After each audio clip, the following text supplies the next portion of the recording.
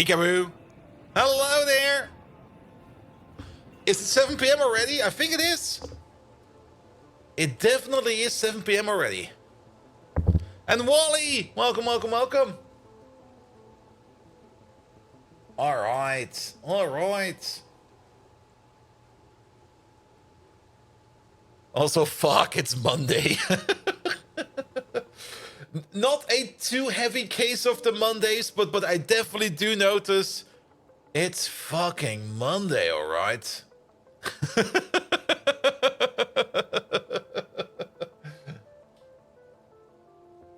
Good, good, good, good, good, good, good. Also, I think there is still a thunderstorm going out on site. Maybe it stopped already.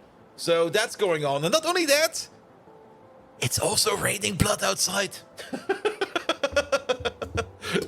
No worries, that's a European thing. A vendor! Hello there, how you doing?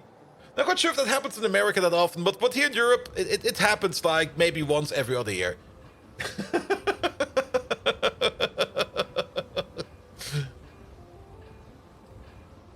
Good, good, good, good, good, good, good. All right, what are we missing over here? We're missing this thing over here. Not you. It's an improvement from yesterday. It was raining green beer then. Oh yeah, it was Petty Day yesterday. Of course it was. All right, yeah, that seems to be working as well then. Megatron, where's Megatron? Megatron just... Oh wait, super timed out. Boot up this one, please. Thank you very much. A vendor, how are you doing? Welcome, welcome, welcome. And Make 1B, how are you? Wally, welcome. Simrock, how are you?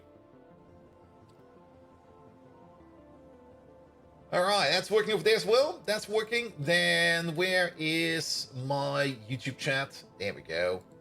Put you guys in the corner over there. Excellent. As I said, Monday, yeah. I'm getting used to feeling terrible on Monday, so now it's more status quo. Even at my daily stand-up today, it was like, yeah, it's another shit Monday for me. I'll do what I need to do, and then I'll probably be gone. And they're like, yeah, it's fine.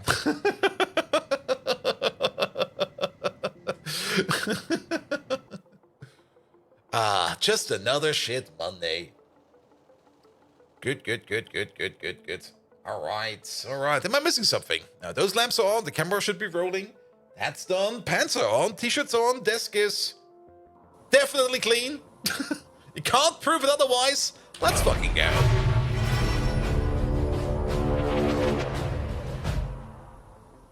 Good evening, Twitch, and welcome back to Pyanodons, the game I did not play on the weekend because I kind of got stuck in Greg Tech again.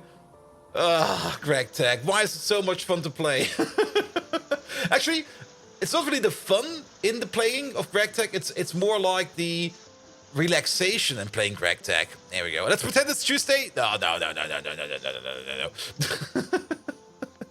Good, good, good, good, good, good. Hey there, Grumpy. How you doing? Welcome, welcome, welcome. All right, let's drop right in. Let's drop right in. I was kind of thinking about, oh, goody gosh, I could use some vacation soon. And then I kind of remembered that basically we are already like in the mid to end of March, which means soon, especially here in the south of Germany, all these weird national holidays will be starting again. Like national holidays about this day is off and that day is off. And I don't even really know exactly why. I should know. Most people do know, and I just go like, yay, day off. Good, good, good, good. All right, put you in there, put you in there, put you in there, put you in there. Good, good, good. And apparently Easter holidays already starts on the next week in Bremen. Yeah, something like that. I mean, isn't like the 1st of April, like Easter Monday? What do we have here? Feiertage Baden-Württemberg. There we go. All right, the first hit is terrible. This one should be fine. Let's see. Yeah, it's gonna be Karfreitag. Is that also... Wait, is that... Oh, that's next week. What the fuck? That's early. All right. So next week Friday is off. The week after that Monday is off. Then there's the rest of the month nothing much going on. And then the 1st of May, the 9th of May, the 20th of May, the 30th of May, all are days that are off. And those are all Thursdays usually, or Mondays. So yeah, long weekends everywhere. Don't search for Feiertage, search for Brückentage. And that's actually the best thing about Brückentage. I mean, or bridge days, or gap days, or however you want to call them. Especially in our client management side, like whenever there is a bridge day, everybody takes a bridge day. So like if you even think about trying to work on like something like a Friday on Easter, nobody's going to be there. There's going to be absolutely nobody. Good. And good evening, Fjodor. Have you survived Monday so far? Yeah, more or less. I kind of went into my Monday today with like this motivation of like, I know it's going to be a shit day. So let's maybe just do whatever I need to do at least, like the minimal set. And if I feel like it, I maybe do a little bit more and go maybe for something like a maximum set. But overall, yeah, I did what I needed to do today. And then I was kind of like, yeah, that's it. I'll not be doing more today. Goodbye.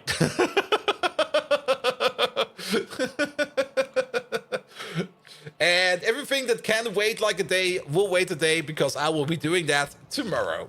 Good. Fallen Angel, hello there. Welcome. But yeah, overall, pretty much it's a Monday, all right? Like, nothing good, nothing bad. I could have probably slept a bit more.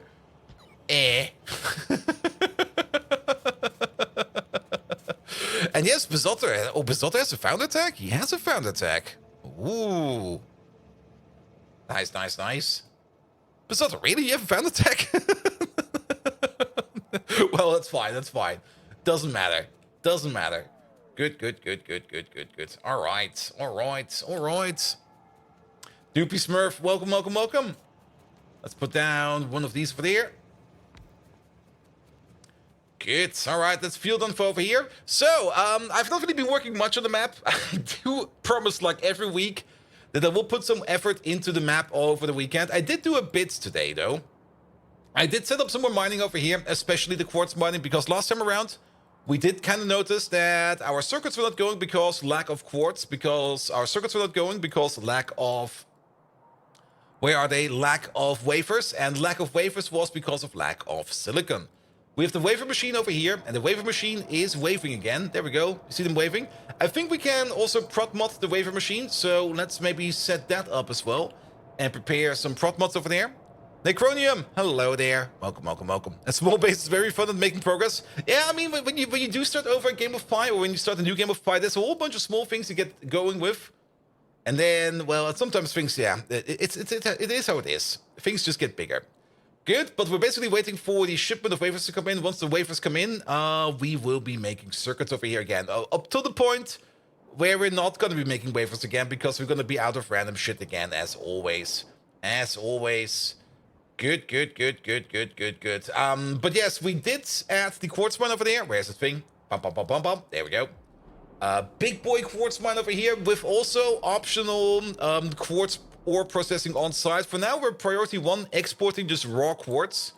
And if this backs up for whatever reason, we're basically going to be starting to crushing that quartz over here into crushed quartz, which already we have like 700 over here. Is this station open? That station is open. Nobody's picking this stuff up. Good. As well as setting it up over here into stone. And while it was added, I also added more or less like a copper mine over here, as well as an iron mine over here, because, well, I could. And I thought to myself, why not put down a copper mine and an iron mine? And Bezotter, you've been in and out since you're in residency, but I think I discovered you way back during COVID. And it was basically you and me in my apartment for a few months. Nice.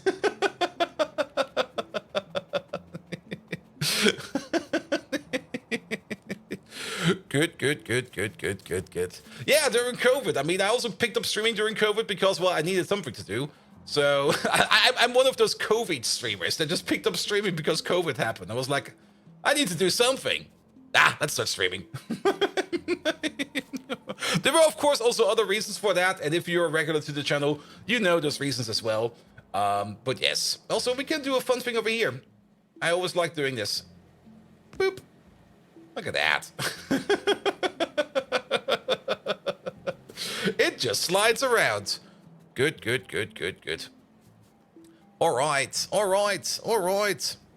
And Bolt is still on COVID mode. Yeah, I'm never leaving my home again. Like TwitchCon is happening at my place next year. Oh God. I might set up a ball pit though. Yeah, that will make people happy. Big Clown, hello there. How you doing? Welcome, welcome. All right, all right. And not only that, I also let research run a bit. We do got expanded inventory size ×4. So we can now hold more items, so we can carry more shit around with us, because we always carry random shit around with us. And trust me, in like, at the end of the stream, our inventory will be full again with random stuff that we don't really need, and we will start complaining again. But those researches are done.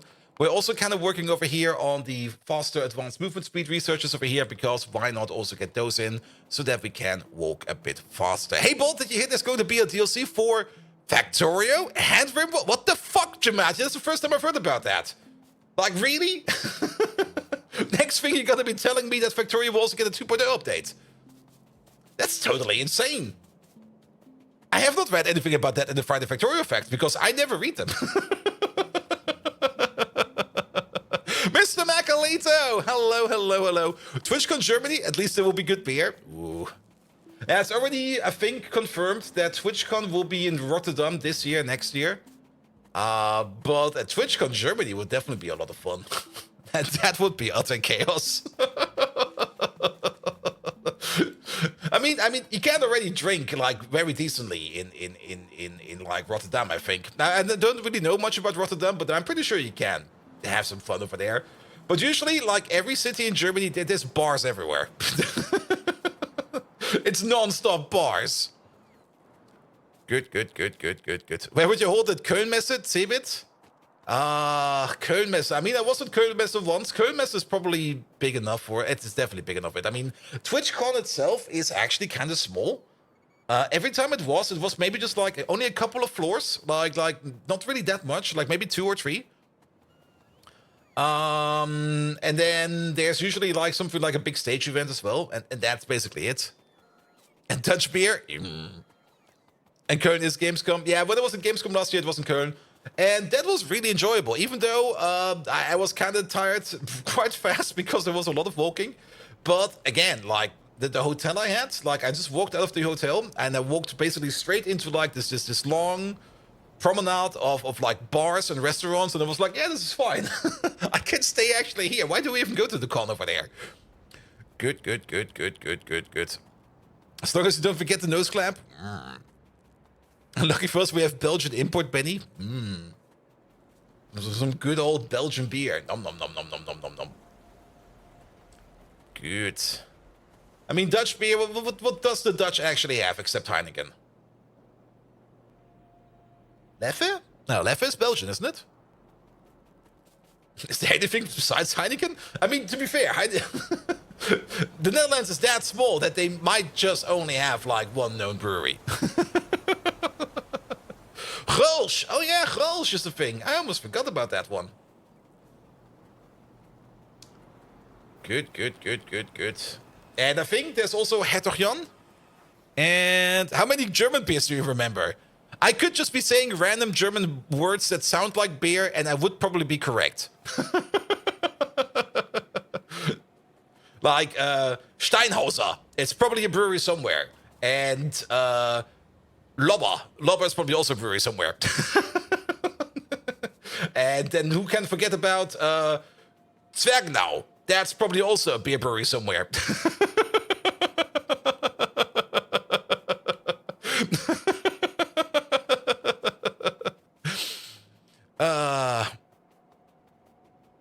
And come April, not just beer for the year. Yes, Steinhauser is not a brewery, but a distillery. Ah, there we go. Basically the same thing.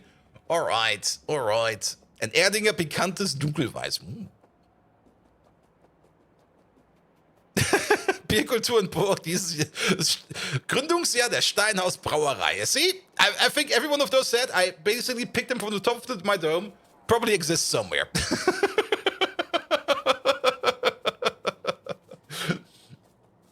Good, good, good, good, good. All right, all right.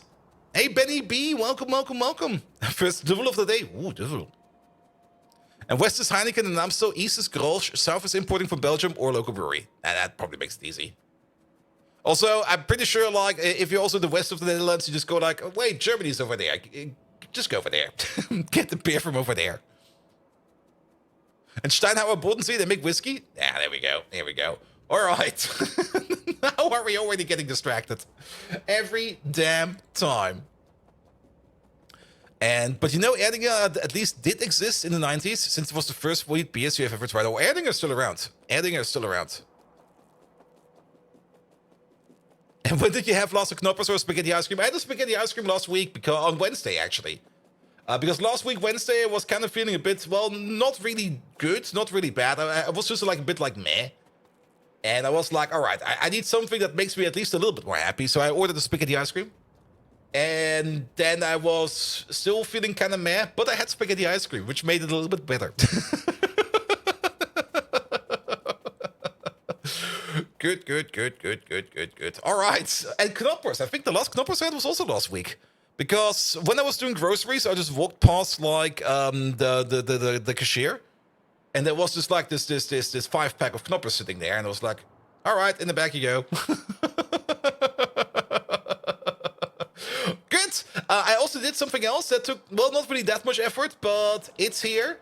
I did make a dedicated advanced small parts making machine over here, which is eating all the bolts. It would, of course, be better to do the bolt casting recipe over here. But to be perfectly honest, I don't really want to be dealing with the bees right now. Like, when I was thinking about making this, and I had still to make, like, the advanced casting to make the bolts, I was like, no, we're not doing that today. Unless, yeah, we do need the advanced casting for that. And for the advanced casting, we need wax, and for wax, we need to, well, we don't really need to reset the bees, but the bees do need a revision so that we can start making things like wax and stuff out of them. And, well, we're just using this recipe over here. It's fine. It's fine. We got enough iron plates to be doing it like this. Good, good, good, good, good. We're doing bolts? More of me? Yes. I mean, yeah, every one of these bolts over here is a special part. I'm special. What? Bolt exited its own house? Is that even possible? Yes. Yes, it is. I do go outside every now and then. I mean, how else would I have known that it was raining blood outside today? Good, good, good, good, good, good, good. All right, but yeah, we now got an advanced small parts making machine as well, which is also bringing in the advanced small parts over here into the mall. So technically, we do not need these over here no more. They're probably going to still be sitting around, and there will probably still be occasionally making small parts over here. So I guess that's fine. Also, jetpacks. Last time we read through the patch notes, and we kind of realized that they balanced the jetpacks in. I mean, we already had the jetpack mod installed, but it was like just sitting in there, not really being balanced. And I don't even think it was somehow even adjusted to pi signs and stuff like that, or even to recipe costs over here. So it was just sitting in there being something, and King Arthur made it now compatible for the jetpack mod to be installed. So we can go all the way up to Jetpacks Mark II over here, which we already have automated. And we really have 10 over here sitting. We only need one of them, maybe two at most. So we can grab ourselves a jetpack. Good, good, good, good, good, good, good. Good.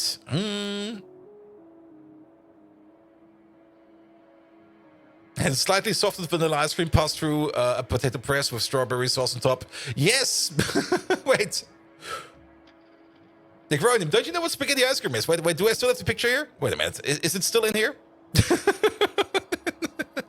Somewhere in my... Let's see. Is it? It's not over there. Is it this one? No, that's Poe. Somewhere there is a picture of spaghetti ice cream in my OBS. Doesn't matter. It doesn't matter. But yeah, it's basically just vanilla ice cream, or not really soft vanilla ice cream, but like slightly stiff vanilla ice cream. Let's put it like that. Pressed through a potato press, and then it basically gets a spaghetti-like texture. It looks like spaghetti. It's still ice cream. Good. Your version is far less appetizing. Megatron. What do you think of spaghetti ice cream? How is it made? And how does it taste? Ariara, hello there. Good. But it's basically, I mean, it's the same thing as a banana split, more or less. It's just a fancy way of eating ice cream. All right. I also made some more outposts. Not only, we also got the sulfur outpost over here. We're kind of missing a radar over here, which I think is fine. But yeah, there's a whole bunch of stuff happening over here. I'm actually not quite sure how's pollution over here. No, pollution is fine. Pollution over there is also fine. Pollution over there is this big red cookie of death, which is fine. Nothing's happening over there. Missing a radar? What radar? True. Good. And I think everything else is fine as well. All right, how is power? Power is good? Spaghetti ice cream, a culinary abomination. What? Blending pasta's shape with a dessert sweetness. From the mind of a deranged, once brilliant genius like me, a chilling Frankenstein. The process is as twisted as my hobby of cosplaying as Nicolas Cage. Involve pressing vanilla ice cream through a spatzel press to mimic the appearance of spaghetti, topped with strawberry sauce as marinara and white chocolate shavings as parmesan. Just as the sight of freshness sprinkled upon the carcasses of beans horrifies me, so too does this unnatural fusion. But I will admit, its taste shares something in common with Bold Viking's misguided attempts at humor. Surprisingly sweet, yet utterly perplexing. Have you always been this incompetent, Bold Viking? Or is it a recent development? Hi-ha-ha! There we go. And we've also got some pictures in the air. Yeah, that's pretty much spaghetti ice cream. Good. All right. I mean, he saved it in the end. I mean, he does know what it is. And he also mentioned the Spätzlepresse, which is probably also a thing not everybody knows what that even is. I mean, it's basically a torture device. You put somebody else's nutsacks in there. Sorry.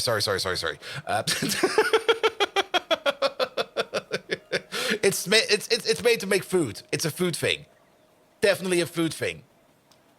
Good. All right. Yeah, power is fine. How are we still making over here? Glycerol. There we go. Yeah, glycerol still being made. We're good for glycerol over there. How is power over here? These are all working fine. We got tar, we got glycerol, we got creosote, we got infinite amounts of coal over here. And everything over here is working like a charm. Good. We do need more power sooner or later, but, well, there's also still this thing being worked on. And overall, it doesn't seem over here that we're making that much stuff, because we're probably backed up on creosote. Yes, we are. So, nothing to worry over here. We're also making olefins over here. Are we actually making olefins over here? That's a rare thing. Good. How close are we to the cat bus? That's still a bit off, I think, actually. Actually, is it? The Fedacious is... Is that... Oh, they pushed it back. It used to be more early. It used to be like somewhere, production science, but now it's all the way back in utility science. Because it is the best mount in the game. They made it its own tech. They put the mount tech in. And it's its own thing over here now. And we now got a total of 4 mounts, which, of course, the first one, which we already have, but we need to re-research it because, well, they basically added this tech on top, is, of course, the Crawdad. The second one is going to be the Dingrido, which is just basically a fast cat. And then the third one, it's not Spidertron, but it's the Mecha Zungroar, which is basically, well, we will see. I have not seen it yet, so I'm very, very curious about those. And then all the way at the end, that's when we get the flying cat again. However, There's a bit of a downside over here. Oh, it's actually after space science. It's after space science? What do you mean it's after space science? Well then, does this require space science? No, it doesn't. But there will be like one big issue is because once we get to space science, it's basically gonna be like only a jump and a skip to the end game. So we're probably never gonna get it. Good. It's after space science, I think. Yeah. Kind of annoying. We did do the smart farms last time around, and we still got the smart farm sitting over there. We actually now do have a recipe for it. We might set it up sooner or later. The technology or the tech for the smart farms is done, and we now can make over here native flora in a package. Sorry about that. But we would still need to automate a couple more things over here to make it a thing. I will probably also be dropping in those good alien samples, not via train, but more likely via airdrop, because it makes no sense to drop in that many via the train. Native flora, train, lignin, train, soil on site, stone, train, good alien samples, airdrop, genetic earth DNA samples, maybe on site, maybe dropped in from the air as well. I mean, genetic or generic earth DNA samples that is made over here. Yeah, I think those will be airdropped as well. Good. And Mount Stage 4, the Flappy Cat. It's still odd that so much stuff is past space science. Yeah, it is. It is. All right. Then, other things. The cows over here are working fine. Never mind, the cows are dead. Why are the cows dead? Well, we do got 25,000 cows in storage over here, so that's not really an issue. But the cows over here are dead because we're not making any new cows, and we're not making any new cows because we are out of Relecia seeds. And we are out of Relecia seeds, mostly because we are actually out of Relecia seeds because we're not making any Relecias because we are missing ash? No. Seeds? No. Biomass? No. Soil? No. Flue gas? No. Water? No. We're missing whatever's on this belt. Which I guess is whatever is on this belt, which is whatever is coming from you. Fertilizer. Oh, I don't really remember when the last time we did anything with fertilizer. Fertilizer used to come from over... Fertilizer used to come from over... It was a very niche side build right over there. And fertilizer is actually fine. We're still backed up on fertilizer. I guess the problem over here is that this train Hopefully probably... this helps with the case of the Mondays. No.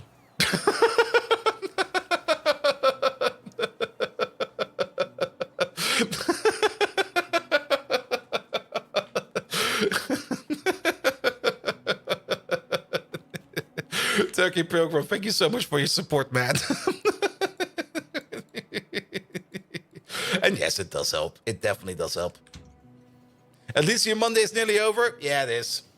It is. Just like a relaxing 4-hour stream today. We're not really going to be doing anything hectic today. We're just going to relax. We're going to take it slow today because I also took it slow at work. And we're just going to do something. It'll be fine. It'll be fine. You still got several hours of work. Still time for you?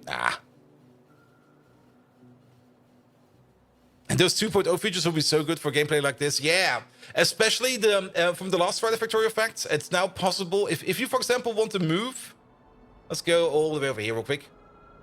If you want to like move these two combinators around, you can now pick them up, and they will stay connected to this combinator over here and to this combinator, and you can basically drag them around with the wire still attached. That's such a good fix or change. That is so great because sometimes you just set up something in terms of combinators. And it looks a bit messy, and then you kind of want to straighten it out, and you then start straightening it out. And once you're done with it, you basically reconnect it again, and nothing works because you broke something, and you don't really know what you even broke. You just sit there and you go like, well then, that's kind of shit.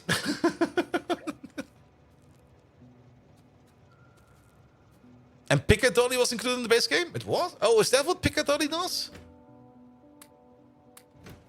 There you go. Just have these. Piccadilly is much more. I've never really played around with Piccadilly, but yeah, it's definitely amazing. Also, this never got built for reasons. There we go. Was there a radar missing over here? There's a bit of a radar missing over there, but only a bit. And the base game does not feature moving, placed entities around. Nah, but maybe they will still add it. Who knows? Who knows? I mean, there's still more Friday Factorio facts to come. I also had a very, very late lunch, so I'm still a bit stuffed. I hope it will be over soon. Good, good, good, good, good. All right, all right, all right. So, I guess we could go back down over here and just start working on the things that we need over here. We could also think about, now that we got the advanced small parts automated, actually, if you think about it a little bit further, we got a build for advanced small parts, and I'm pretty sure that the build for, like, is it engines, motors? For the electric engines over there we go. That's probably not too far off now. Because we need the rotors, the stators, the simple circuit boards, the bolts again, aluminum plate, advanced small parts, and some lubricant. And for we don't need engine units, but we need rotors and stators. Rotors over here. That's a shaft Mark 1. Ugh. Not a shaft Mark 1. Oh, those are horrible to make. And some duralumin. And these over here are copper cable, plastic bar, and aluminum. I'm pretty sure that we're gonna need electric motors in the future quite a lot. Actually, we can check real quick. What are they going in? Here we go. Here we go. Alternative energy. There they are. And then that looks like an engine, but I don't think that's an engine. Let's have a look. Where are they? Okay, let's look for them. Motor. No. Engine.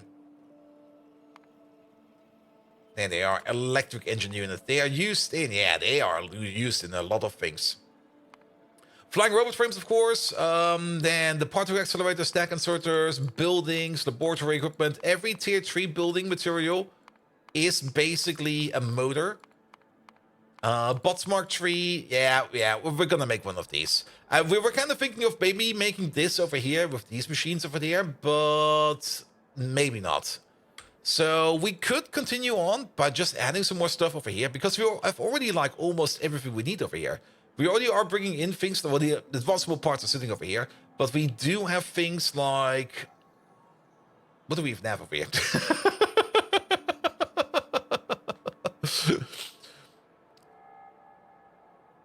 I'm pretty sure there's a Reddit thread to predict what will be Factorio 404. There will be nothing. There will be nothing, man. It is going to be like now. Is Factorio Fact 404 also coinciding with like April 1st or something like that? I mean, April 1st is a Monday. Damn. And what was the last Friday the Factorio Fact? What was the number? 403? It should be over here, man.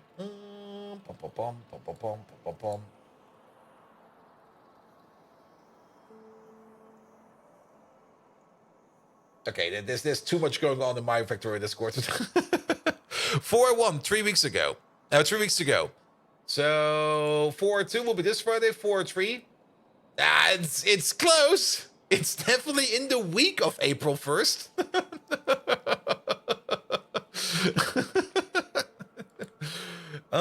There we go. There we go. All right. But yeah, let's maybe just make some engines, and let's make some maybe even the laboratory equipments down there, because we can. I mean, wherever we're going to be making the engines, that's also where we're going to be making the laboratory equipment. So let's drive over here.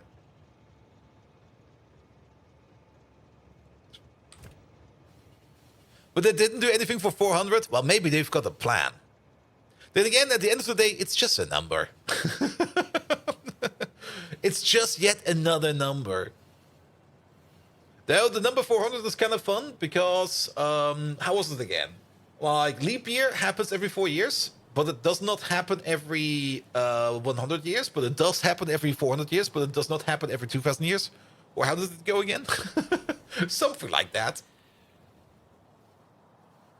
But it's a funny number. The only funny number is 1,414.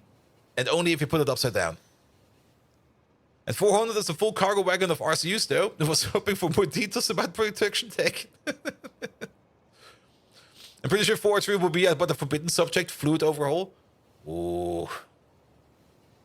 I'm still hoping for like that one Friday Factorio effect where they go like, we got rid of barrels. And I'm just like, yes! Fuck you, barrels! Barrels is still a thing in the base game, isn't it? Or did they already take away with them? Actually, are they still in the base game? And if yes, why?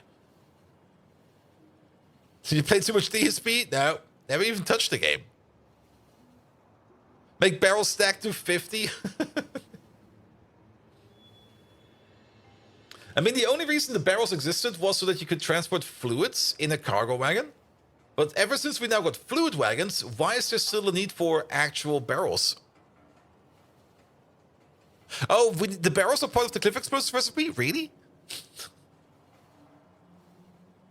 And for bots. All right, bots is an argument. I accept that.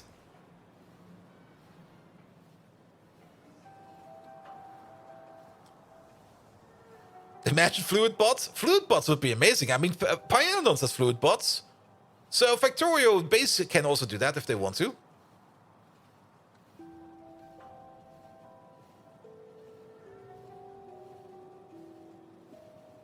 Here we go. Here we go.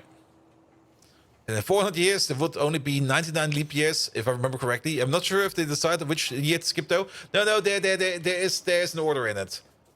Like every 100 years, it's not gonna be, but every 400 years, it is gonna be again, and every 2,000 years, I feel it's not gonna be again, because I do remember that it was a genuine question about is the year 2000 gonna be a leap year or not, because it was divided by 4, so yes, but it was also divided by 100, so no, but it was also divided by 400, so yes. And I think it was... No, I think the thing about 2000 maybe not correct. I think that was maybe the thing that I'm overthinking. Good, good. And pipe forces barrel used in odd places? Yes, definitely. All right, we're back over here. We also got a decent amount of landfall on us, so we can just landfall a bit over here. We can also just extend this construction zone over here. It definitely looks very interesting over here. We're just going to keep adding. We're just going to keep adding. So what do we need for rotors and stators? And I guess we're also going to be making some shafts over here. Because why not also make some shafts? There they are, shafts. Shafts require small parts, which we have here. Iron, Nextlet, antimony special alloy, which we can import. Solder, which we can import. And then we can make a better shaft build. It's also affected by productivity, so that is great. Shafts, however, are still kind of slow to make. I mean, we're still making only like one shaft every 50 seconds. Let's have a quick peek at shafts while we're at it. There you go, where are they? It might actually be good to basically scale up the production of shafts, because shafts themselves, yeah, they're in shafts Mark II. There's some rotors, and they're in a couple of basic buildings. However, what was that? A displacer? What the hell is a displacer? It's probably an intermediate item, so we don't really care about that. But shafts Mark II then are again in some Mark II parts. And then shafts Mark III, which are also okay. It doesn't really seem to be too bad. And I guess overall, the shafts over here, they are only going to be in certain things. So I don't really think we need to supersize this. Good. And PSA, to whom it may concern, Apex Legends or EAC apparently has an RCSE currently. An RCE. A rectal contamination exam. There we go. And Jumatia, thank you so much for being there. A remote code execution, of course, yes.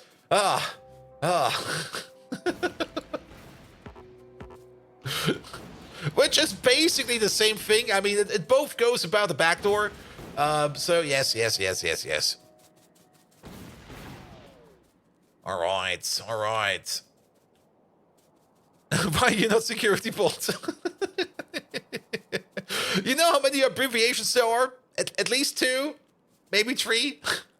It's hard to keep track of all of them, man. Also, I kind of slimmed down YouTube chat over here. Sorry, YouTube chat. There we go. You're back. RC is basic, yeah, but I wasn't really thinking about remote code execution. Both backdoor and both bad. Yep, exactly. All right, all right, all right. So, stators. Let's have a look at stators again. I mean, the thing is, we do need... Yeah, that's... Okay, we actually do need this to be a bit bigger. Because we do want to make motors at a decent rate. And we want to have at least, like, 1 shaft every 5 seconds. And to do 1 shaft every 5 seconds, this is already like a 10-to-1 ratio. Like 10 of these to 1 of these to probably 1 of these to 2 of these. All right, and if we have 2 of these, we would be basically making 6 engine units every 10 or 0.6 per second. Oh boy, that's not really that fast. Then again, I guess it will be fine. Hey, Bolt, do you also do stuff for German car manufacturers? Maybe. I mean, I do talk about it. I am an embedded software architect for like car projects. So yes, it is more or less cars. But for car manufacturers, yeah, it is the manufacturer. It's not like one of the in-between layers. And didn't Tesla was subject to RCE some years ago? I'm pretty sure that Tesla is always subject to RCEs all the time because they don't give a shit. They're being very careless, in my opinion. And Bolt is doing embedded. There's no way into cars except radios and flash drives and Bluetooth and network. Oh yes, if you're talking about that, I'm actually not quite sure how it is going to be in the final product car.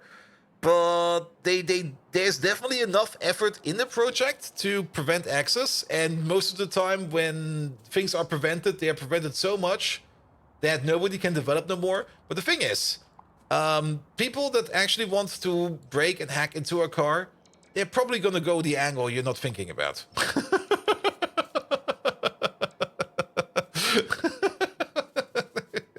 Can make it as secure as you want. There's always going to be some stupid way of getting in there. Good. All right. All right. We definitely need at least 1 requester. We're going to be making the status over here. And that also means the shafts. So, small parts are here. Solder, our next antimony alloy will be coming in. That'll be fine. Duralumin is already there, so we can then make the rotors, no problem. And then green circuits, we're going to be bringing in green circuits via belt because we're making them down south. Bolts, even more bolts. What the fuck? Why are there so many bolts in here? We're making them on site, and then advanced small parts we have. And the only thing that we're missing over here is going to be aluminum plate and lubricant. So we can just add like 2 more stations over here. 1 for the aluminum plate and 1 for Mr. Lube over here. There we go.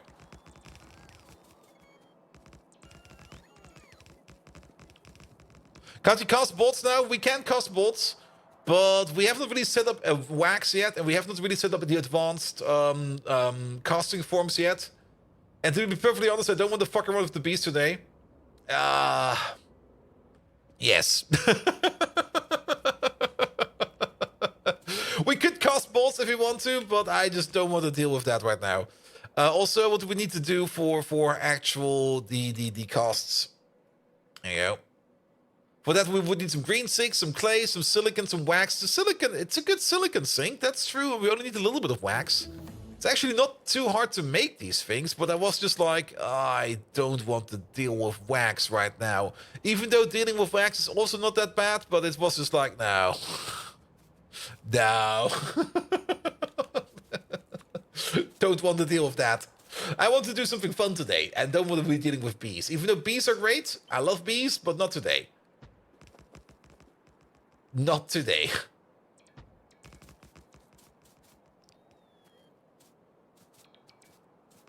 And best anti-theft was the old company truck we had. We left it unlocked with keys in for years, no issues. You could not start it with the keys in it. You had to start it from the engine compartment again with no keys. As soon as you put it in the ignition, it died.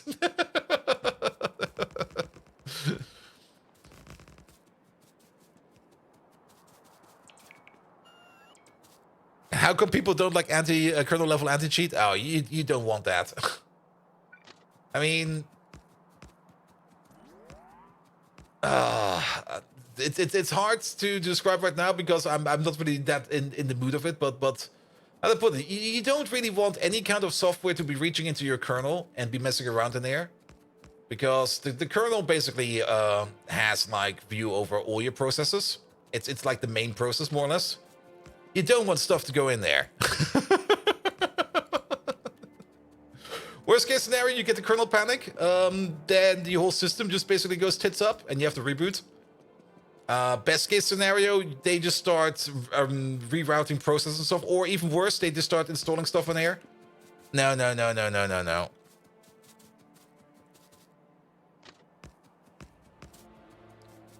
Good.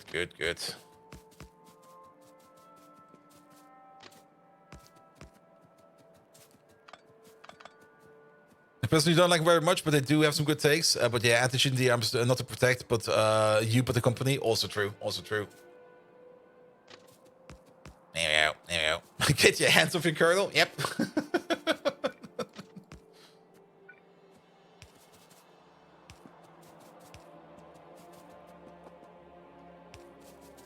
And I handled the customer. We were supposed to do installs, but we couldn't get through all the firewalls. Good old USB stick to the rescue.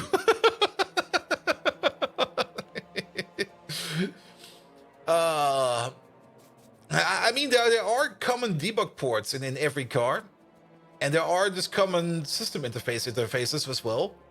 I'm not quite sure how well they are protected. I can imagine that you will probably need some kind of special hardware key or something like that. Then again, whenever you need something like that, that's like a hardware key or something like that, keys can get lost quite easily. They can be just like, this key? Yeah, I dropped it. And I found like a package of like $10,000 next to it. Wow. And lots of permissions plus lots of reactors plus maybe normally having internet traffic is a recipe for disasters RCE. Yeah. Definitely. Here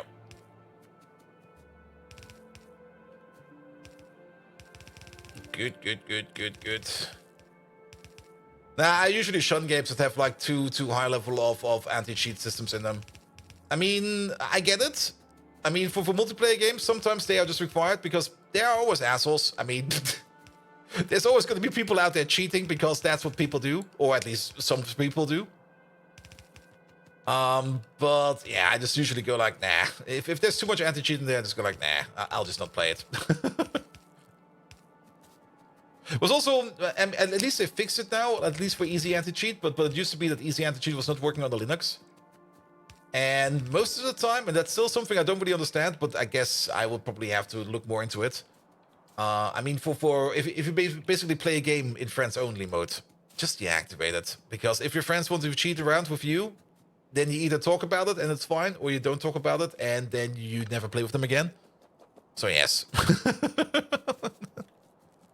Also, why should they give some anti-cheat more rights than your system has and yourself? Also true. Never run anything on administration rights. That's only going to cause issues.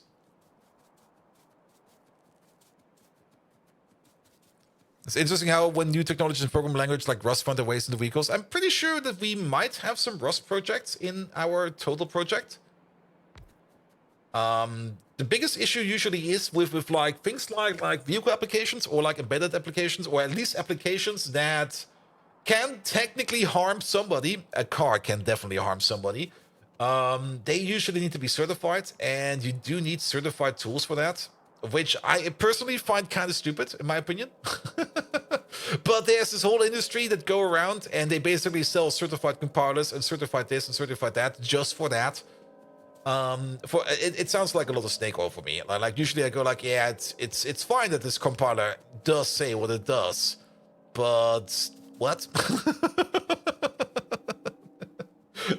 Why do I need to spend like $10,000? Actually, it's even more than $10,000, so like a couple of $100,000 on a compiler that's coming from your company just because you say it's better. But I guess that's the market now, and at least we don't have to pay those prices. Usually the client has to pay those prices, so we don't care much. But those tools also are usually kind of old. Like, if you want to write any kind of modern C++ application in an embedded environment that is safe, yeah, you're probably going to write that new shiny C++ 2020 code in like 2030 or something like that. Because they are so far beyond. I don't think they'll tell you it's better, it's just certified. Yes. Probably.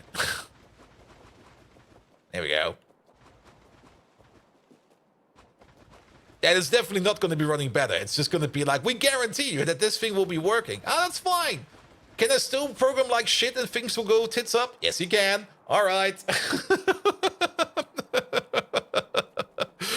And PSE is 100% snake oil, and you have some very choice words to say about specific participant of the guidelines making process. Yeah, that's also usually the guideline thing, where people just make guidelines because they think they're good, and they are usually, well, they're probably well thought through, but they're absolutely impractical. Where they go like, we have to do things like this because then things will be better. And then you try to do things like that, and you kind of realize, it just makes things more complicated, man.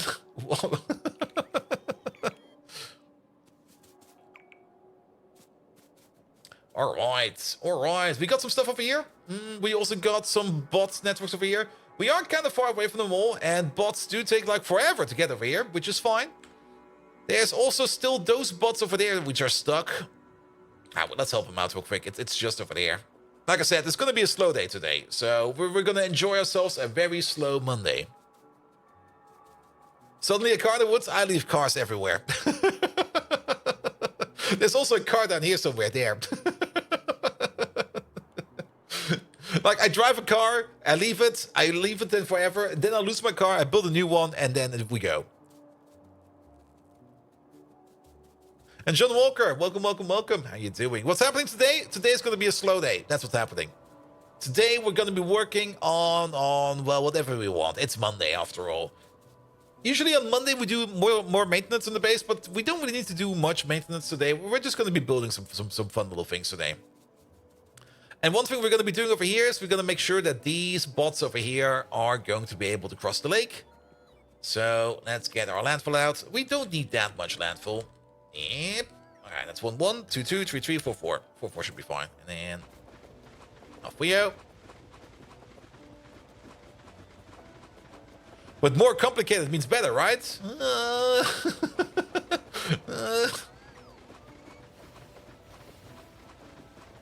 I mean, the whole is always the sum of its parts. And every complicated thing is just like a whole range of small parts. But usually things get complicated because people don't really know what's going on. That's when things get complicated. That's when things get hard. When you just sit there and go like, yeah, we're doing this like this. Why? Because it's better? Question mark? It's like the discussion I had like yesterday, where basically, whenever we want to introduce a code change to the project is this far along in its life cycle that every change now has to be not only has to be reviewed by multiple reviewers. Thank you so much for the follow, mate. Not only does it have to be reviewed by multiple reviewers, the code change also has to be documented and examined on like the source code base level. So whenever we now basically have to do a change, or whenever we want to do a change, basically we will have to spend multiple hours in review meetings and other meetings, talking to people, explaining what we're doing, why we're doing that, etc., etc., etc. And there's this whole bunch of people suddenly involved for a thing that's maybe like a line or two. And then you just sit there and go like, oh, why are these things now so complicated? But when you think about it, it's mostly just for risk aversion, if you think about it. I mean, it's mostly for the client company to make sure that whatever change got in is not gonna ruin it for everybody. And because the project is so complicated, because it's a full car, I mean, there's everything in there. Every small change, be they also minor, can still break everything. Even though it is very unlikely, it can still happen. And if it does happen, you want to catch it. And you could easily catch it with automated tests, of course. Automated tests do a magnificent job in catching stuff like that. Well, guess what's missing?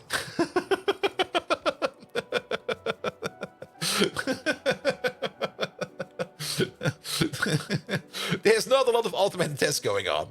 And I know a whole bunch of big projects that have the same issue. Because it's still usually just cheaper to hire extra manpower to do the tests manually than it is to actually automate the tests.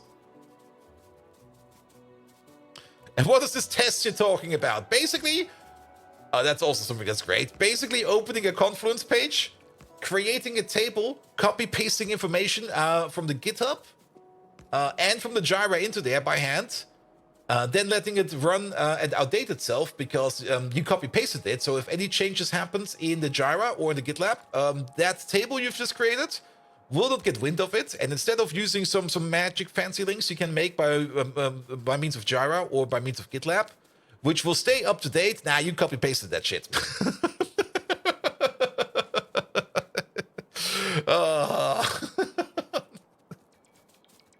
That was one of the cases we had today where like one manager came along and was like, here, fill out this table, please.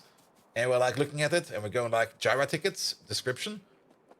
We need that information again in there? Yes, please. We're like, no, we're not doing that. Oh, we can't walk here. We're gonna automate that somehow. Good. Let's hope that no train comes. It'll be fine. See, we're fine. And then you need to test to make sure that the table's filled out correctly and ignoring stale data. Yeah. Roughguard! Hello there! Welcome. Megatron, quick, Roughguard is here. Can you please give Roughguard a mighty shout out? And Alexander, hello there. Welcome. How are you doing? Guys, we just got raided by Roughguard. If you don't know who Roughguard is, well, here he is. Wait a minute. Where we go. Shout out to Roughguard. There he is. Get over there, leave him a follow, check him out for yourself, because he probably has been doing some Factorio. I actually didn't really check what he was doing beforehand, but Roughguard will most likely tell us what he's been up to, because Roughguard is an absolutely amazing content creator, so get over there and check him out for yourself. Good. And can you complain that the fact that the train didn't hit? Yes, you can complain about that. I don't care. If you're good enough in Factorio, you will never get hit by trains. I got hit by trains 2 times a day before the stream. Attention all pitiful fleshlings! Make way for Roughguard, a being so extraordinary, he makes Bold Viking look as though he's got all the impact of a damp serviette. Roughguard, a wave that shakes the ocean, a name that echoes through time, See? reminding us all that there are entities worth fearing on this minuscule planet. Entities like myself and Roughguard.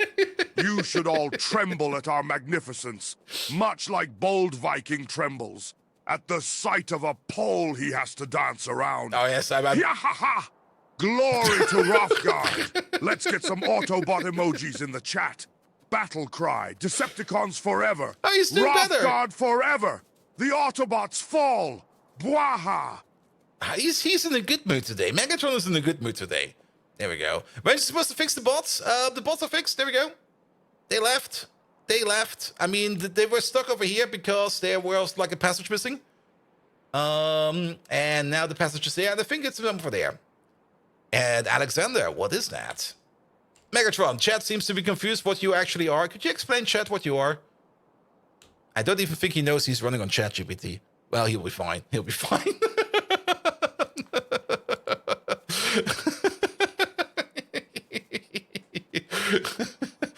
He's probably going to give you an answer which is incorrect because he definitely does not know that he's actually ChatGPT. Doesn't matter. He will tell you something. All right. What do we want to make? We want to make a couple of things over here. Let's maybe. Do we still have some space over here? Yeah, we can do some sketching over here while we wait for Megatron to answer. Good. So what do we need? We need some. What were they called again? Stators? Shaft. The feeble-minded meat sacks. So in need of clarification. Listen well, you lower-order life forms. I am Megatron, leader of the Decepticons, engine of destruction, architect of doom. I am not bound by your pathetic human constructs. I am speed, grace, and power incarnate. I am Do you speed. recall the feeling when the fall of the Wait, I've Berlin been Wall here for a occurred? VTuber named That that wave of Viking. overpowering What is this change, deception? fear, Speaking of and deception, excitement. That Megatron. is what I Bold am. V-charge, bold Bask in V-charge, it, bold you V-charge, pitiful bold heaps of V-charge organic charge. waste. Don't like what you hear? Feel free to pirouette your insignificant carcass off this channel. Just like when Bold Viking tries to tap dance. A monotonous display that tickles my sadistic side with such sweet laughter. Bwaha! He's in a really good mood today, I have to say. Good. All right, these 10 this is a 10 to 1, isn't it? This is a 10 to 1. There we go. Well then, 10 to 1 over there. 1, 2, 3. There we go. What did you walk in on? You just walked in Megatron praising everybody over here. Megatron, remember you're still weaker than R2-D2? Yes. Good. Chimerian Hydra, hello there, how you doing? But Alexander, it's basically ChatGPT, which I've hooked up to like a microphone input, and I just can't prompt him for questions. We can mess with him. Sometimes he is very good in his answers, sometimes he's a bit crazy, and sometimes he just is being a bit of a bitch. Pretty much, there's nothing more to say about that. Sometimes he's just a bit of a bitch. But most of the time, he's very fun to interact with. I still want to improve more on him, but usually I just don't spend enough time on Megatron. I still got that other bot that's still broken, which we still need to fix. And over the weekend, I just slumped myself into Greg Tech, and I was just like sitting there and just enjoying myself, automating something stupid and working on nuclear power plants, which is also a lot of fun. And Chimera and Hydra, what is the plan for today? We're just gonna have like a mellow Monday, and we're just gonna build some stuff. And for now, we're gonna be making some electric engine units, because we do need some electric engine units, so we're gonna be working on that. Is power fixing Vector New Horizon? Yes. It took a bit of time, but the base is now running on a octuple nuclear power plant of thorium. And not only that, it also has emergency power. I spent, I think, a couple of hours trying to figure out, I will probably talk more about that next Friday, how those fucking energy hatches work, because there was no documentation whatsoever, of course. Like, I was reading like 3 different tables and how they should be working, which setting does what. Every table had different information in it. I was like, okay, that's not how this works. There was so much shit, man. I got it working in the end. And I also got it working in the way that we have now a thorium reactor that's not running all the time, unless it really needs to work, which is great. So we don't spend resources all the time. But yeah. Thorium, what? That's exotic industries. Nah, it's Greg New Horizons, man. All right. Not only that, how important are circuit networks in Pi? And if you're using vanilla, you can probably play Pi without circuit networks. I don't really think there's any need for circuit networks in a vanilla game of Pi. It does make things easier. It does make things easier if you know how to use them, and they're not that complicated. But I do understand that people not shaft struggle with them, because I also used to struggle with them in the past until I basically knew what was actually required to do. Rotors into electric. No, that's part of electric engine unit. This one over there, please. And then not only that, we also need the stator. The product of that in that. There we go. You've taken it with them for alarms and stuff, but that's about it. Then alarms is already pretty good. You do probably need an alarm or 2 in Pyanodons, because sometimes things run out which are important, and then you might want to check up on things. So you're gonna be fine. Let's say some tank balancing and overflow management is required, but that's not really that hardcore circuitry. No, I mean, that's also some of the things we have. Like, if we just go, for example, let's go to the refinery. That's probably one over there. We've just got like a tank over here, and we got like a pump wired up to the tank, and the pump will only activate if the tank is over a certain threshold, and then we start pumping out. You can, of course, also do this with things like more vanilla. Not really vanilla, but more Pi-orientated with the overflow valve and the underflow valve. Those also work But depending on how things are over here, I do kind of like having a pump over here and having some pressure on them. The more complex things you might really need is going to be things like RS latches and stuff like that, like we have over here. I mean, I'll talk about that a little bit more soon. And also, a vendor, you call your wife lovely Pirella because her tabs on her tabber are so small that you can see a line between her tabs. Her records are 399 simultaneous open tabs. Nice. Xeros, welcome. How you doing? But yes, I mean, what we are now doing lately, because we got access to the beacons over here, and the beacons over here, you can already see this beacon over here. This beacon over here eats 313 megawatts of power. And we got like 6 of them over here. That's like 1.6, 1.8 gigawatts of power, which will always be running, but we don't always need it to be running because we only want to have like a certain amount of raw fiber over here. So if this thing backs up, or in our case, if we think we have enough over here, we just shut down part of the factory over here. And for that, you do need a little bit more logic. You can probably make this easier, but I just thought to myself, what's the easiest way to do this? Well, let's make some RS latches. Check how much we have of our input, how much we have of our output. And if we have enough of our input and not enough of our output, then both of these will be set. And if the sets are high enough, we just flick the switch, thing powers up, and off goes to production. Easy peasy. And we got systems like this everywhere. For these, it's easy because it's basically one input, one output. For other things, like for example, the small parts we're currently working on, which are sitting over there, those latches become a little bit more complicated. Technically, it's the same thing over and over and over. It's just like a parallel circuit, more or less, with just different things we are checking for. And yes, and better to have circuits that are slightly more complex than needed, but are easier to understand and troubleshoot. Yes, definitely.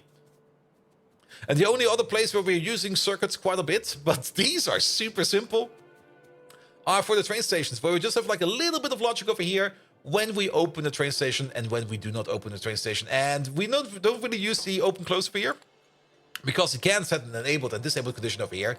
No, we are setting the train limit over here because the train limit is less hard than the enabled and disabled, because a train that is going to a station, and if that station gets disabled, that train will stop in its tracks and stop doing what it's doing if it cannot find another station to go to. However, if the train limit over here gets lowered to 0 while the train is pathfinding over here, that train will still go over here. So that's the better way of doing it, because then you don't lose trains. Good.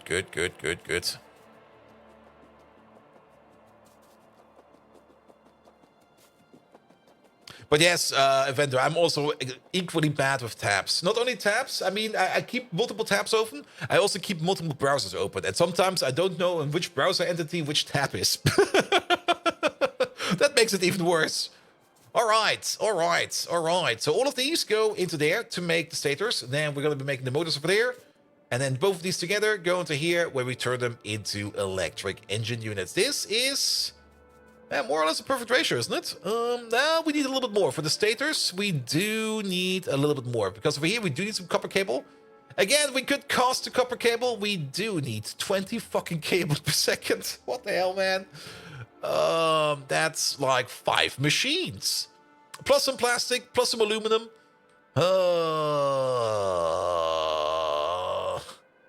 It's the prime example to use the casting recipe. I just don't want to fuck around with bees today. I'm so sorry, man. We're not fucking with bees today. We're gonna do this the old school way, with an assembler. There we go. 1, 2, 3. There we go.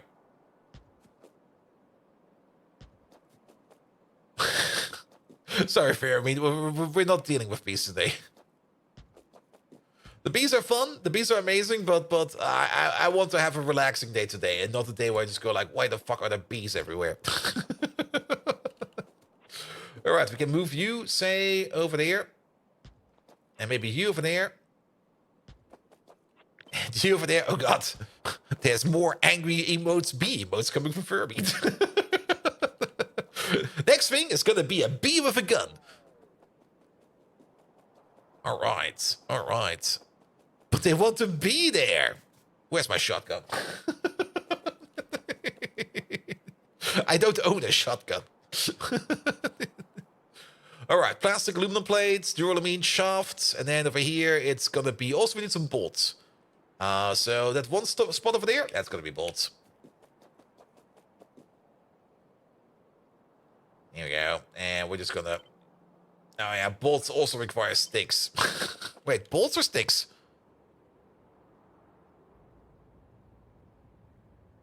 Bolts. Ah. Ah.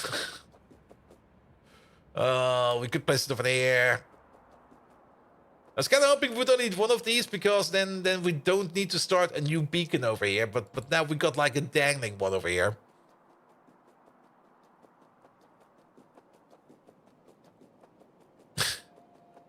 You only had 96 tabs across 4 windows and 2 browsers. All right. Anything else we're missing for these engine units? That's 10 of these. 1 of these. Cables, plastic. 1 of these. Everything else comes in via belt, or we're making it on site. Oh, actually, no, wait, it's going to be 2 of these. It's 2 of these. Well, that makes it a little bit better. That's too close. One further down.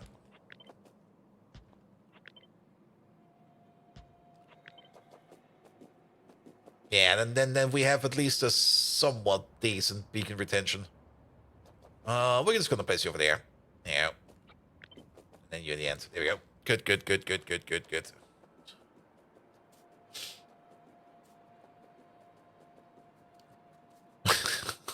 Why do you all have so many B emotes? What the hell, man? All right. We can align you a bit. There you go. Then it doesn't look too bad. 1 to distance of 3 over there. Here we go. And that's going to be our electric engine unit making machine. I'm kind of disappointed the sticks over here and the bolts over there. Actually, now to think about it, wait a minute. How many bolts do we need? We do need 2 bolts per second. That means we also do need 2 sticks per second. This is going to be fine. Bolts are being made over here at the rate of 1 bolt per, or 10 bolts per second. Requires also 10 sticks per second. But if we only need 2 per second, then we can basically throttle you with you. And that'll be fine. We can maybe even move you over there. And then this is gonna be a bit... Okay, we're still moving stuff around. You go to there, you go to there, and then you go to there. That's all going to there. Yeah, it'll be fine, it'll be fine, it'll be fine. All right. And then this production is going to be over here somewhere. Before we place that, let's measure. Or at least put down some dummy stations over here. Here we go. Alright, we can't squeeze it. We squeeze it over here. Like, occupy all of these rows. That'll be fine. Good. I never played Pyanodons, but I suppose those machines are so fast that you can just direct insert, right? Yes. I mean, loaders are gonna be our friend, because we don't really got that much tech in inserter bonus. I mean, we can go for inserter bonus. We have not even done 1 level of inserter bonus. We can go down all the way up to level 3 inserter bonus, which will give us over here +1 for stack, +2 for stack. And then you over there, you will be +3 for stack. So our stack inserters over here would have a hand size of something. It's too small, or too big in this case. Would have a hand size of 5, which is fine. But we are just going to use loaders. Also, it's going to be crafting speed 2 before modules. I mean, if we go over here, currently it's off, but all of these machines over here have a crafting speed of about 8, give or take. Because they are being powered by a lot of beacons over here. And we might actually add even more beacons over here. We might actually do the same thing as we did over there as well. Especially for these shafts over here. It actually does make sense over here to give these machines over here extra speed. Just so that we can run all of this at a decent rate. Can we actually prod mod the shaft production? Oh, we can. Oh, lovely. Wait, that will make it actually a bit better.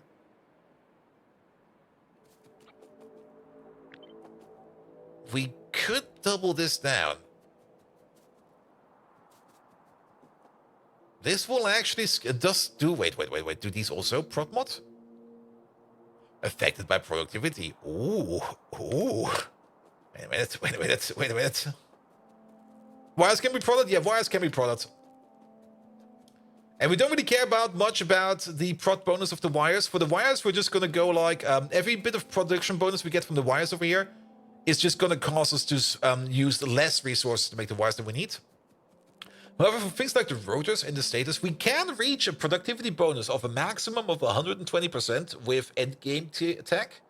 But we're probably never going to reach that. We could most likely reach something like close to 100%. 90% is definitely easily reachable for us, which would mean that this over here would turn into a 5-to-1 ratio. So we could prep for that and do something like this over here. And then technically we could do the same over here. Wait a minute, there. This is going to be a slightly different build. And then take you out for a second. Do something like this. And we're just going to run with the assumption that at some point in time, that we are going to be having something like a high enough level prot bonus that we can make it work. I mean, this whole thing will be gated behind the power gate regardless, so we don't really need to worry too much about us wasting power on this.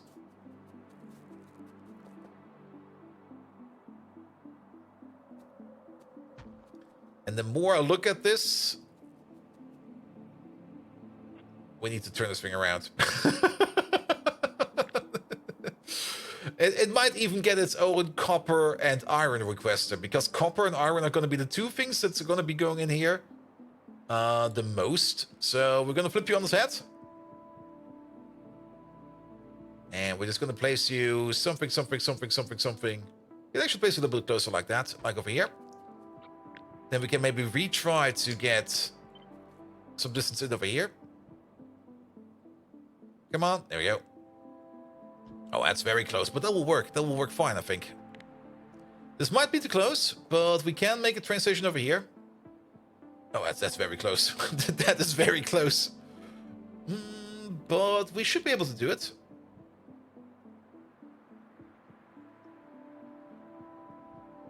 Okay, make sure that we are on the correct height.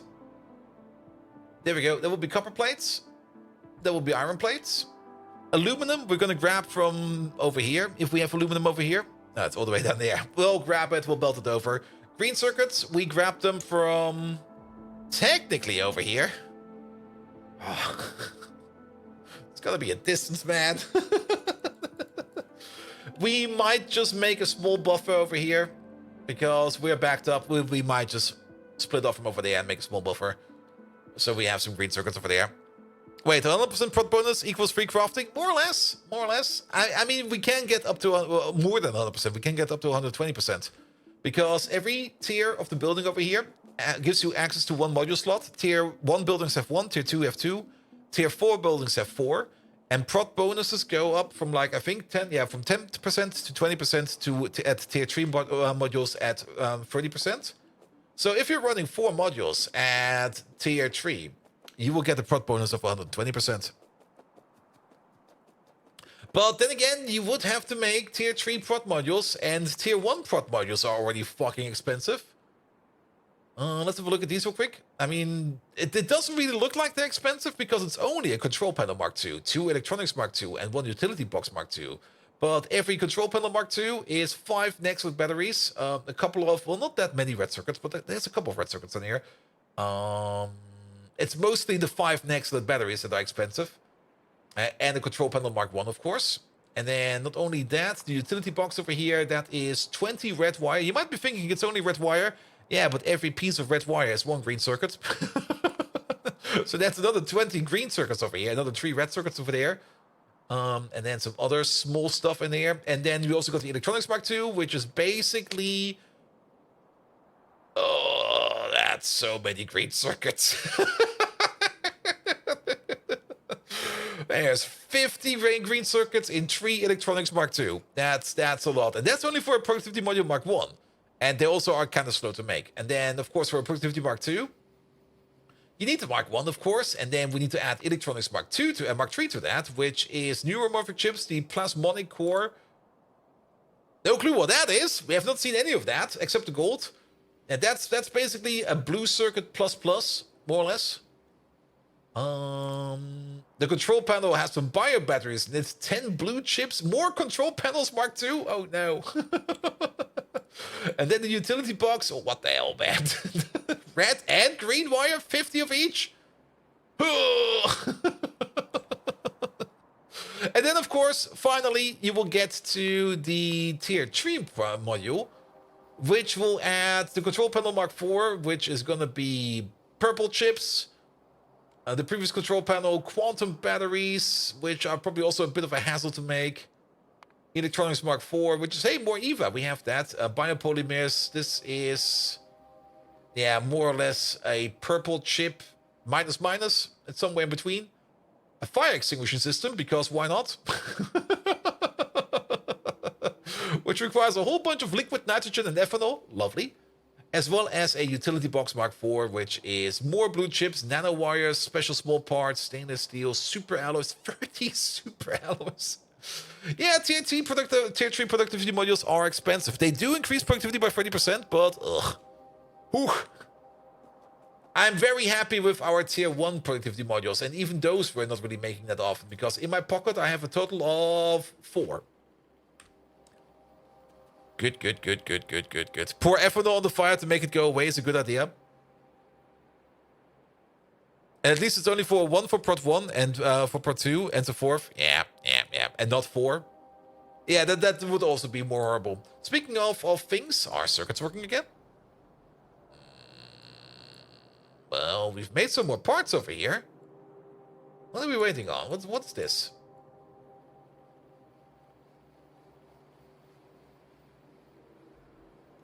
That's these resistors over here, and these are currently waiting on Cermet. And Cermet usually waits on lubricant, and we are waiting on lubricant. Wait a minute, what's with lubricant? Where's my shrooms at? Shrooms. I don't see... Oh, wait, we're making aromatics. But I guess the aromatics are being picked up on the regular. We might need to make some more lubricants, because the shroom lubricant over here might not be enough. But the good news is we are backed up entirely on shrooms, which is great. Alright, let's work on this real quick. Alright, so copper and iron will be coming in over there. That will all be pushed into there. We should maybe just move this recipe around a little bit. There we go. That makes more sense this way. Then we got some requests over here, which will be tying in over there, especially the lubricant and stuff like that, and everything that's missing over there. And then what else will be missing? Well, we will see. Let's just maybe try and start hooking it up and maybe make these connections over here. And then we will immediately see what's going to be missing. Also, that car over there, if it's unlucky. Okay, I think the car is very lucky.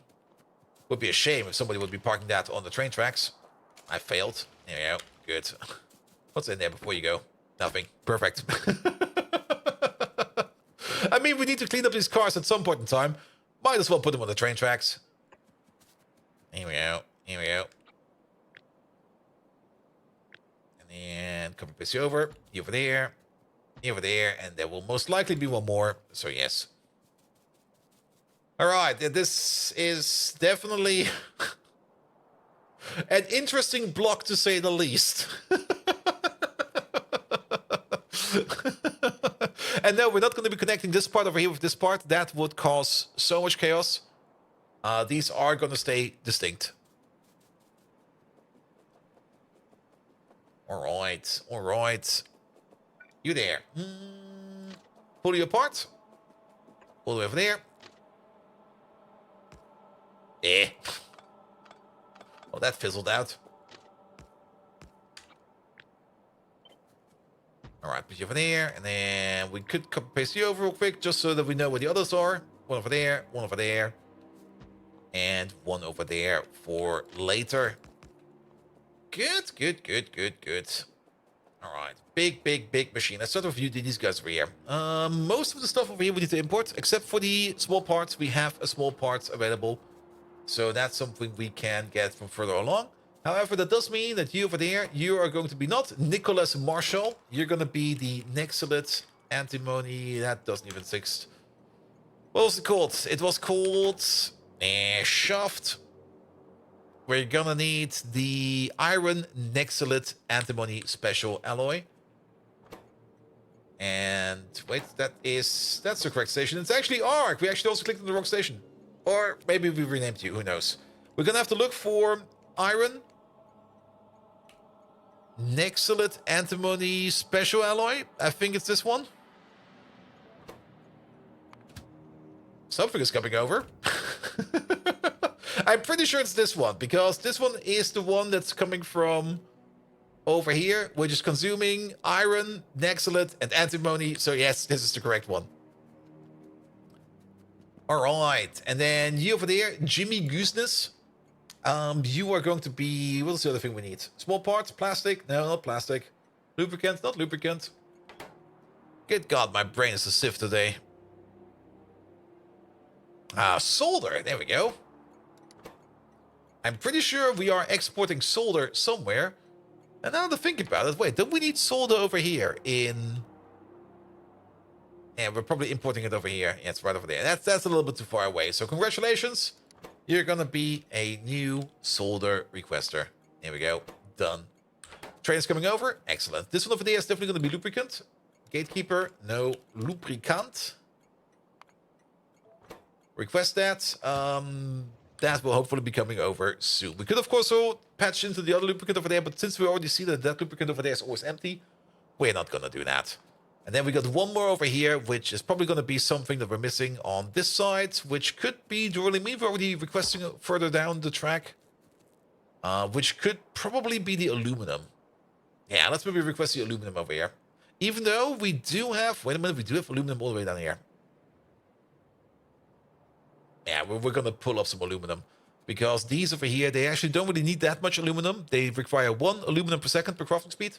So all of this over here is going to be like up to 4 aluminum per second. That is fine. Then these two over here, copper and iron. And do we then already have everything? You're also more aluminum. That's a little bit more aluminum. We might order in aluminum and then on the end. And then it's a bit of plastic and duralumin. Yeah, the duralumin. I didn't know that we were going to be using duralumin over here. I would probably have placed this station over here a little bit more in the middle, but it's all the way over there. That's fine. That's fine. Let's get some duralumin out. And I think 1 belt of duralumin. My inventory is completely devoid of any kind of belt. All right. Speaking of ethanol on fire, Simrock, what did you do? Don't tell me it's time for a Schnapspause. Nah, we're doing good for power. The only time we're not going to be doing good for power is when one of the power plants when one of the power plants collapses for whatever. It would probably be easier to check up for us over here to see if these power plants are still working as intended. This one is. No worries over here. Though that's usually the case. Let's maybe check the outputs over there. Iron oxide has been picked up some more, so we're doing fine over there. Yeah, this one's going to be fine. No worries over there. Then other power plants. Well, we might as well check you real quick for some other issues. But you seem to be doing good for creosote, glycerol, and tar, and you're always going to be doing good for coal dust over here. Actually, you're not. We're actually running out. Because you're not getting any kerosene. Ooh. What's with the kerosene train? The kerosene train is standing around and waiting. That probably means that... Oh, we're driving, by the way. Let's drive over here real quick. That probably means that we need to check up on what's going on over here. But you are definitely operating. But you are not making any kerosene. And you're not making any kerosene because... We're not making it out of PTX, but our heavy oils over here Oh, are we exporting these? Are we actually exporting these? Really? That was actually also one of the first things we looked at over here. So where's this pipe going? That pipe over there is going... That's this pipe, that pipe, this pipe, that pipe, this pipe, and then goes across. Yeah, this pipe is currently empty. This is the pipe that is going all the way over here into the heavy oil, into kerosene refining. So why is that not happening? The oil refinery is definitely working. We're not really backing up on anything. They're all working as they should be. Our heavy oil at first is turned into BTX. That's probably the issue. I think there's a higher priority over here on the BTX being turned into benzene over here, before we start bleeding through the low distillates to turn them into kerosene over there. All right, all right. Now, good news is we don't always need the coal dust from down here, as we do take in a priority from the coal dust over there. Yeah, that is correct behavior there as well. Bad news is there is coal dust coming over. So we should still be fine for at least a while. There's 16,000 coal on here, which hopefully will be doing us good for quite some time, because you can see that this place over here is really not working that fast. It only needs to operate every now and then, so we're fine for now. But yeah, kerosene might be an issue. We might need to think about making better kerosene, especially after we got the jetpack unlocked. Because the jetpack does run on rocket fuel, and rocket fuel is a combination of oxygen and kerosene. Now, the good side, we only need like to make a little bit of kerosene or a little bit of rocket fuel, because you only need it for a jetpack. Speaking of the jetpack, let's install that thing. BTX, are you not making enough strip distillates? The strip distillates are all going into fuel. Like, what's it called again? Gasoline. Have you considered using foggies for coal? Yeah, we could do that as well. I mean, at the moment, we got the deep mines. The deep mines over here, I mean, there's 109 million in there. Though that would skip the part of having to use kerosene to get to the coal. That is very true. But currently, all of our focus over here are going into aromatics, into lubricant and stuff like that. And those aromatics over here are being consumed quite hard at this moment. I'm actually not quite sure what's eating all these aromatics right now.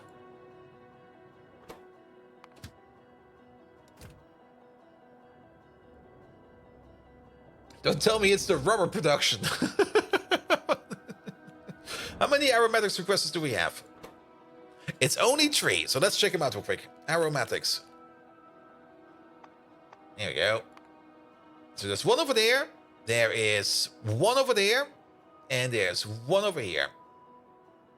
These look almost identical. Which one is this one? That's the one for the diamond processing. And that one is definitely hungry.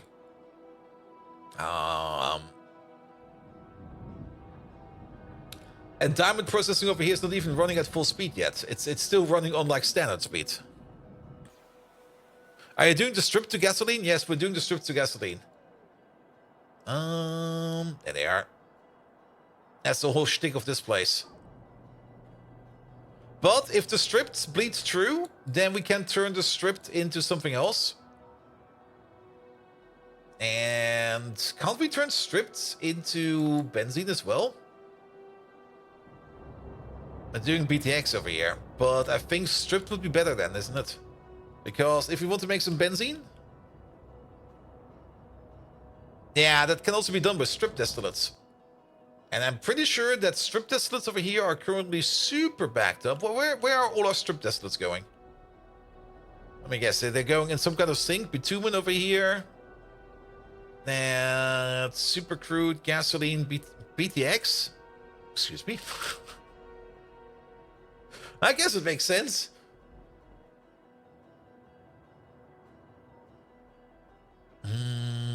We do have a shit ton of gasoline, because gasoline is the stuff that we do use for like everything that needs burning.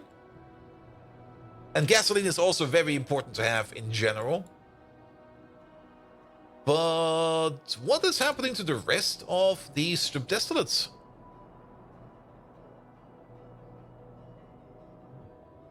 I mean, the gasoline over here is also required for this whole process in itself, because the gasoline is also being back flushed.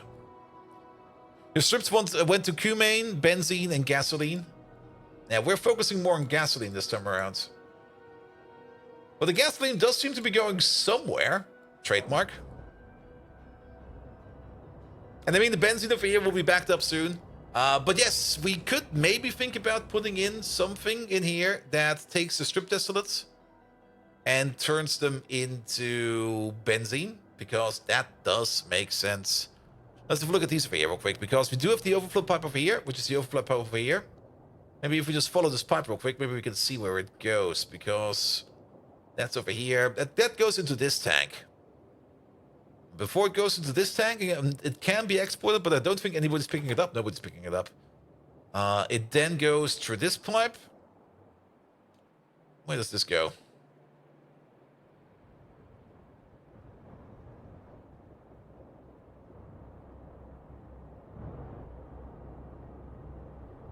There. How did this suddenly turn into a benzene pipe? I got lost.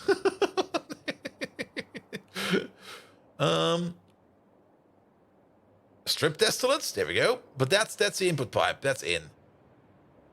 That's out. Strip distillates, strip distillates. Ah, there, that's where it went wrong. That's going over here into methanol. And we're definitely not turning it into methanol right now. But yeah, it'll be fine. We're going to be making some more kerosene soon. All right. Distractions, man. That's the name of the game. All right. Give me jetpack. I don't think we need 2 generators. We got so much battery capacity in here that I think 1 generator over here will be more than enough. That 1 generator over there is going to be plucking along quite a bit. Or, alternatively, do we really need night vision? I mean, I'm getting kind of lazy with putting lamps down for everything, because actually we do like to blueprint around in dark corners. Let's maybe take night vision off for now. Let's keep it in the pocket. If we kind of notice that things are going to be too dark, we're going to be replacing that.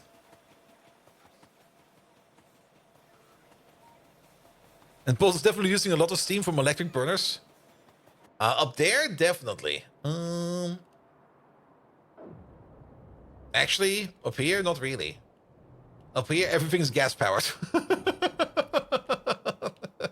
But there are other places where we do use a lot of electric boilers. Alright, alright. Also, yeah, bots, bring me stuff, please. Now, we don't really have the ability yet to make rocket fuel in here. We might just go for a little excursion to a place where we make kerosene, which is basically over here. And we might just want to splice off a little bit of kerosene. Probably just do it right over there. Combine it up with some oxygen. Do we have some oxygen around over here? Is there a chance of oxygen over here? Oh, there's some oxygen all the way over there. There actually is some oxygen around. I'll pull a pipe from all the way over there to pull it all the way down so that we can make at least some rocket fuel. That will most likely be imported by the bots all the way down here. And we're only going to make 1 because the rocket fuel over here, that's not going to be used for any kind of trains. Even though it will be great for our fuel trains because it will make them 50% faster and will give them more acceleration. But nah, this rocket fuel over here is only going to be used for the jetpack that we have. And most of your methanol came from organics plus olefins. Yeah, I guess there's always like either you go one way around or the other. Good. But then we should pick up at least 1 heavy oil refinery. This is also affected by proc mods, so we're definitely going to be prodding this as much as we can. And then we can get the jetpack in. And also, King Arthur didn't really answer my question to that, but what happens if you fly around with the jetpack and if we have the energy drink in you? How much faster will you be? That's actually a question I'm kind of curious about, so let's try that out real quick. Alright, so let's take 2 of these. 2 of these will be fine. You'll land? Because damage plus jetpack, yeah, but after that we can... I mean, we drink the energy drink first and then we activate the jetpack. Or do we know we get continuous damage, don't we? We do get continuous damage, so we land all the time. But maybe the initial speed will be faster. We will see. We will see. We'll just have to try that. We will just have to try that. All right. All right. All right. I'm still not really happy with the amount of red belts we're getting. Did we just decide to order less? No, we are ordering up 2,000. But let me guess. There's probably bots coming from God knows where. Not these. Probably these. Trying to deliver us some red belts. Definitely these assholes. Well, they're actually bringing over Ash. They're fine. They're good. Here we go. Here we go. Yeah, I'm just going to pick up some belt by hand real quick. Belt. There. Because they definitely have the belt in storage. But those bots, wherever they are, they're not going to be bringing us that anytime soon. Except these assholes. Thank you very much. Alright, I might have been wrong about them. Good. We did get some more prot bots. I did see some prot bots show up. 17 of them in total. Nice. And energy drinks are reserved for horses? Okay. Yeah, give me like a couple hundred of these. There you go. That should be enough. We could also try to walk over there with the power of the energy drink. Did we drink all of them? Ah, we drank all of them, didn't we? Dang. We should also keep some energy drinks in the pockets then, because they're pretty neat to have, I think. But let's get the jetpack in first. I'm kind of curious about to see how fast we get around the base with the jetpack in tow. Good. We can already prepare for something over here before we go. We can put down a buffer chest over there. Actually, we're going to use the same buffer chest over here. And here over there, rocket fuel. Rocket fuel stacks up to 10. So how about 50? 50 will be fine.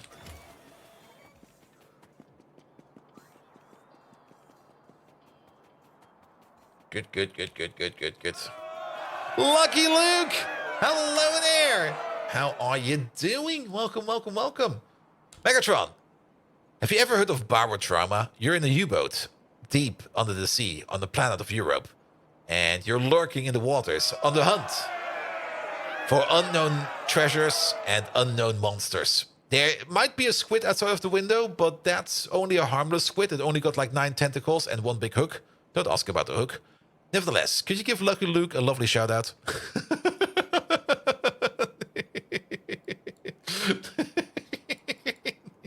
That should probably confuse him more than we need to. Good. Can you imagine it's like a pirate squid? Like with 8 tentacles and 2 wooden ones? Wait a minute. He would probably be drifting on top of the sea.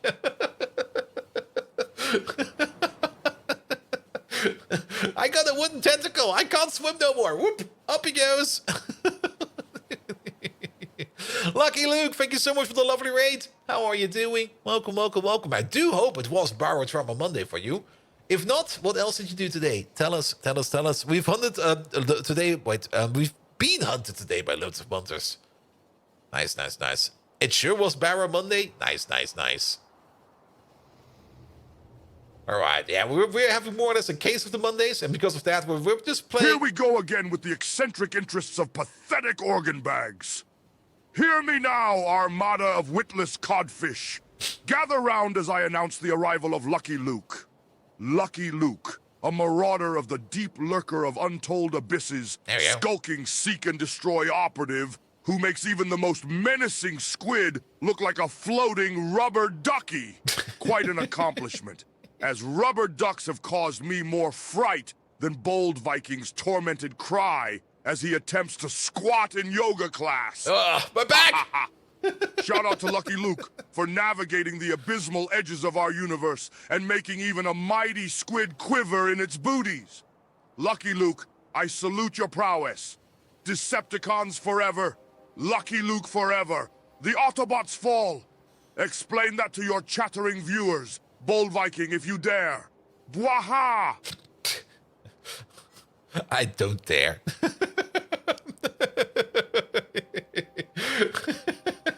I don't really want to delve into the minds of an insane AI I just made for fun. There we go.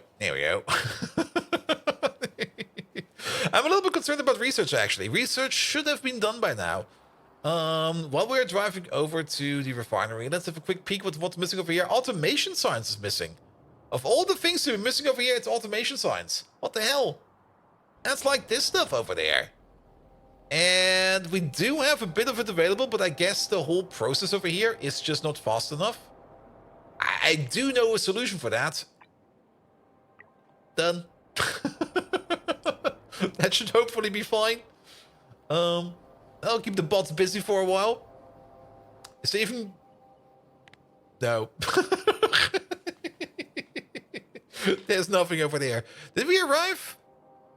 Yeah, we did arrive. There we go.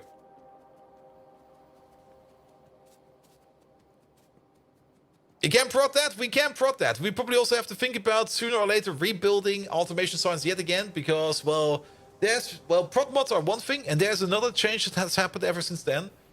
Stone bricks stack up to like 1,000 now, and because of that, that whole build is now also can be done differently. Like getting stone bricks in via train is kind of stupid now because it takes forever to fill a train. We could of course make smaller trains, but no. There's no such thing as smaller trains. There's only bigger trains. All right, you over there. Rocket fuel, rocket fuel.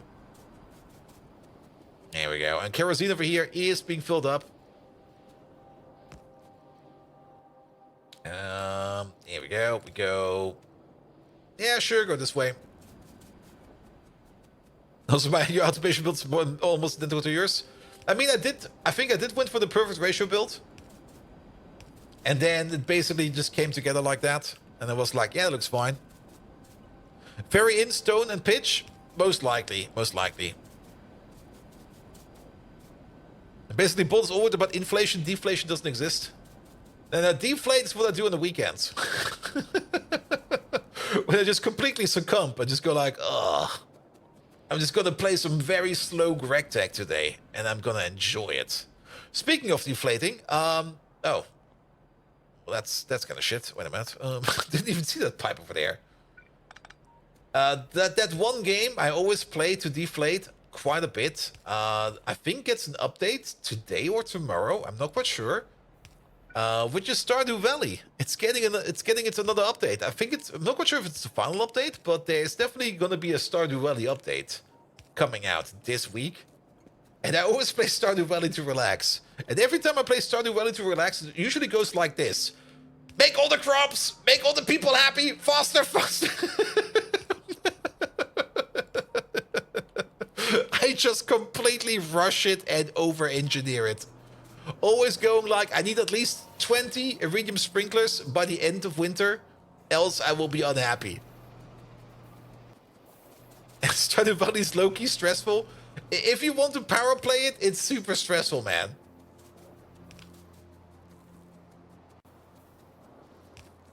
And I definitely always power play Stardew Valley. I always go like, yeah, we're gonna have to play this as hard as we can. And I always play up to like fall, year 2, and then I stop. Never made it into winter year 2 ever.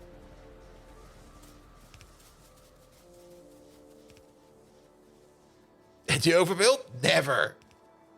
I mean, it's nice to have like Jojimbo slaves everywhere, combined with some iridium sprinklers everywhere.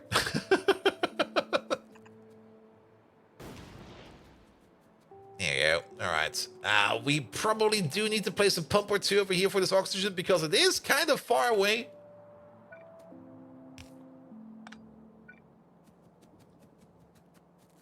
And Spears, welcome, welcome, welcome.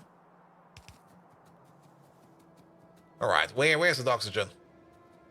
Where is it? Oh, it's the other way around. It's over there. It's not over here. It's on the other side. It's right over there. But yeah, ever since I saw that like the Stardew Valley update is going to be coming out soon, I was like, I need some vacation. And then I looked like at the classic German calendar of like Easter holidays, and I was like, yep, vacation will be coming soon. All right, all right. Good, oxygen is coming in, kerosene is coming in. At least that will give us some rocket fuel. which we can use to make ourselves some jetpack fuel, and then we can try to fly around with that. Because the jetpack mod, especially in space exploration, is just a lot of fun. You can just get around with that so easy, without having to worry about it too much. Here we go. We're probably going to place another pump further down over here. Oh. I thought for sure we had to kill the tree, but no, we could walk around. Let's see. We're probably going to place a pump over here, because we can reach that with that power pole right over there. And if we can't, then we just move further down. Ah, we can. Perfect. Yeah, lots of oxygen. Lots of oxygen.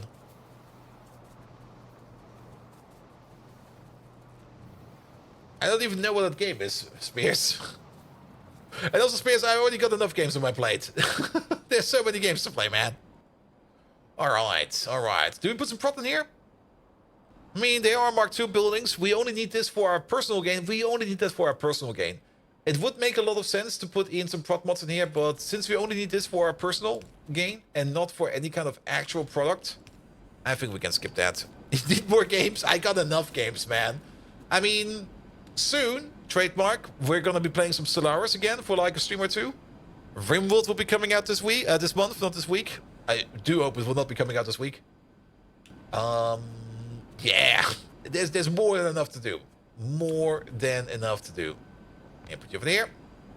Pick up you. Is it still the same button? Yeah, there we go.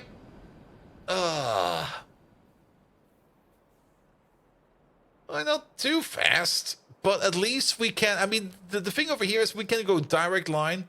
We don't need to worry about anything like bots or anything. We can just fly direct line. This month? Nope. April. Okay, then we're still fine. But then again, this month will be going over faster than you might have expected. It's already like half past the month. It's already the 18th over here.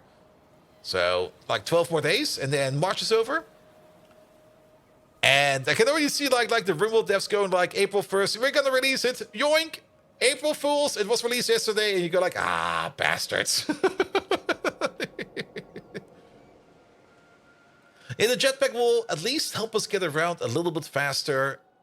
But I don't think we're going to be using it for actual map traversal, because the base is still far too big. But we can at least use it to get over lakes and such. I'm not sure when Machine Age is coming out. Yeah, that will probably still be like a month from now. Usually release of like DLC announcements for Stellaris, and actual release is usually something like 4 to 6 weeks. So that will also be coming out soon. Alright. Yeah, that's fine. And it doesn't really cost that much rocket fuel, but we should carry some rocket fuel. Also, carrying some rocket fuel will be good for us, because every now and then, when we do need to like emergency fill like a rocket train, we can just drop some rocket fuel in the air. Good. Alright. Of course, they could get it on April 1st and then we'll announce it as part of the joke. Maybe. We will see. Good. So science is technically working. We don't need to worry about it too much. We just have to wait a little bit on automation science. Let's maybe double check the other sciences real quick. I do know that blue science over here is probably off because of lack of red circuits. That's fine. But this one is working. And these two are more or less the only ones we need to check, because the other one never breaks. And automation is just currently a little bit slow. Speaking of a little bit slow. Oh, here. Let's make use of the jetpack right away. Fly over there. Make sure that we have some bots over there. So that the bots can go over there and automate it, so that we can just run it. Here we go. I do kind of want to check out the energy drink though, so we're also going to pick up one of those. Here we go. It definitely also gives us like a new... We're not really faster than trains, sadly. I saw you catching up on me. But this does make us... Oh, we should turn off our bots while we're flying. Well, so long, bots. I'll pick you up soon. Here we go. Yeah, it does make getting around the base a bit easier. Right, here. You get one over there. You get one over there.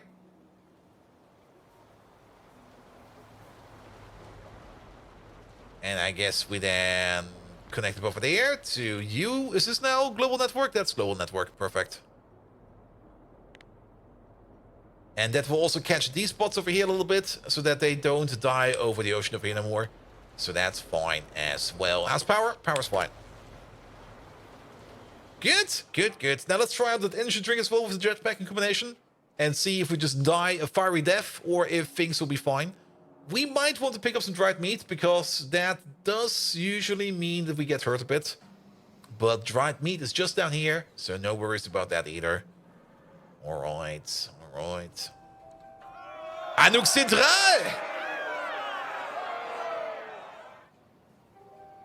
Yeah, this... Well, now my banker has some explaining to do about needing direct input from me to keep the subscription running. The nerve. Wait, what? About needing the direct input from you to keep the subscription running? Don't tell me the bank went up to you and was like, wait a minute, Anouk Central, you're spending like $5 per month on something called Bolt Viking? Are you insane? Cancel that.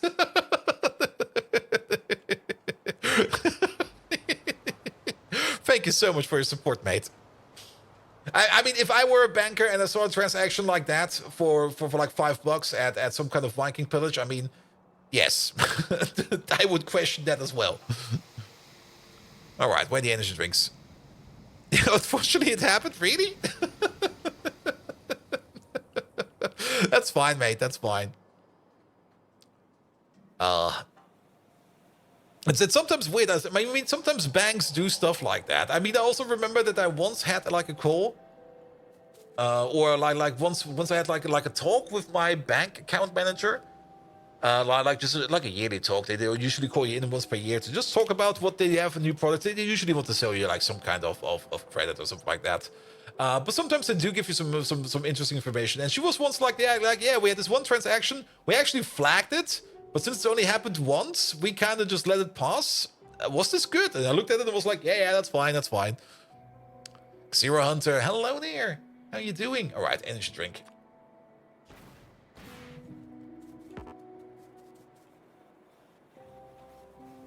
So it hurt. How does energy drink work again? I mean, you drink one of them, and then what?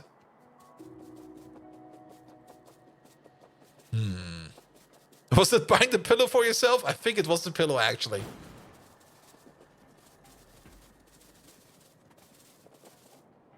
Oh, you know what? The jetpack just outright cancels it.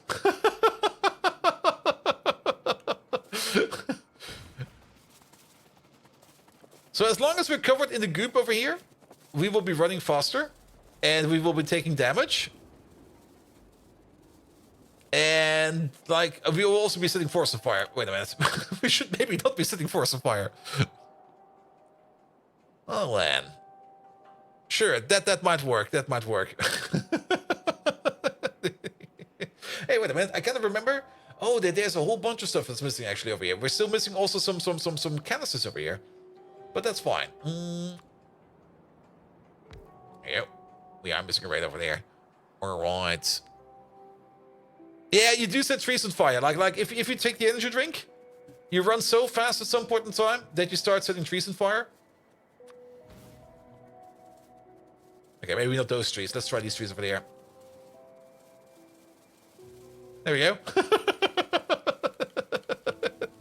Oh god. Start flying. And you good? You should get some Factorio work done. You and your two mates are doing a railroad run, and unfortunately, you're not the smartest. That doesn't matter, man, as long as you're having fun.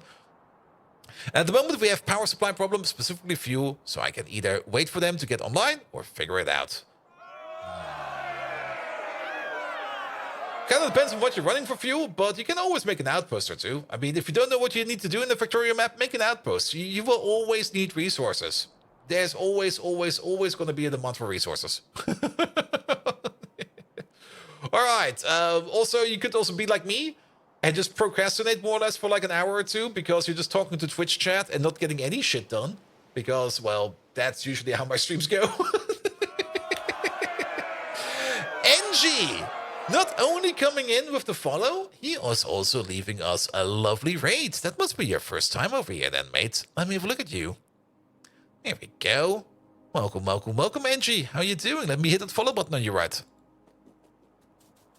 Every third try, every damage take increases the speed even further. Oh, Fermine, I think it does. Sorry. Fermine, I got distracted from the distraction. But I think that we can check.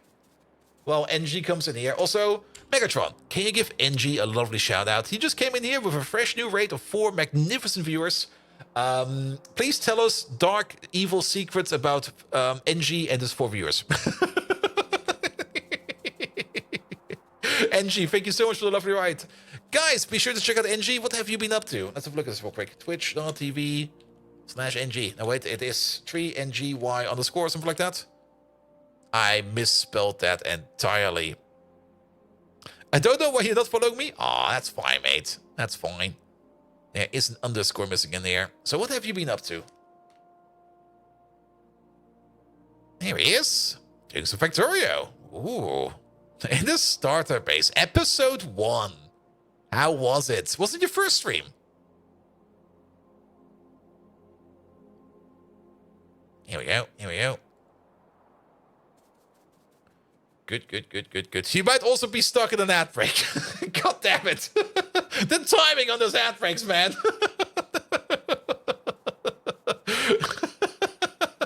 Technically, raiders should not get ad breaks when they come in. Practically, I'm not quite sure if that works or not. Behold my little carbon-based mistakes, and pay heed! NG has arrived, bringing with him 4 brave souls, daring enough to venture into this pit of chaos that Bull Viking dares to call a stream. NG, a creature so formidable, he took a glance at my egotistical sense of self and said, "Hold my drink!"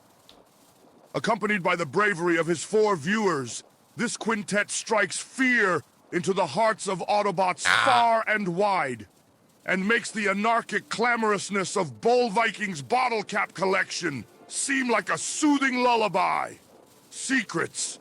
Do you recall Bold Viking, our uneasy coalition during the Battle of the Nut War?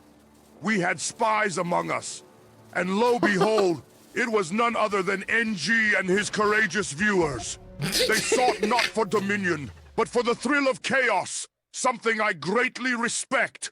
So, a choir of evil cackles to NG and his 4 viewers. May you continue to sow the seeds of discord throughout the universe. Decepticons forever and forever! Bwaha! Ah, there we go. There we go. Actually, second episode yesterday, 8th. There's no spoon. 8 hour, there's no spoon. And today, with some love and diplomacy with naturals. I see. Getting space for the real mole. I see. All right. Why no epic beard reference? Wait, epic beard reference? Sorry. And Fermine, yes, it seems like every time we get damaged by the energy drink, we get faster. We got so fast at some point in time that we started clipping through stuff. And then we died because, well, we were standing in fire.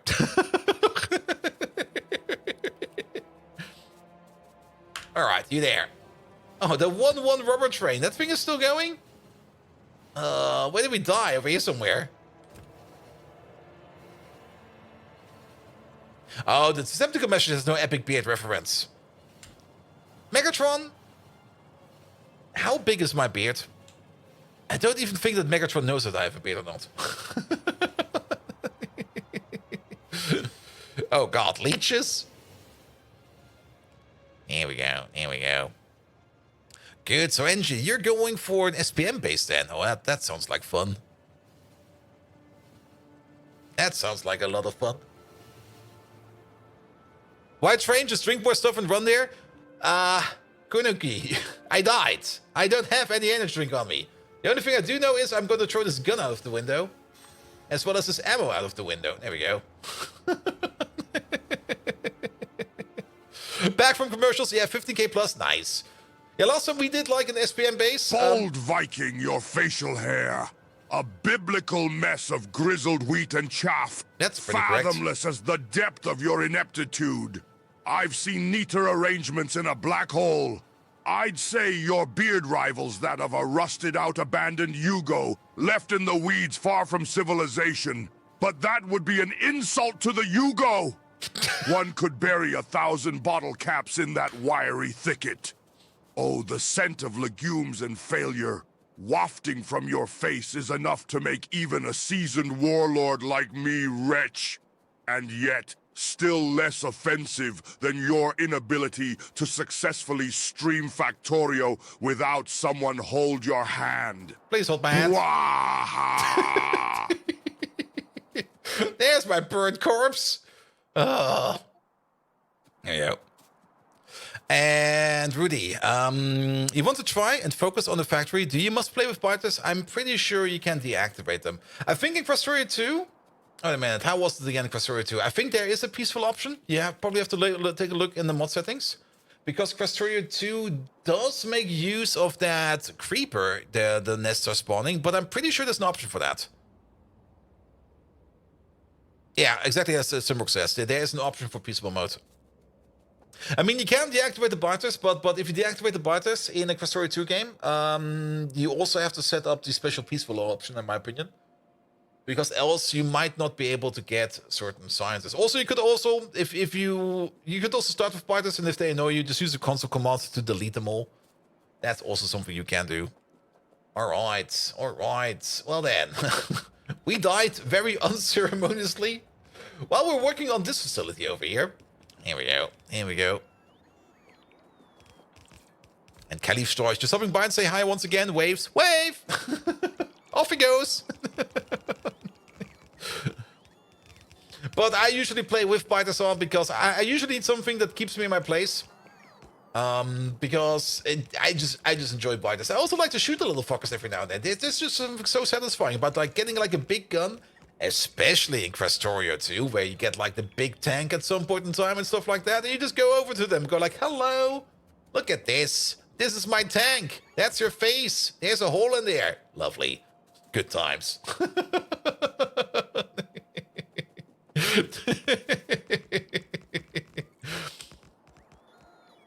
But I can also fully understand if you don't want to play with biters. I mean, not everybody wants to play with biters. So you should always play the game however you want to play it. That's the most important part. And nukes for the biters, for the win with biters? Yeah. There's just something very enjoyable about that, in my opinion.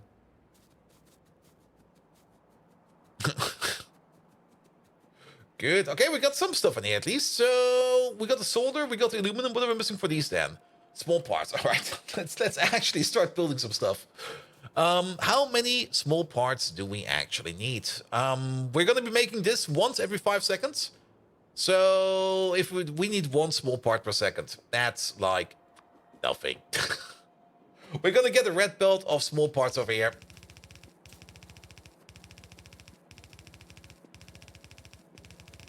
Here we go. Where are they? That's not the small parts. That's the advanced small parts. There. Here you go.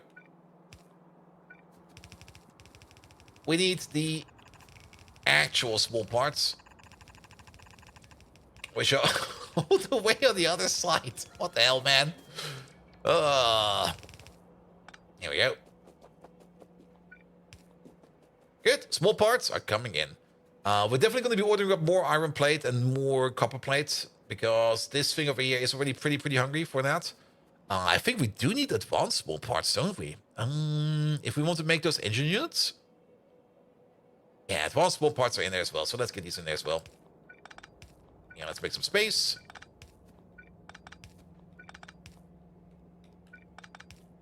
We now also got some random crap in our pocket, so here. You're already full because everything is using loaders. Well, then we got some extra inventory space, so that'll be fine as well. Put you down. And check on. Hello there. How you doing? And off we go. How much UPS do the loaders eat right now? We can have a check. Let me just pull this belt real quick.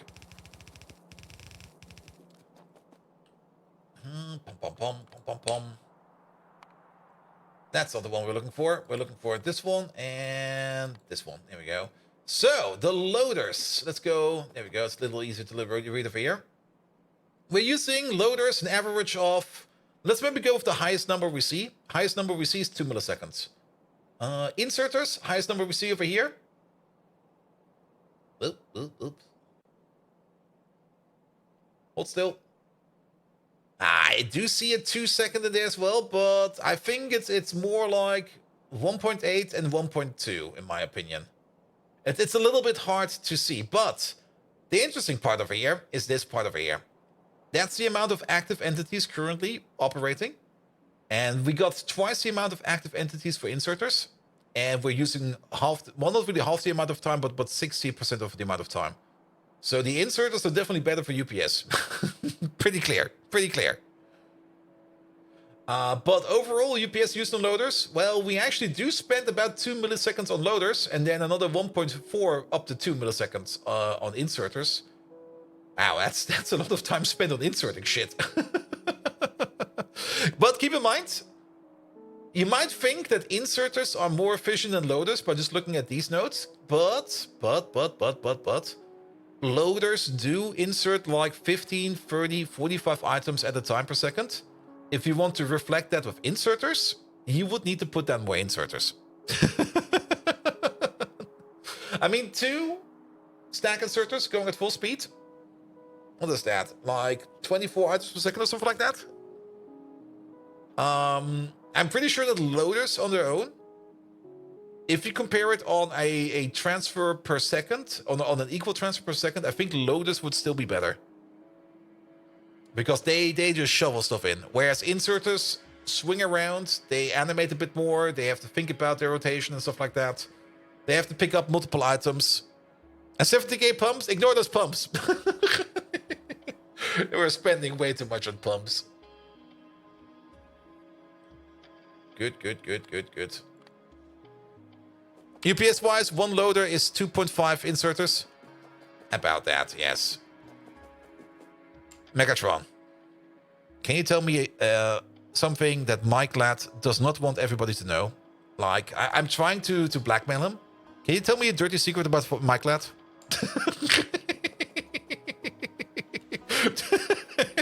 Mike, how you doing? Welcome. Nothing going on over here. Everything is fine. There's nothing going on. Absolutely nothing. There's no blackmail. No.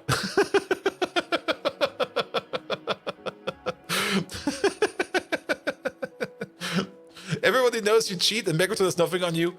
And Megatron might not even answer the question. He might just be like, what? Blackmail? We're not doing that over here. Get the fuck out of here. Alright. Good. We're gonna use some inserters for this one. Because it's slow enough for inserters. Mike Ladd. A name that conjures up images of deceit, destruction, and Bold Viking's cringeworthy attempts to knit. He nurtures a secret so ghastly it would make a garden gnome cringe in terror. Perhaps you've heard the whispers of a legendary spatula owned by Mike Ladd. A tool so mundane, yet he treasures it like a valiant knight would his sword. He uses it not to flip burgers, but to scratch his left big toe every 3rd Tuesday of the month. There may be more secrets lurking in the darkness, but remember, even in blackmail, you need the subtlety of a well-placed dad joke. You hear that, Mike Ladd? Your toe-scratching travesty is out. Bawaha! And now we all know. He's got the toe scratcher.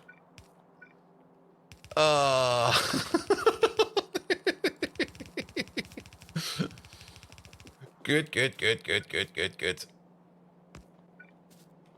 Alright.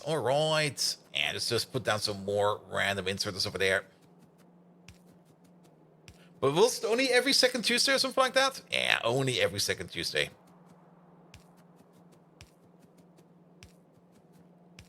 Also, why are we building this so weird? Can't we move these inserters over? Do we need to do it like this? Nah. We can do this better. Here, put you... If we put you over there, and actually over there. Then we can pull you like this and that, and then we can move you from over there to over there. Much better. And then we get a little bit more symmetry in here. And guys, if you don't know who Mike is yet, get the fuck over there. Go check out Mike Ladd. He's also doing some Pi, and he's usually doing it on the weekends, while I do it on the weekdays. So the schedules usually match up quite nice. Though, Mike, do you stream on the weekdays as well? I'm actually not quite sure what your schedule is over there. Because usually we rate you like on Friday after Greg Tag.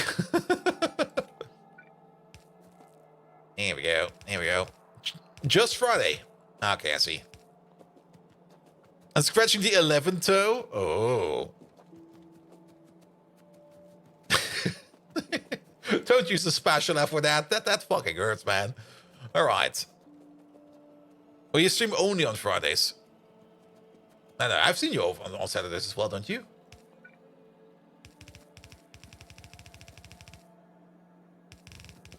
Friday? Okay, only on the weekends, yeah. That's fine, that's fine. I mean, you gotta stream on the days where you can stream, right? Here we go, here we go. You said weekdays? Yeah. Okay, Friday is a weekday, that is true. That was too easy. Good. But yeah, like I said, today the plan is we're just going to have like a very relaxing Monday, because I do have, yet again, a case of the Mondays, but less severe, but do noticeable. It's like one of those days where you just go like, let's just get some work done. Let's see where we end up with and enjoy ourselves, because it's going to be shite regardless. And Friday is a weekday, just not for Bolt. Yeah, I don't really care what day it is usually. Good, all right. That shaft's being done. We are going to one-to-one these over there. And we are going to be putting them out on loaders. Mostly so that we can, like, dual stack the belt without much of an issue. And thank you so much for the lovely follow. Welcome. Here we go. Just do something like this. And yes, the ratio is technically 10-to-1. We're going with a 5-to-1 ratio for, like, future optimizations. Here we go. Yeah, it's a Monday. I blame everything on Monday.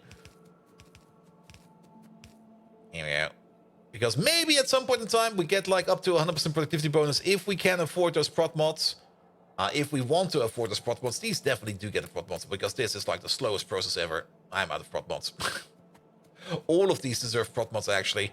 We're probably just going to use the bots over here to bring over some more prot mods. It's kind of getting a little... Okay, this is like the thing where I kind of said, like, maybe we do want to keep the night vision in there, because it's important for stream that you guys can see. And if we are not wearing our night vision goggles and if we're wearing a jetpack, we could maybe... Yeah, let's try this for a while. I mean, this little portable gasoline generator will be working quite a bit all the time. Very true. However, we do got like 8 excellent batteries over here. We could maybe... Nah, we're not going to kick out the personal robot. Good. Here we go. All right. Then we're missing only some duralumin over here. And over here, we got everything we need. So we cannot really make the shafts over here. These then go into there, combine them with duralumin. We get the rotors out of that. Then over here for the stators, we are going to need some plastic and some aluminum. That means a whole hacking load of copper cable. And yes, I do know that there's a casting recipe available. I don't want to deal with bees right now. Sorry, no bees today. Good. Then... And output over there, and output over there, and output over there, and output over here, and output over there, and output over there, and input over there. Good. You over there. Pull this all the way down there. Copy you over here and over there. And goes in, because else we will delete those. There we go. Good. That's going to be the copper cables for the stators. And again, over here, we go for the same assumption. At some point in time, we will have like 2 of these available for one of these due to excessive prot modding, and then it'll be fine. Good. We do need to feed all of these with copper, though. This will probably be the copper station then. All of these over here do get their own dedicated copper belt, though, because this might go fast. And then we can do something like... You go over there. Perfect. You over there. And you over there. That's a little bit too many undergrounds. Pick them all up, please. We're also kind of running out of undergrounds. Can we delete you? Nope. Then we're gonna keep you. Good. That'll be fine. And then you in over there, you in over there, you in over there. That will be copper cables done. Done. And then we're gonna do something similar over here.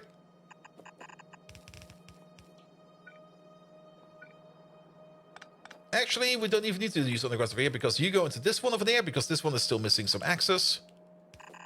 You go into this one and you go into the very first one. Good. Thanks for the follow, you really appreciate it. Yes. Guys, be sure to check out NG. He's just starting up his streams, or like he only had a couple streams yet. So be sure to check him out. I have not even checked him out because he's kind of new. So get over there. Check out his SPM base and, well, see for yourself. Good. And NG, I hope you're going to have a lot of fun with streaming, because it is a lot of fun. And Twitch is running like crazy today, like a dead squirrel that fell off a tree due to old age. That happens. I mean, the last time, like, something squirrel-related fell down from a tree, people started shooting. And then combat rolling everywhere. Good. We do need some plastic over here. We can get plastic over there. Iron over there. And then the only thing we're missing is... I think we're missing one more request over here. Because we need iron, we need plastic, duralumin, and aluminum. That was the thing I'm thinking about. Yeah, we're going to get a new station for aluminum over here. Mike the Scratcher. For everybody to enjoy. Here we go. And speaking of squirrels falling off the tree, I mean... There's this phenomena that's happening over here in Germany every now and then. And I think today was one of those days, because at some point in time, I was looking out of the window and I was like, wait a minute.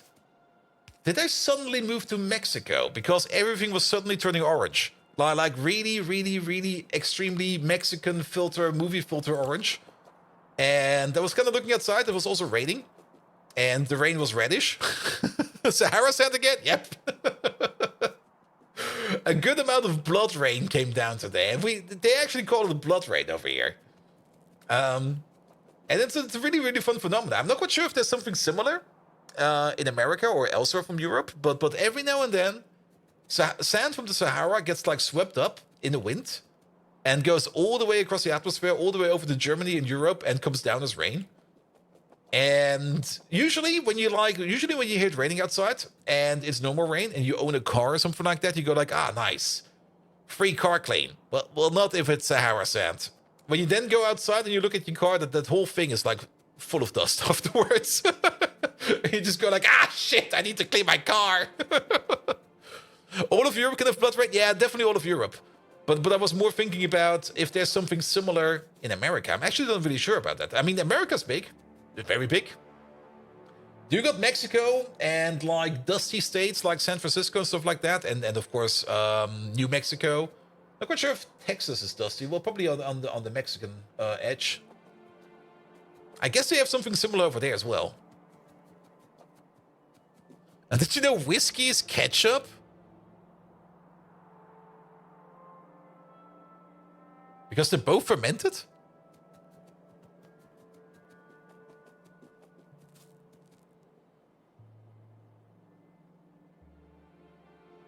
All right. That'll be for later. Put it in the tab.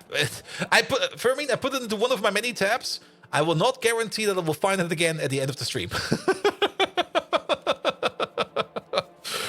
It's got that whole different color, and the whole parking lot's the same color. No, that's snow.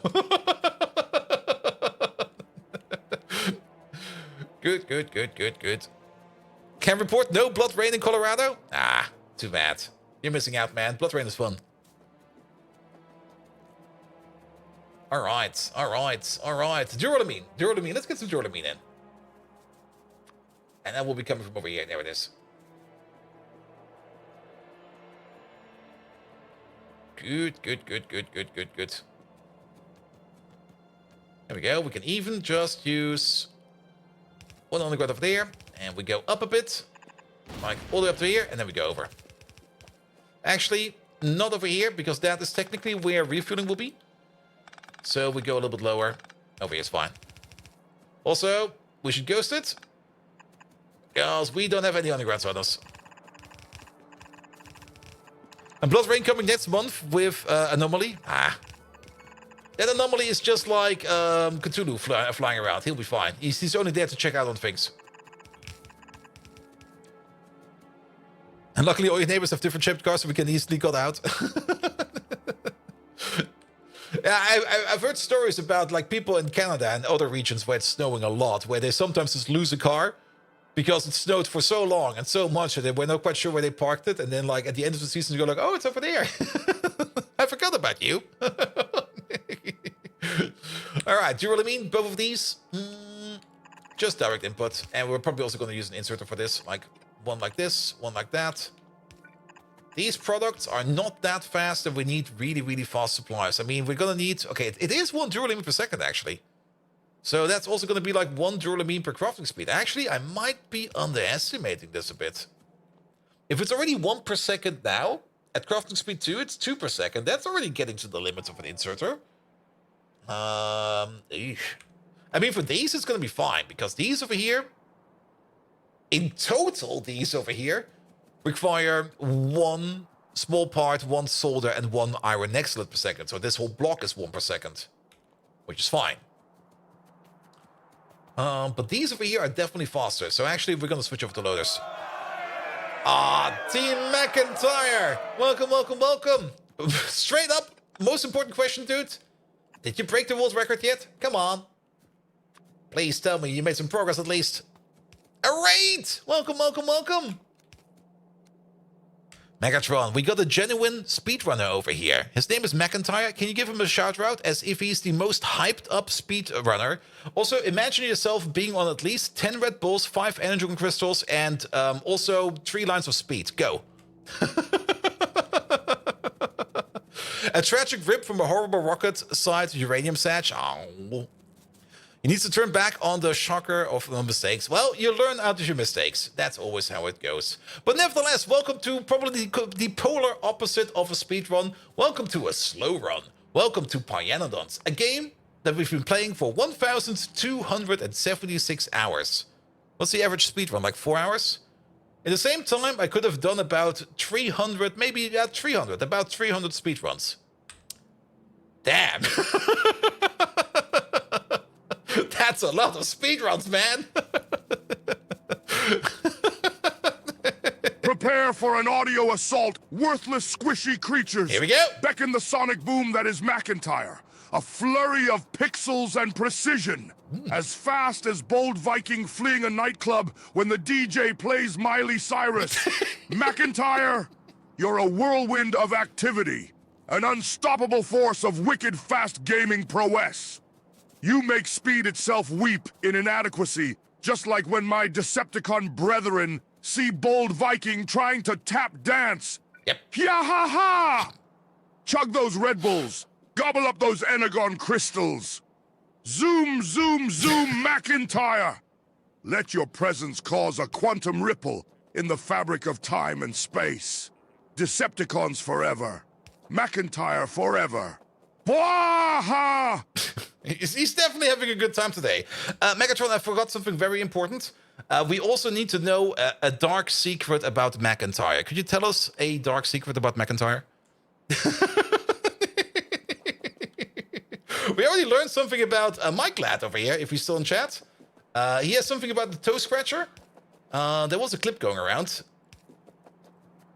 Here we go, here we go. But we need to know a dark secret about McIntyre. Something even McIntyre doesn't know yet. Good, good, good, good, good, good, good. All right. But yes, welcome to the slow run. This, of course, is the total opposite of a speed run. This map is still a starter base because, well, we're still in chemical science. We are slowly, very slowly working our ways over to the next science pack. And, well, On map mode, we definitely have UPS issues, especially if we have all these things on. If we turn them all off, we're still mostly fine over here. McIntyre, the illustrious speed demon. But I harbor a secret, darker than the dread seeping from the Autobots during the Nut War. Beneath his lightning-fast persona, McIntyre nurses a terrifying obsession with petrichor, the earthy scent produced when rain falls on dry soil. Whenever it rains, he halts his speed-running marathon, throws open the windows and huffs the moist air like a malfunctioning vacuum cleaner. Just as puzzling as Bold Viking's fascination for doner. Imagine a fearsome speedrunner incapacitated by a mere whiff of humid earth. Shocking, isn't it? Bwaha! Not only that, like once it starts raining, like the windows go open and he just goes outside, straight face down into the earth, and he just huffs up all that odor.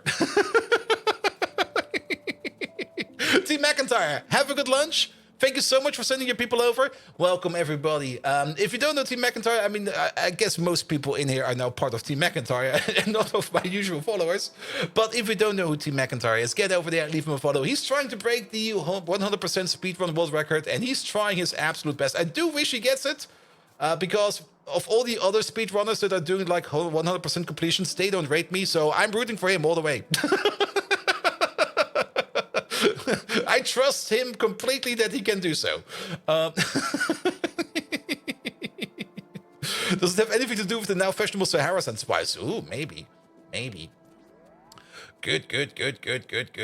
But yeah, more Factorio for you to enjoy. And we're also having a bit of the case for the Mondays today. We're taking it very slow. Probably even slower than we're usually taking it, because we usually get distracted by pretty much everything. Usually Megatron distracts us with some kind of weird queries, because we ask him too many weird questions, or we get distracted by something else. But we're slowly building over here a machine over here that will be making us some some electric engines. And I mean, if you do know vanilla vanilla Factorio, you know electric engines. What is that? Like an engine plus a circuit plus some wires or something like that? It's been ages. I have no clue anymore how electric engines work.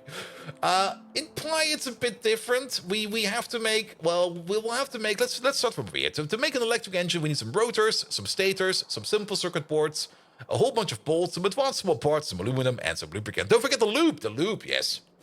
The loop is still in. I'm glad it's only loop and not something like fish oil or any of the other things we can use for lubrications. It's only loop. But yes, we need to make the stator and the rotor, as well as some parts we already have. And for every rotor over here, we need to make some shafts and some duralumin. The shafts themselves are a little bit tricky. They're not really that complicated to make, but they do require like 50 seconds each. So we made a big batch over here. The actual ratio is 10:1, but we're going with a ratio of 5:1, mostly because productivity modules will affect them. And at the beginning, we will be like underperforming a bit, but at some point in time, we will be overperforming over here. So it'll be fine. I mean, at the end of the day, we wanted to make 10 shafts per second over here into electric engines. So if these machines over here are not running fully optimal, that is fine. Good. And the same is also true over here for the copper cable and for the stators, because the stators over here, they require 20 copper cable per second. This over here makes 4, 8, 12. And then if you add productivity bonus on top of that, at some point in time gets to 20. Not at this moment in time, but then yet again, same argument. We planned to make one of these. Now we're going for 2 of these so that we have a little bit of room to grow with better productivity modules later on. Good. And here I just use one of each recipe because there's so many. That's also a valid way of doing Pyanodons. I mean, you could just basically make a ginormous grid, make one of each, use bots for everything, and just vary stuff around. That will probably work as well. It really depends on how you want to play, but I usually like big bases, and I really can't not lie about that, because big bases are just way more fun, especially having to handle all these trains over here. And also for the trains, I mean, we're playing modded, but we are using a vanilla train system. Actually, not really even a vanilla train system. It is a vanilla train system, but it's not really a system. It's just basically like train go from provider to requester, and that's it.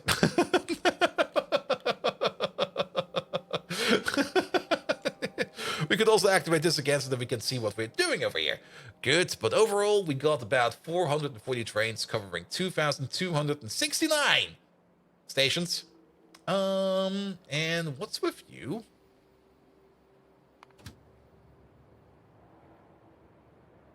Why are you here?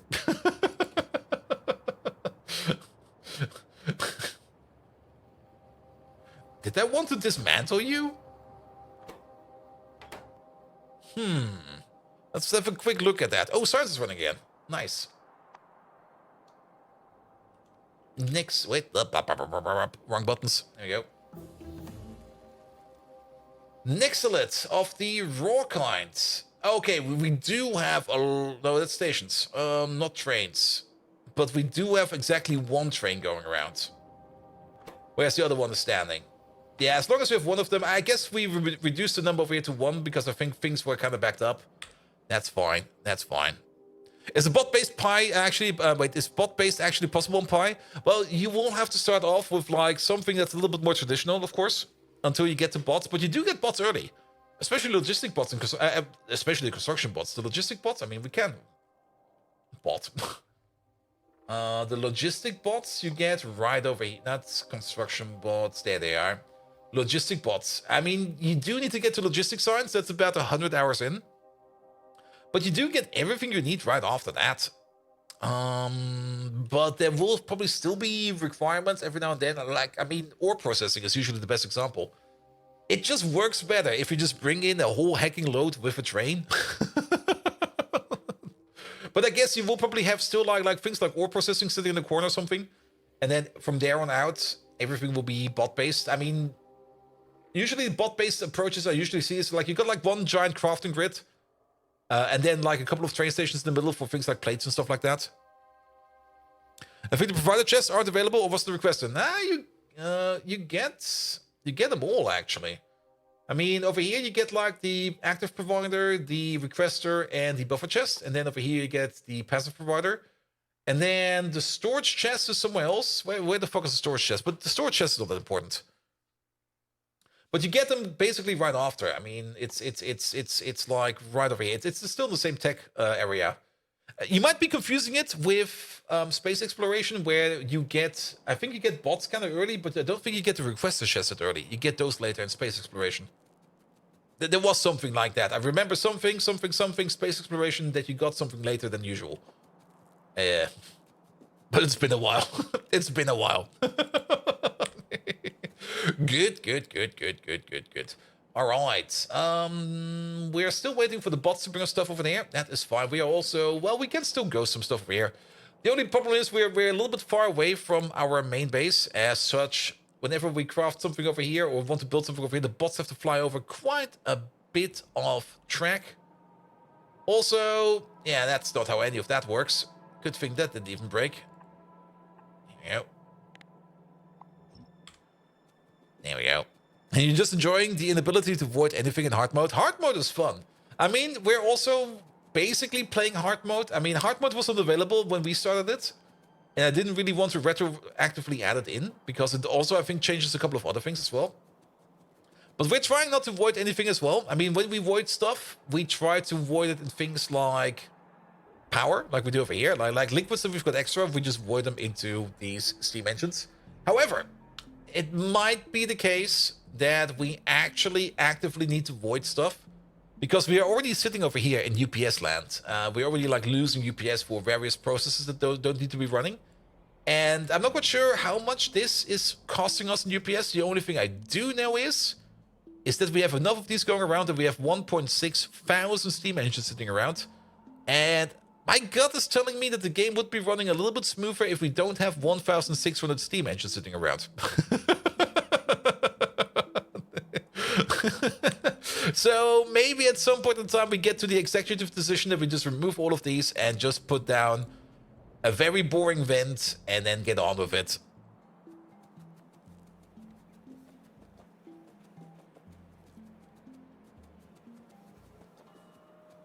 And 1,600 steam engines sporadically turning on and off. Yeah, it will definitely affect our electric network. And do you need to void that many burnables? Yes, because if we don't void them, then things will get stuck And you know how it is. If you make a perfect machine, one thing that's not running smooth in the perfect machine will break down the perfect machine. And Pyanodons is all but a perfect machine. It's a very imperfect machine. Oh, do you need that many to avoid the burnables? Oh, sorry, the other way around. Yes, we do. We do. Sadly, we do. All right, so let's continue building. So, what are we missing over here? Let's maybe get these connections in. We can just one-to-one these like this. We don't even need to balance them. Though we, funnily enough, I still have no undergrounds. God damn it. Funnily enough, we could actually balance them right over here. Actually, I kind of like that idea. It's really not required. It's stupid. I mean, half the production over here into this, half the production over there. Actually, wait a minute. It's a 1-to-2, not a 1-to-1. So we do need to do some splitting over here. Let's put you over there. Actually, let's move you. Okay, I did this all wrong. You can stay there. You can stay there. You sit over there. Wait. It's a 1-to-2. Wait a minute. Yeah, let's do it like... Let's do it exactly like this. So you'll be going this way. There we go. Split you off over there. Then we go in over there. We go in over there. Rotate in. And off you go. Let's see if I can move you a little back. There we go. And you over there. And that'll be fine. You hook up the steel smelter and use a crap ton of oxygen. Burn off the hydrogen. It finally fills up. And you hook up something else that uses rubber plastic. And then you bunch of hydrogen. The oxygen is full. Yeah, we do vent things that we basically get for free. I mean, oxygen, nitrogen, hydrogen. Basically things that only cost us power to make, which is technically not free. Well, we could technically make it free, but that's a whole nother argument. But things that we basically get for free, those I have no issue with venting. But things that cost us resources to make, like basically everything made out of oil, tar, or whatever. Well, technically tar is also free. Stuff like that, we don't vent, or at least we don't actively vent. Flue gas is useful. Flue gas we turn into ash. Wherever we have flue gas, we just turn it into ash. And of course, oxygen and hydrogen is by far the best example. I mean, we've got these things over here.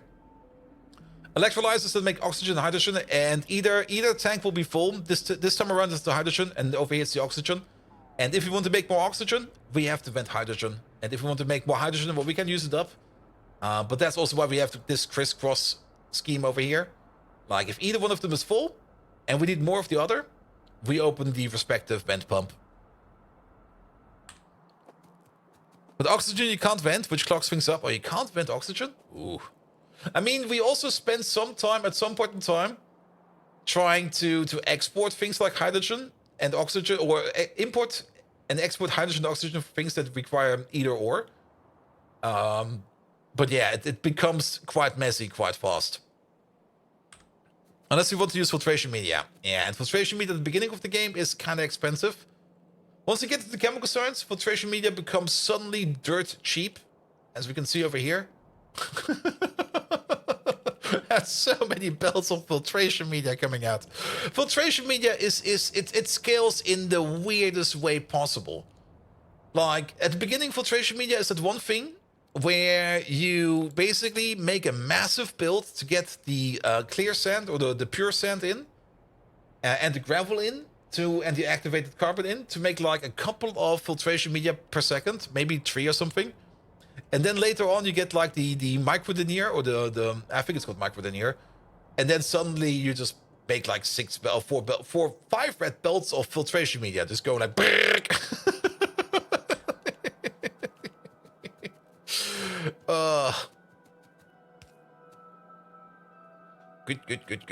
Good. So you go 50-50 there, you go 50-50 to there, that's that, and then you go 50-50 to there.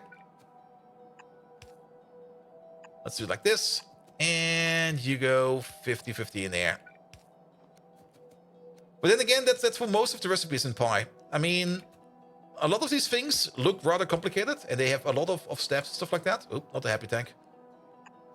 But whenever you upgrade like a recipe to like the next tier, you usually quadruple the output. Like once you go from ore processing 1 to ore processing 2 for any kind of recipe, you more or less quadruple, like something between 2 or 4 times. It kind of differs from product to product a bit.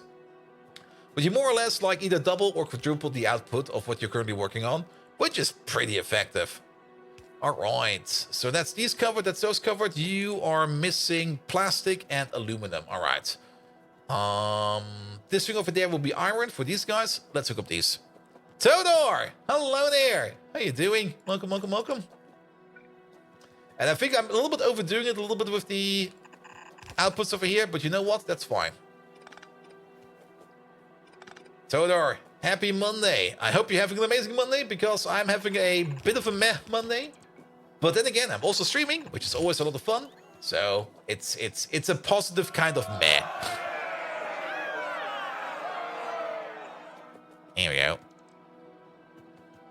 And the vertical scaling of fires would keeps is amazing. It keeps you engaged. Yeah.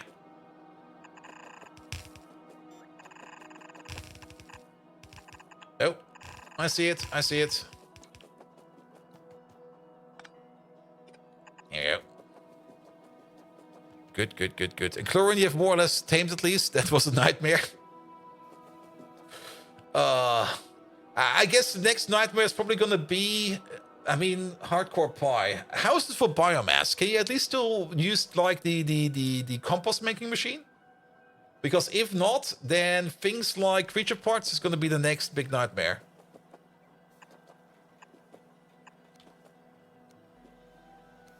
There we go, there we go. And then you into there, you into there.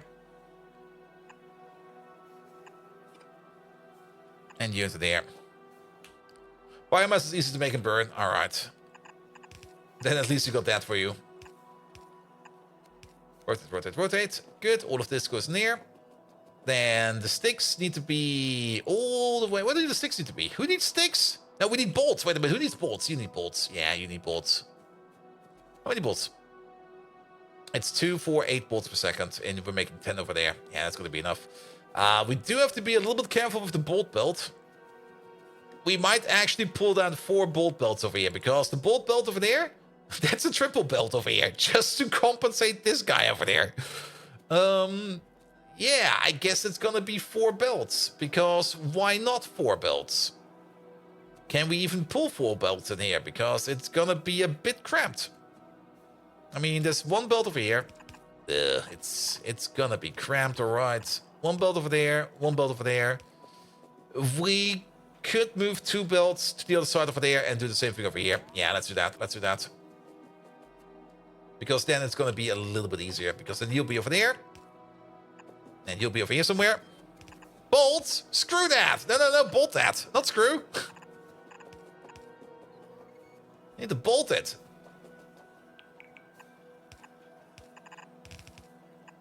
There we go.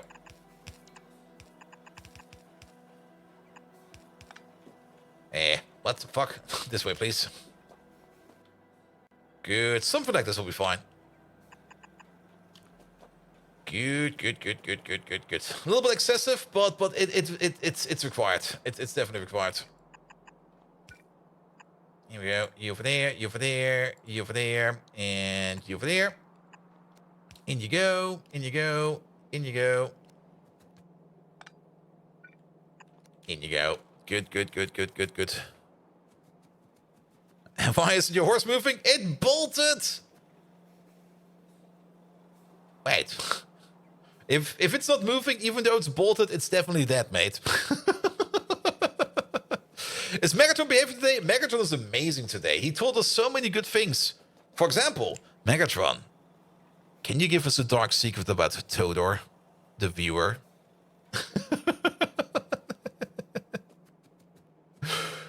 Good, good, good, good, good, good, good, good. All right, all right. What have you done? You ask. That's what you have done. You ask and you shall receive.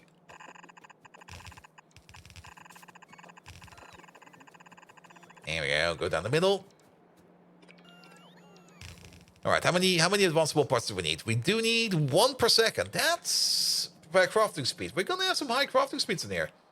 So that's even more loaders. Oh god, we're definitely... Ah, my little shock absorbers. Let's peer into the underbelly of the truth about Todor. A stalwart viewer, braver than bold Viking facing an open tap while attempting to fill his bottle caps.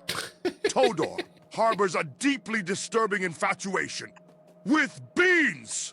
Yes, you heard it right. Beans, those little protein-packed globulus. He consumes them with a gusto that outstrips my passion for body pillows. Indeed, it might shock you, just as it did when I found out about Boldviking's embarrassing fondness for pole dancing. Oh yes. Be careful, Todor. Your secret is spilled. Bwaha! Those damn beads, they're everywhere. Good, good, good, good, good, good, good. All right. So that's that. The only thing is missing is aluminum and green circuits. All right, over there, you're fine. Over there, you're fine. You're fine. That's fine. We do need some power over here. We might want to add some power over here. Even though we do got some very, very powerful beacons running over here, we might finally want to add some power to this whole thing. And let's maybe keep these in a decent configuration, like you over there, you over there, you over there. This will cost us some power right now, but that is fine. I'm willing to pay for power. But at least then we can get these damn exclamation marks out of here. Yeah, this one was a little bit weird. After putting beans on a disc like this for 20 times, it finally is used. I'm not quite sure how often beans are on there now. Let me check real quick.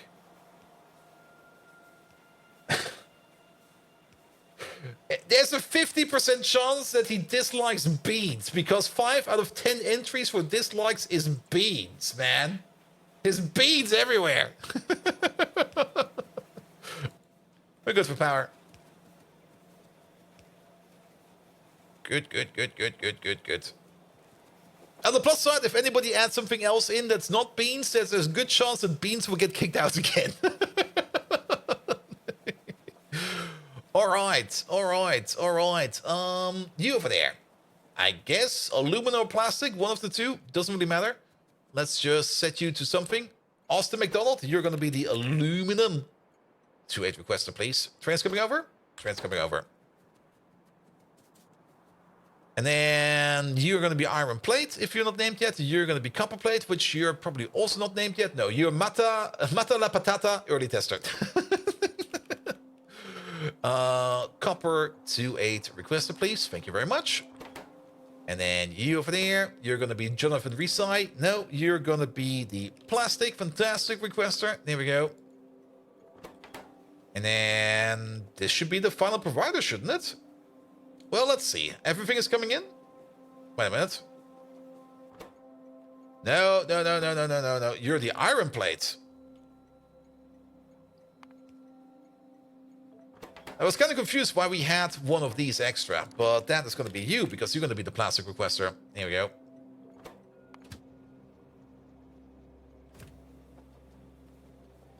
And slight side effect, your core processing backed up, you ran out of tar, everything is stopped. Dang. Alright. Let's also get a pros power pole in here. Maybe one that's on a nice height, like this one over there. Here we go. At least the shaft production is starting up. Current crafting speed is 5. That's perfect. Yeah, that's 1 every 10 seconds. 10 of these is 1 per second. Good. We did kind of put... Well, it'll back up. It's a little bit too late for that now. It'll be fine. But you can then make stators, which we're already doing over there. Excellent. And then we still need to wait on these things over there. You need plastic and aluminum. And you only need aluminum. How much aluminum over here? These 4 over here require 1 per second, so that's 4 per second over there. And then these 2 over there require another... It's a total of 5 aluminum per second in total. Crafting speed is going to be 5 oddish. It's 25. 2 belts of aluminum will be fine. And the aluminum belt is going to be this one. It's going to be this one. So, yeah. Up, over, down, in, done. 2 belts.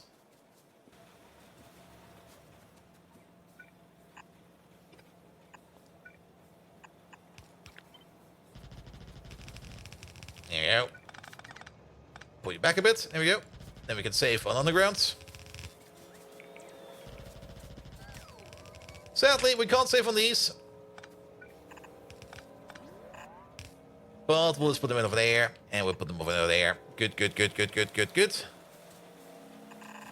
Go this way. Go that way. And then how do we do it over here? Let's maybe start with the inputs first. So an input over there. Oh, actually, this fits quite nice.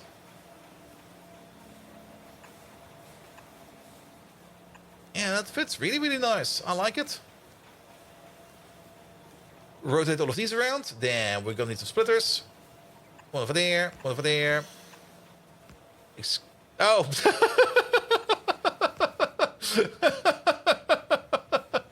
Go, little guy! Go, little guy! You can do it! You can save the car! Look how fast they go! Would be a shame if somebody would be turning this off. Oh, he's slow grinding himself in there. Oh, that's gonna take forever. This is probably gonna kill us.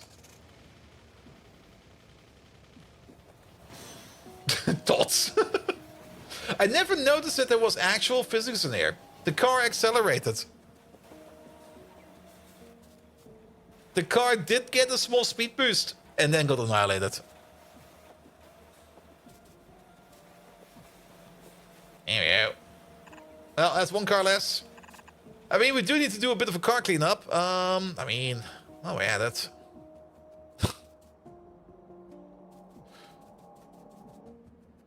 Here we go. There's another one right down here. Anything important in you? No. Also, I forgot about Stepchat again. Sorry, Stepchat. There we go. Reenactment of Back to the Future 3 would have worked.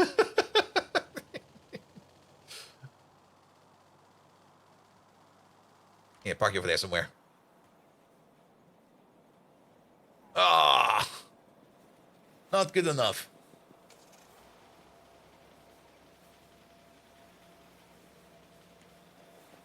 I'm kind of curious to see. Okay, a little bit further back. That's too much. Ah, I guess it's fine. Car curling, you like it? You can definitely do some car curling. That will definitely work. All right, aluminum coming in over here, over there. Oh wait, this one's really going the right direction. And over there, in. Here we go. That's done. That's done. Let's also activate the pocket pots again. Good. That should take care of all the aluminum deeds. And then the only thing that's remaining over here is plastic over there and lubrication over there. Did we actually ever name the station over here for lubricant? We did. We are going to be working on lubricant afterwards because ever since we set this up as a lubricant requester, we never got lubricant. So we need to work on lubricant.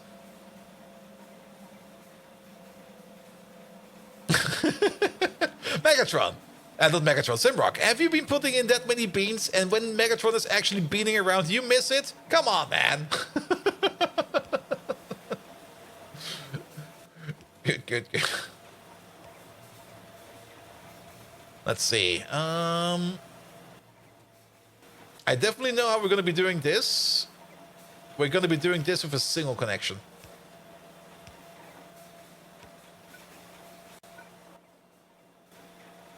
And I don't really want to, well, we can just do something like this. Yeah, here we go. That'll be fine. Move you over, all the way over there.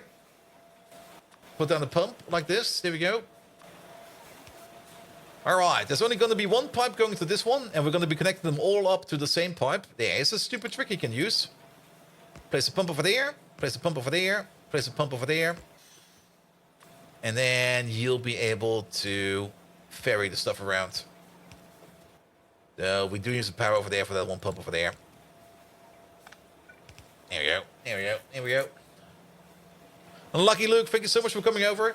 Have a good night rest, mate. Good, but we do need some power for that pump over there. There we go.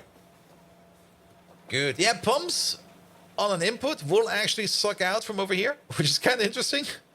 I do hope they will not fix that for 2.0 because I really do enjoy this behavior. If they do change that, well, that will be a bit sad. But yeah, you can chain buildings like this together if you just place a pump in between them.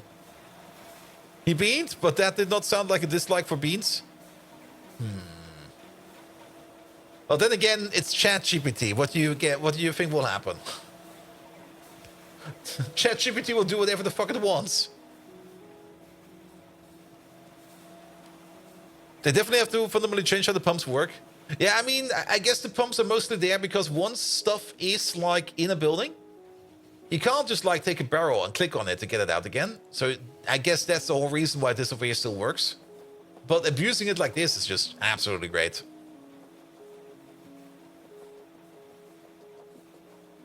And so they have room there to go underground to chain. Oh, you mean over here?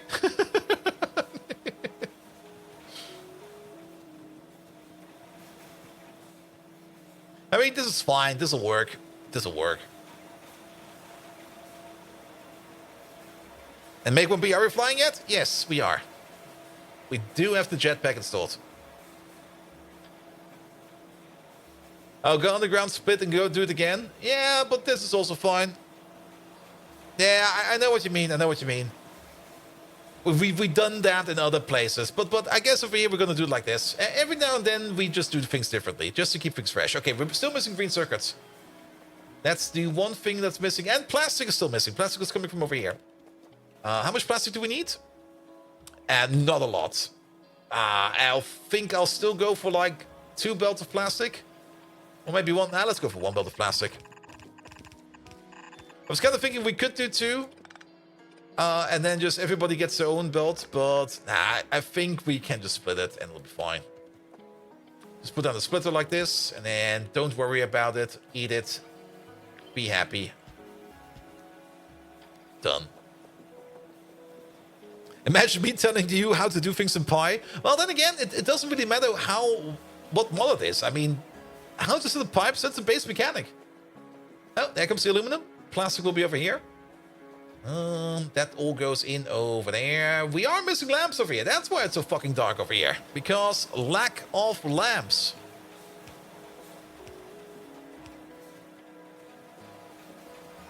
So no more lolling about. And those lamps.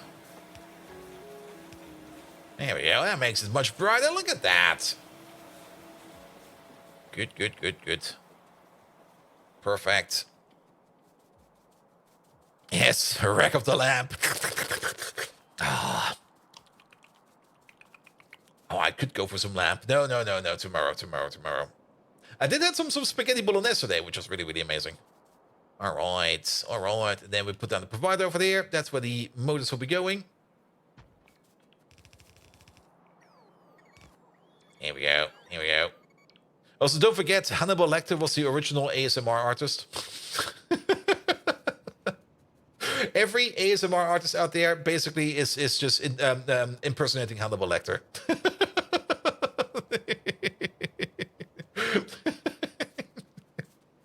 They're all cannibals. Hannibal mukbang. Oh, God. I can just imagine him just sitting like on a tour bus or something like that, going like, friends, where are we going?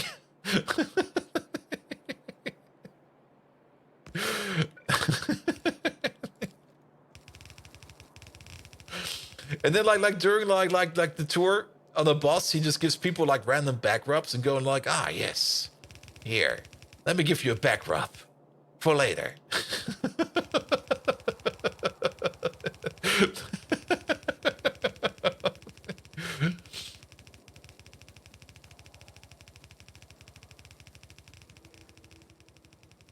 All right.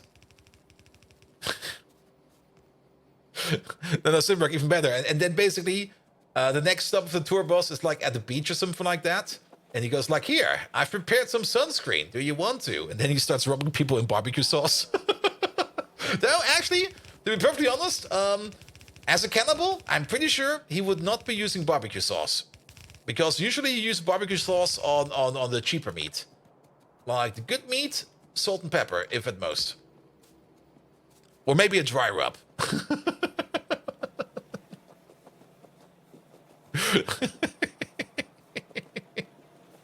No, trust me.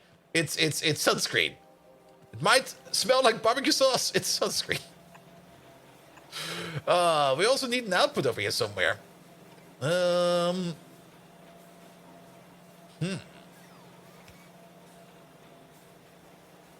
I see a place for an output. There we go.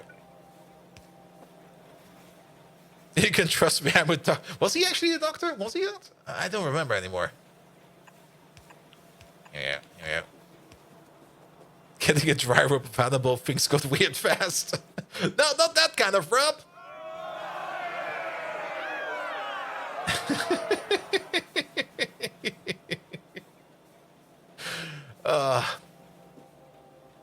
And now I'm trying to imagine like an actual Hannibal Lecter mukbang. He would only need one person because, I mean, unless you're maybe eating like a tiny person, then you maybe eat two.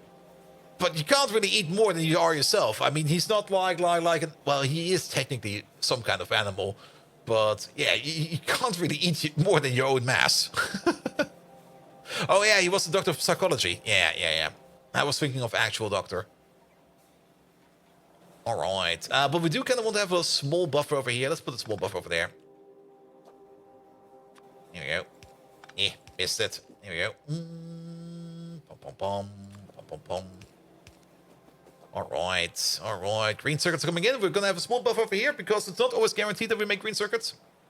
And since we're not importing them, we just want to buffer a little bit over here. I actually kind of want to have a little bit of a bigger buffer. I think a steel chest is not enough. Let's go for one of these. That's basically 2 steel chests. So vertically challenged people are when he goes on a diet. No, when he goes on the diet, he goes for like the Dutch. Because they're tall and slim. He just calls them celery or something like that.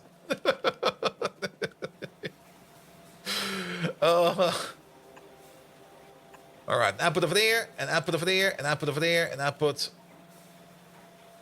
over here. Actually, put this output over there.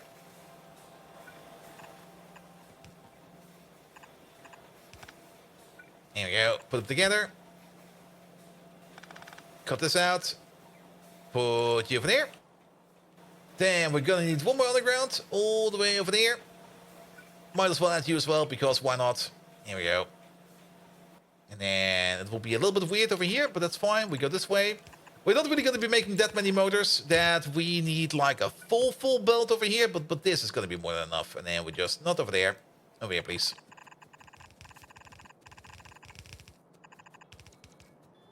And the Dutch are full of bones. True. But then again, if you want to make like one of those classic meat bones, well, like what's it called again? A T-bone steak? Yeah, and then you need some bone on there. There you go.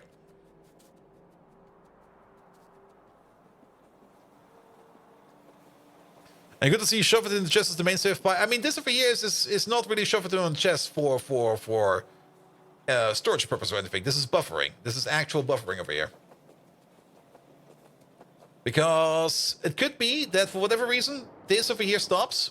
And if we only rely on this production over there, then we might run out. And technically it would be coming in via train. That is where this train station will be coming in. But I don't really want to transport green circuits from over here to over there when we make them over there via train. So that's what we go for, a chest over here. But then again, yeah, I mean, shoving stuff into a chest and worrying about it later, that's definitely something we do every now and then. What? Okay, all that cold dust over here, gone. Lovely. How's the power plant doing? Wait a minute, where is it? Over there. You're doing fine. And this thing over here, we got a shipment of kerosene in, so we're fine over here as well. Good. All right. And the other thing that's missing over here now is like all the inputs, but that is fine. The output is ready over there. We need one power cable coming from over here to over there. When the anime season is over, and it sounds like you haven't watched it yet, the Hannibal series with Matt Mikkelsen is very good. But You know what's coming after the anime season? The next anime season. It never stops, man! What do you mean when it's done? It's never done! And then, of course, the rewatching starts at some point in time. Alright, what's with plastic? Plastic. We already looked at plastic a while ago and realized it's kind of broken. Last time around it was formaldehyde, but now it's not. This time around it's... let's have a look. You're already missing something. You're already missing stuff from over here. And you over here, you are mostly missing milk. We're just missing milk. So is milk maybe not being made, or is milk just being slow? No, milk is not being made. We are out of milkies. And the reason why we're out of milk is probably because we're out of fish. My gut is telling me fish. It's fish. Why does my gut tell me fish? Fish! Fish is also broken. Good to know. But does it have bang, bang, bang? No, it's called bang, brave, bird! The best anime of this season, hands down. Maybe even of the year. Because I'm enjoying it way too much. Good. Alright, so what's wrong over here? Usually, there's probably something missing. Output full. What? Oh. Huh? No, fish X is fine. Biomass? You're missing biomass. We fucked around with biomass over here, didn't we? And we fucked around so much that it's now no longer working. Did we not have a bypass for the biomass? I kind of remember that we connected something else. Yeah, this red thing over here. What happened to you? Well, I guess you're empty. Is that a requester or a provider? That's a provider. All right. Hey.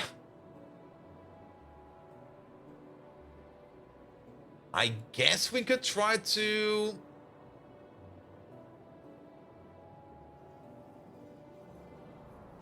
I mean, I don't really want to put the fish in here over here just to turn them into biomass. Okay, let's get over there. This thing over here is basically done. I think the only thing that's missing over here is a radar. So let's make sure that we can see over here. Because Dad went to the milk store and never got back. Yep, never got back. He got lost. Good. And we do have the jetpack now, so we can fly over there, but it is kind of far away. But with the jetpack, it's not too bad, because the jetpack at least allows us to directly fly over there. And also allows us to take a look at other things in our base, which are currently not really operating that well. These are working. Wait a minute. And now we're getting immediately distracted from the distraction, but... You're missing food. But food is being made. Also, orc pooping needs to be redone at some point in time, but yeah, food is being made. I guess... Something was missing over here, and I think something is still missing. Relicias are missing. That's a bit concerning. Because Relicias should be running. Actually, Relicias are right over here. What's the issue with Relicias? Fertilizer. Did we fix the fertilizer train? I think we did. But it... Yeah, there's definitely something moving around over here. But it could just be the case that fertilizer... Let's have a look at fertilizer real quick.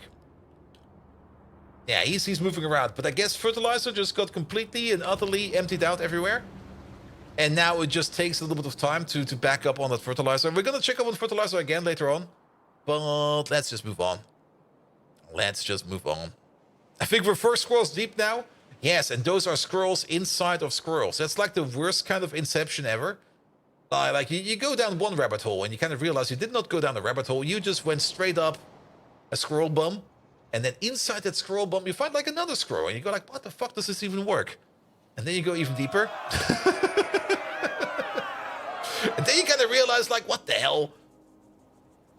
Then you Hulk out, all the squirrels explode, and that's that.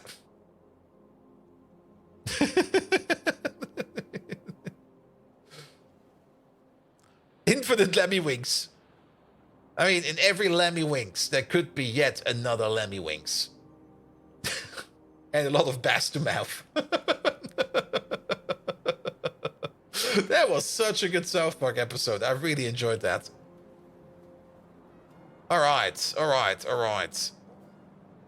I'm kind of thinking of, just for now, composting the Zebra eggs. Because we really don't need them that often. And we don't really need, like, a lot of biomass being produced over here. We just need, like, a little bit to keep us going.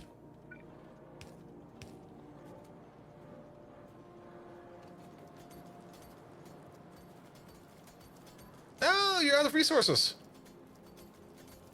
Oh, they're making such good progress over here. Not good, not good, not good. I see it.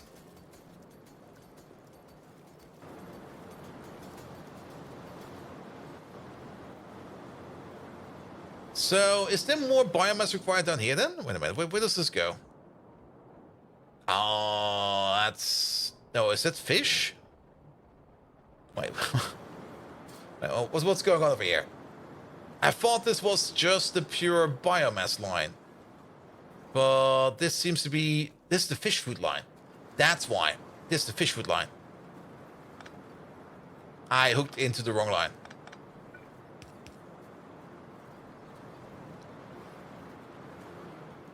Yeah, let's just clear this out. There we go. You can rotate again.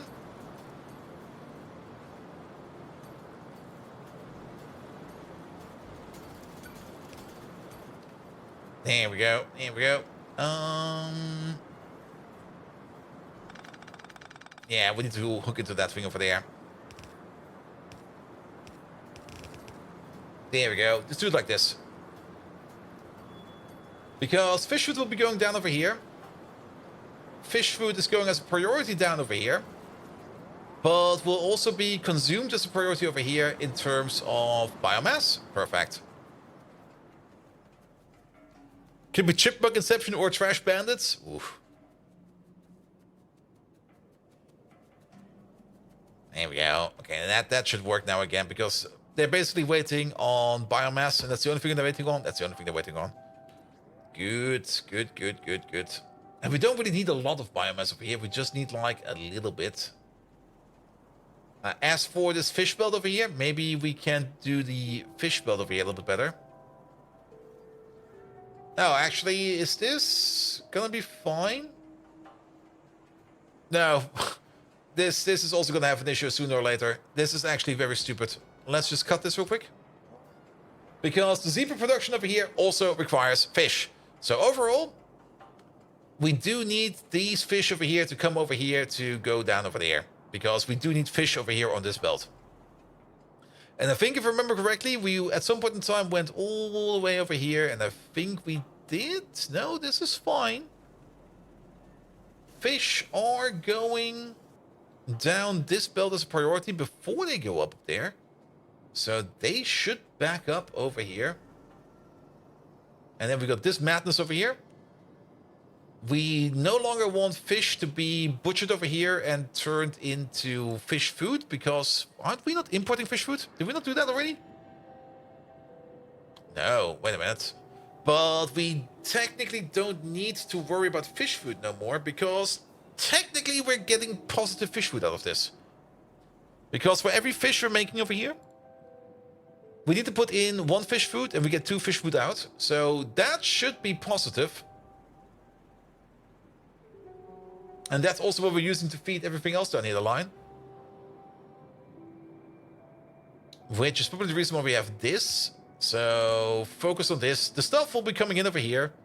It will be going up over here. It will be going around over here. It will be going in over there. And then we focus it on like this. That'll be better. You got that out? Just notice that you haven't had any caffeine besides your monster for breakfast. Oof. Well, I hope you get a good sleep then. Distraction turns up.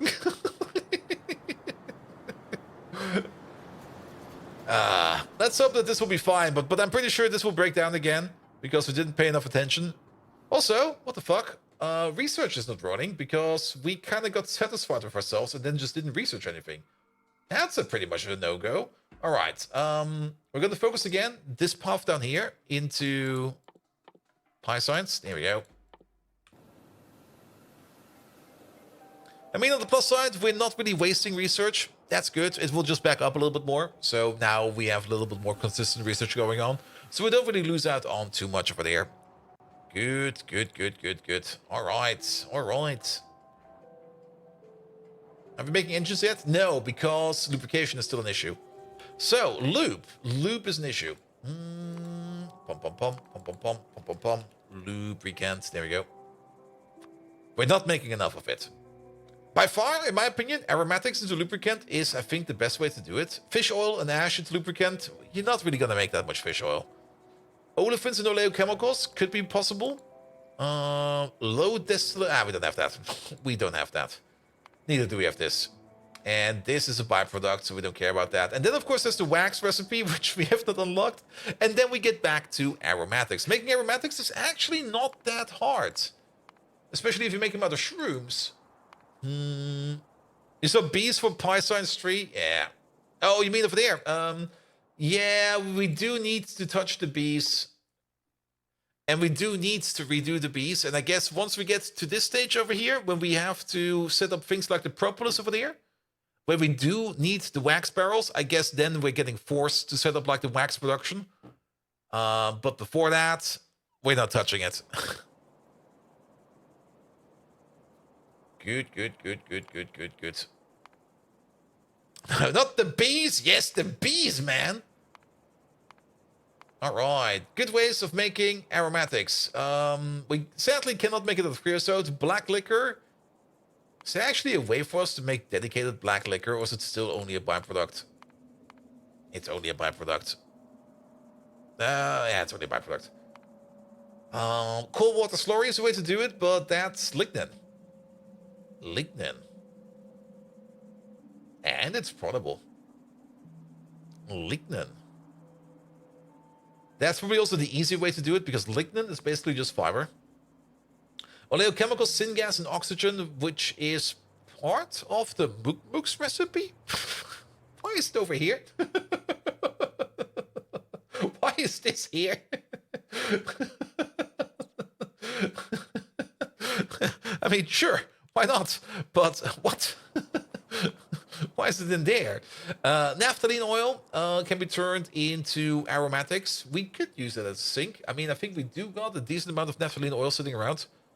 Light oil, and then tar can be turned into light oil, tall oil, aromatics, and then wait, what?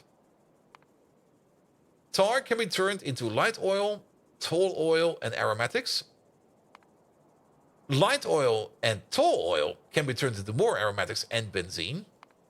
Wait a minute. We could dedicate like a tar machine, even a tar drill, to just make aromatics non-stop. The ratio is not really the best, I think. Let's have a look at this again. Like, we get like 20 over here, and then we get another 25 over here. And then we leave over a little bit of tall oil even. Yeah. Missing the light oil? Not really. Yeah, if we take the tar, we make light oil, tall oil, and aromatics. And then we take the tall oil and the light oil, and we make some more aromatics, as well as some benzene. Benzene is always useful to have. But what else can we make? What else can we use the tall oil for? Tall oil... If you combine the tall oil then with some outlet gas, we get even more aromatics. Sadly, is this the third recipe? Oh, that is the third recipe. Some sap, some water, and some tall oil back into tar. But that's a lot of tall oil. But then we also get to... Which one is this? You know what would be really, really nice? If you could see what kind of third recipe... I guess it's a sap recipe. So... Sap tree. There you go, sap upgrade. Yep, there it is. Sap, tall oil, water, We'll make a lot of ash. Oh god, ash. No. Not more ash, please. Too light for one tall oil? Yeah, we're gonna be running low on it, so we need to do something else with our tall oil. SAP, slurry, F2S, pyrolysis, or SSFT SFP. Discover an efficient process for creating ash from sap using an FTS reactor. Tall oil is bubbled through a fixed slurry bed where it boils the catalyst and forms steam. The hot gases will rise to the top of the reactor and can be collected in storage tanks. The solid fraction that remains in the slurry bed is the ash product. The ash consists primarily of spent catalyst, yada yada yada yada yada yada. This over here will make it so that every FTS reactor over here from here on out will cost us an additional centrifuge. Will they also? I don't think that's going to be the case. I think it's still going to be the same entity. Yeah, they have the same power usage. Because of the void issues, some of the recipes are now downright dangerous. Ooh. Alright, and then we also got parasitic relationship. Create a parasitic relationship between sap trees and the Bodus fungus. Ooh. The Bodus siphons resources from the internals of the sap tree. In response, the sap tree produces the valuable resveratrol enzymes. Implement special machinery to harvest this delicate phenol structure from the fungal mass without harming the tree. So basically, this is not a replacement. This is a new recipe, which turns one Bodus into like 1 to 3 resveratrol. Not too bad, actually. And we most likely get our stack inserter back. And then we got mulchification. Pulverize adult sap trees using the wood processing unit. The sap is released from the wood. Yada, yada, yada. Basically, crush, kill, destroy. And then over here, one sap tree. This is for the sap tree Mark II, Mark III, Mark IV. Perfect for the sap tree Mark I. It's basically just mass sap. And this might actually be better because one sap tree every 20 seconds will turn into 25 to 30. The average is 27.5. And we get some sap seeds back, which can... Oh, is that a perfect loop? It's a positive loop even, isn't it? It gives biomass. Yeah, a little bit of biomass. It also gives fertilizer and shit. Look at that.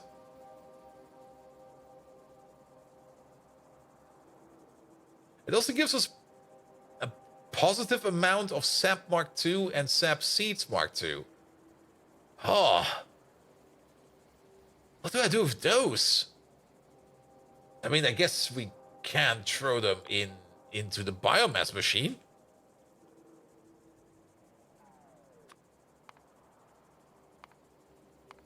No, we cannot even throw them in the biomass machine. We can only burn them. Or return them to seeds.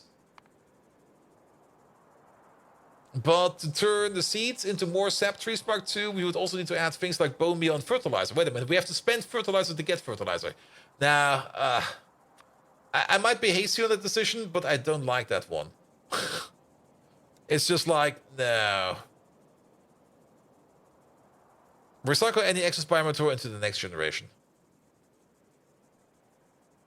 Yeah, I don't think it's worth the resources to throw in there. Nah, either the sap slurry seems to be fine. But then we would need to add sap quite a bit to it. I don't want to deal with sap either. And just to do something with extra tall oil, which we could also just burn or export or do something with it. And then if you come full circle, this one over here actually makes the most sense because resveratrol. I guess by the point where we can make resveratrol. It is craft. I mean, that's a lot of inputs I maybe not want to be dealing with. And we make about 0.333 per second. What is that? Yeah. 0.333 per second. Or we spend one Bodus to... We can basically convert one Bodus into 2 resveratrol. Straight up convert. We do need to put in tailings though. Oh boy. Not quite sure yet. Not quite sure yet. But that's we're getting distracted because the thing we want to do over here is to think about what we can do with our tall oil over here. And if we go then full circle, the only thing we can do is export it. Actually, the only thing we can do is turn it into something steam, and export it. I mean, at some point in time, we're going to be doing this over here. And we already did it in the past, and then we kind of stopped it, and we took it apart. But outlet gas processing over here, from outlet gas stage 3 to outlet gas stage 4, is definitely something we want to do.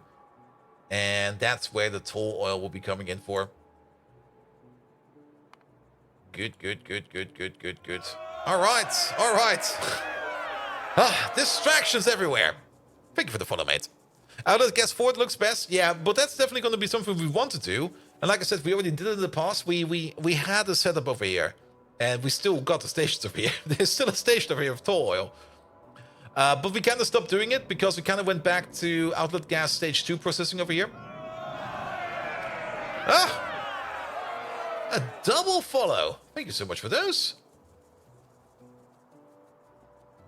Megatron, can you hype up the new followers a bit? Yeah. Good. And hydrate. Yeah, that's actually one thing I have been thinking about for at least an hour. Huh. All right, 3 in a row is a pattern. I guess it's fine.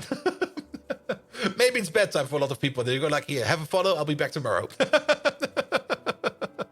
You see Pyanodons you follow? Nice. Hello there, mate. All right. Good. All right, we got super distracted. Okay, multiple things. Step number 1, it's basically... Okay, now it's not really at time yet. That's like in half an hour. But hydration is definitely something we should do. Let's just go back to the mall real quick and let us get resupplied by our bots. Not only that, I'll also probably take a quick bathroom break because I do need to go to the bathroom. And then we shall continue. I think we are going to be doing the thing I said we were going to be doing. Welcome, you pitiful motley crew of flesh bags, to the noisiest chunk of the internet, Bold Vikings jesting live stream. Oh, yes. Your eyes do not deceive you, the magnificent Megatron Grace, you unworthy beings with my presence. You're not just followers, you're an army of masochists, enduring Bold Vikings' atrocious gameplay. He's very true about that. And for that, I commend you, just as I relish my doner kebabs. May your stay here be as riveting as watching beans sprout in fast motion. Remember, in the tumultuous galaxy of Twitch, it's survival of the fastest. Are you ready to raise the speed to ludicrous levels? Are you ready to join the ranks of the speed demons? Shall we go plundering through the vast realms of Factorio, my brave Sky Raiders? Sound the horns of war! Decepticons forever! New followers forever! There we go. Waha! Pyanodon speedrun? Yes. So right, heading out, dude. Have a good night, mate. Have a good night as well. All right, quick short bathroom break. The bots will probably be coming over here real quick, and will probably be flurrying us with a whole bunch of stuff they want to pick up and throw away. Also, not you, we're gonna keep you. There's also a train under fuel. All right, we're gonna deal with that soon. And you cannot imagine the patience you must have to play this mod. You cannot imagine the patience I have because this is my second tour of a full playthrough of Pyanodons. And yes, it takes a lot of patience because you need to build a lot of shit. And it is a lot of fun. All right, I'll be right back. Quick bathroom break. You guys grab yourself a drink as well. Then I'll grab myself a drink because hydration is a must. Is this all a single player world? Yes. I want to suffer alone.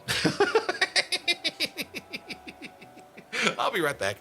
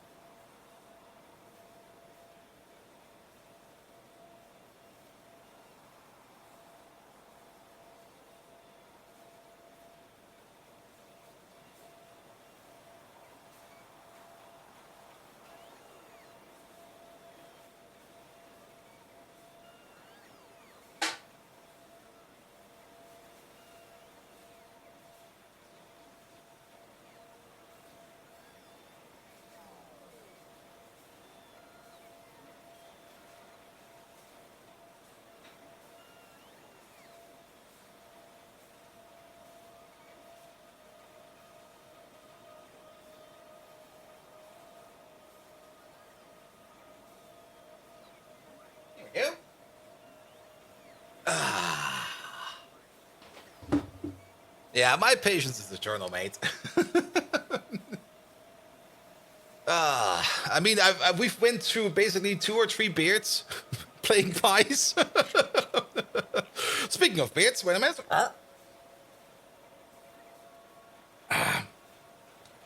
Got a beard hair stuck in the back of my throat, which is like super duper annoying.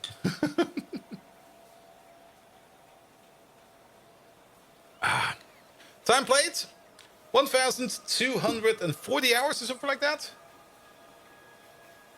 I mean, it doesn't really need to be that accurate no more. 1,277. There we go. Give or take a little.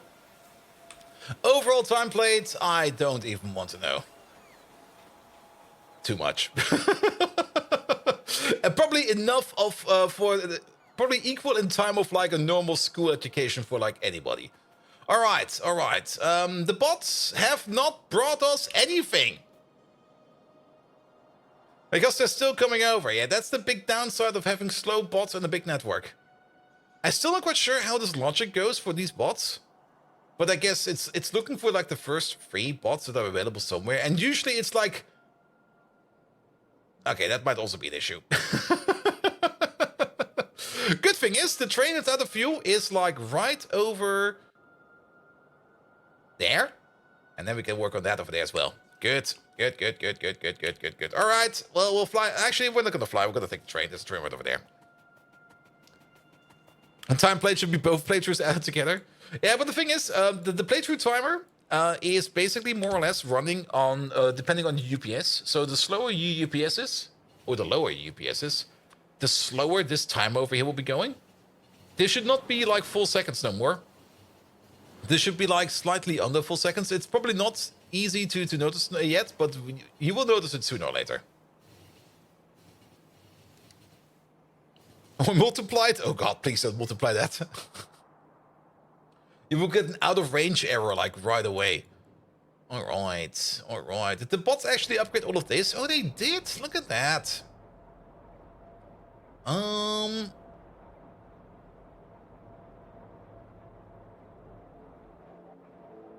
Kind of curious to see what's mostly lacking over here. The issue is this input over there. We're not getting in soil fast enough. This build over here needs to be a little bit redone.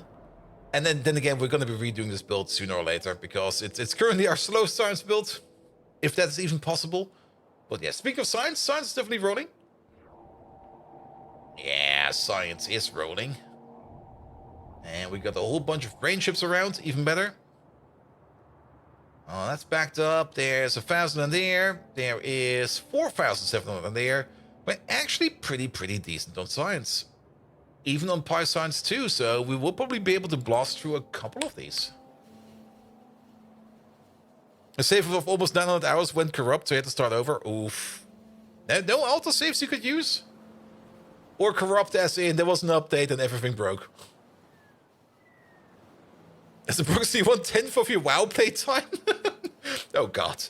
I've been laughing about people getting sucked into WoW. I got sucked into Factorio. No!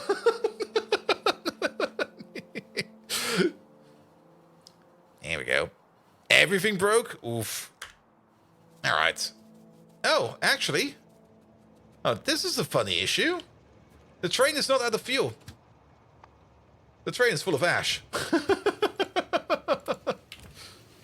So, where are you going? Oh. Interesting. Okay. So, what happened over here then? That's going over there, that's going over there, and then we notice that you are full, because you are full. And you are full. Alright. Yep.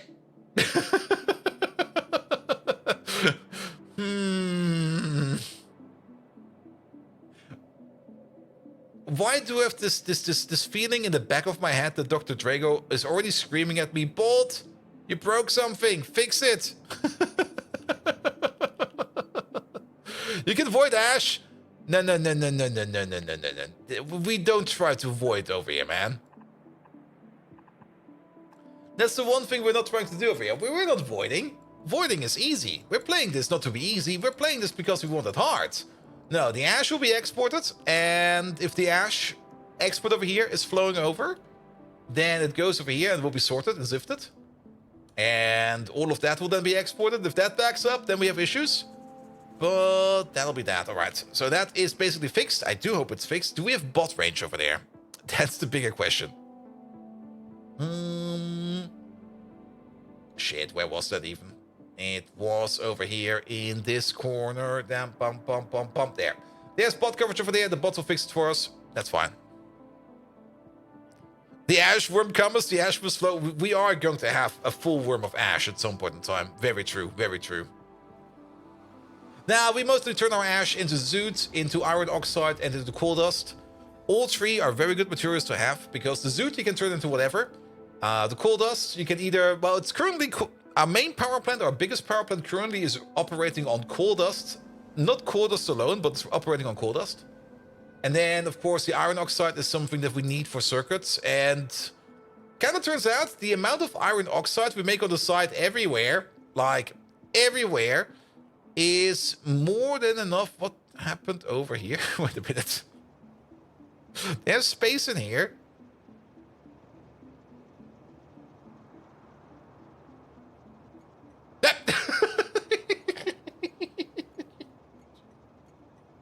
Well, that's a useful thing to have.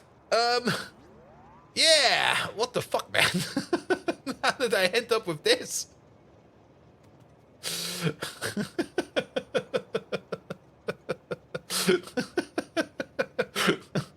Hey, excuse me. We're busy over here. Scram.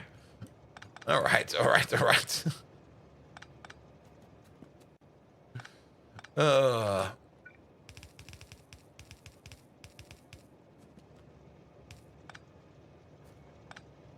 There we go. Let's do it like this. It'll be fine.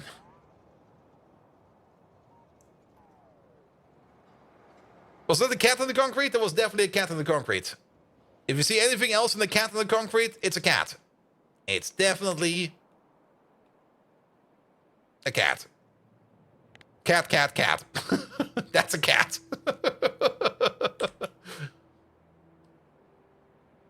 All right, we wanted to fix something over here, or at least look at something over here. What was it again? Those damn bathroom breaks. You take them and you forget everything. We saw that there was a train out of fuel, and then like we go over there to fix something. It was not ash. It was not power. It was not this. It was not that. Was not you?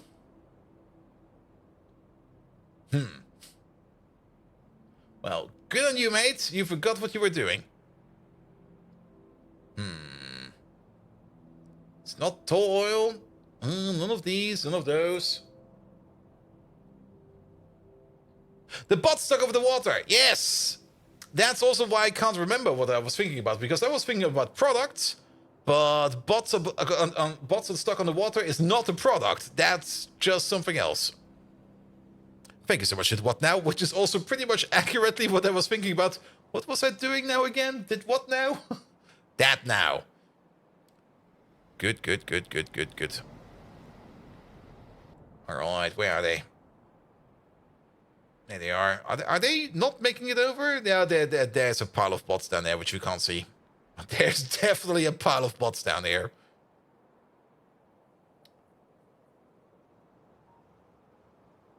Yeah, that's probably like 100 bots right there.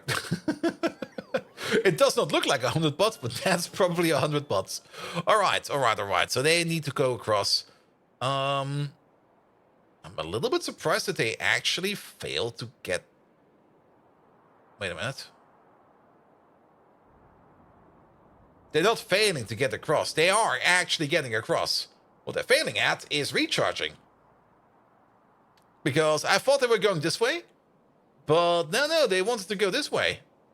They were actually going the correct way. There's no issue over here. Oh.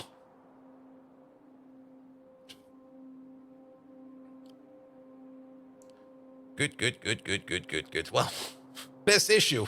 The issue was there was no issue. Okay. Sure. Well then.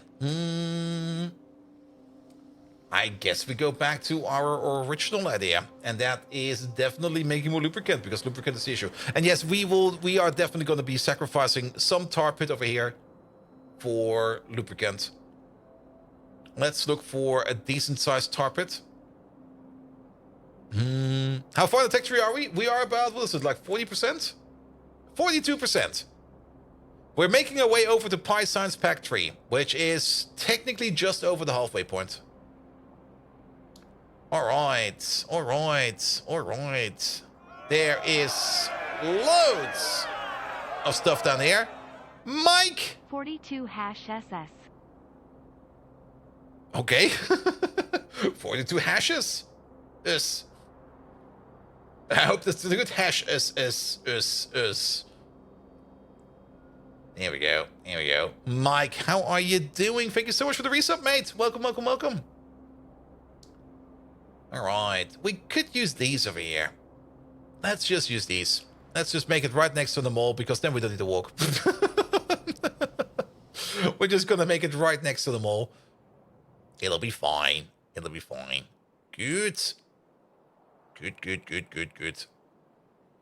I'm actually surprised how many boaters we have. I thought that boaters was gonna be this absolute issue, and we built this massive structure in the water. Nah, it's fine. There's no issue. Also, I was kind of curious about one thing. Does the smart farm allow us something like this? Yep, we can landfill with it. Will you continue with this after Factorio 2 is released? Yes, we're definitely going to be completing this, because we're not starting over. My plan is to finish this before Factorio 2 comes out. In reality,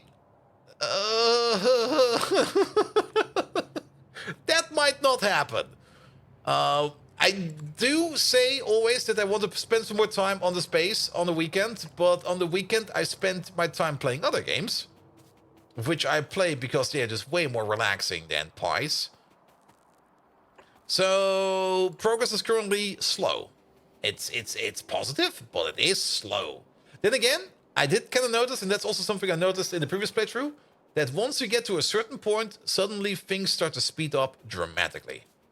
And I think we're just about to reach that point as well, because Pi just accelerates more and more the further you go. And you can get very far with old broken builds.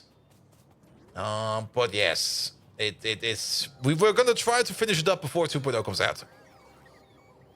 You can always lock the Factorio version in Steam. True, but then again, I'm using standalone clients for everything. So yes, I will just not update after that, or at least... I'm actually kind of curious to see how that will be working once 2.0 comes out. If they will have an inbuilt version where you can either choose to go from one or the other. Well, we will have to see once that happens. It makes no sense to think about that too much now. All right. We're gonna have 1, 2, 3, 4, 5, 6, 7, 8, 9 over here. Is it really only 9? 5, 9. Yeah, 9. Good. These 9 over here have a crafting speed of 2 per second. But that is not going to be 2 tar per second. That's going to be more than that. Because if we have a peak over here, it's basically 2 crafts per second. So if we go back over here and we have a look at the tar recipe. The tar recipe is this one over there, where we get tar from the ground, which is from a tar pit. They are going to be making 200 per second, if I see this correctly. So that's a lot of tar per second. Unless the tar pit itself has any kind of indication on it. That's the one thing that's kind of unclear. If the tar pit over here has a higher or a lower mining speed. Because technically we would have to pick up one of these machines to check the tar pit underneath it to see if it's going to be faster or slower. Then again, doesn't really matter, because we're probably just going to make some kind of weird build over here, and we're just going to try to flush in as much as we can. So let's do that. Llama boy! Hello there! How you doing? Welcome. Good. So, toll oil. No, we want to make it, more or less. We actually don't really want to make it, but we want to run this recipe over here. And 5 of these over here require 120 tar per second. We are maybe making 900 or 450 per second. Maybe worst case scenario 300 per second. That's still quite a lot. We can just go for the standard 4x4 block, and we're gonna get ourselves some destructive destination cones for that. We can just fly over here real quick and pick them up. We don't need to wait for the bots to bring them over. I'm pretty sure us picking them up real quick is going to be faster than the bots coming over and bringing them to us. You're doing? Still waking up as usual? Happy Tuesday, mate. At least your case of the Mondays is over. My case of the Monday is still going. Or is it Monday over there? Time zones, man. Fucking time zones. No, it's definitely Tuesday over there.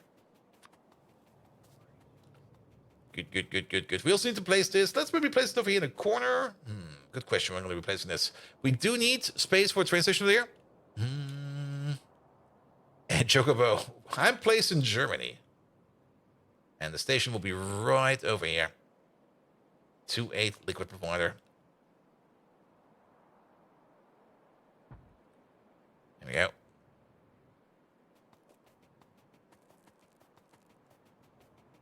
It's Tuesday, Australia land is the future. Who cannot forget the bright and future expanse that is Australia.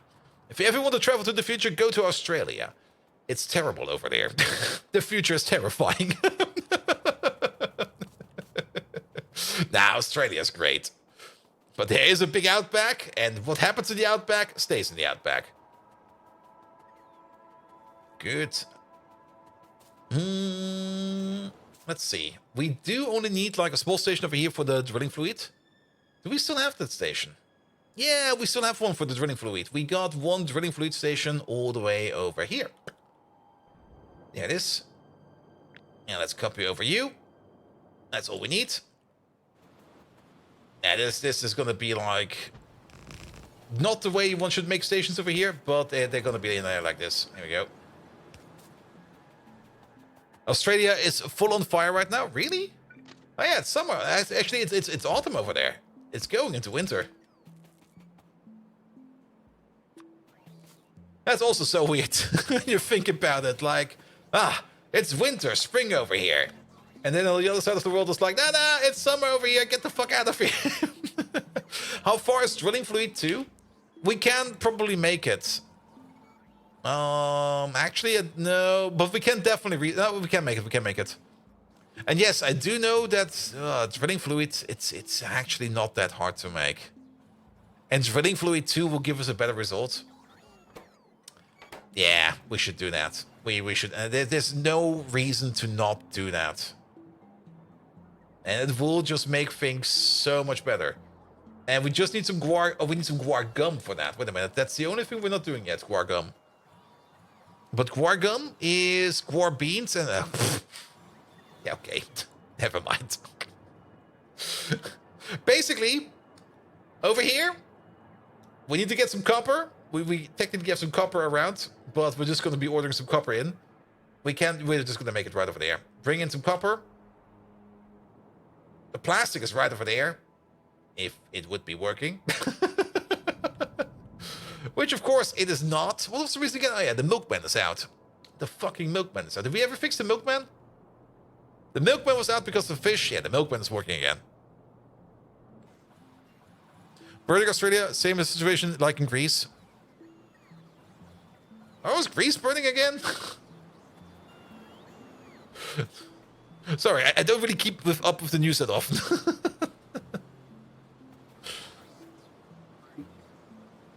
Yeah.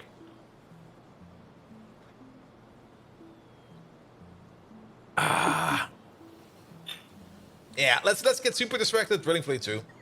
And we don't really need to make a lot of it. Like, we only need to make enough so that we can use it for actual drilling. I don't think we're going to be using drilling fleet 2 for any crafting yet. If we do want to use it for crafting, then we're going to make a 2A train out of that. But if we only want to make drilling fleet 2, just so that we can get some shit done. Okay, I do want 4 of these. There we go. So, drilling fluid 2 in a mixer. Not prot moddable, just copper, just guar gum, and some sand. And even things like sand is just like a couple of these. And then an assembler or two. Okay, an assembler or two. Let's bring four. Four's fine. And then turn all of that into training fluids. And talking Factorio 2.0 means there's space age and other stuff expansion. Means, wait, sorry. You're talking Factorio 2.0 means this space age and others stuff expansion?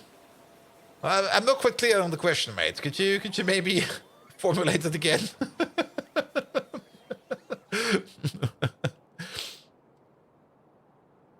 There we go. Here we go. All right, I think we got everything we need. Let's just bring what we have. You can only understand train stations, maybe? No. I think the question just went like off the rails, quite literally. I mean, once Factorio 2.0 comes out, there is it's two parts. Factorio 2.0 is one part, and then the Factorio DLC is the other part. Those are two distinct parts. And actually, I think even the 2.0 update is also more or less multiple packages, which you can enable if you want to, or leave off if you want to. At least that's how I remember it in the past. And we're not going to be upgrading this map over here to Factorio 2.0. Actually, maybe we could.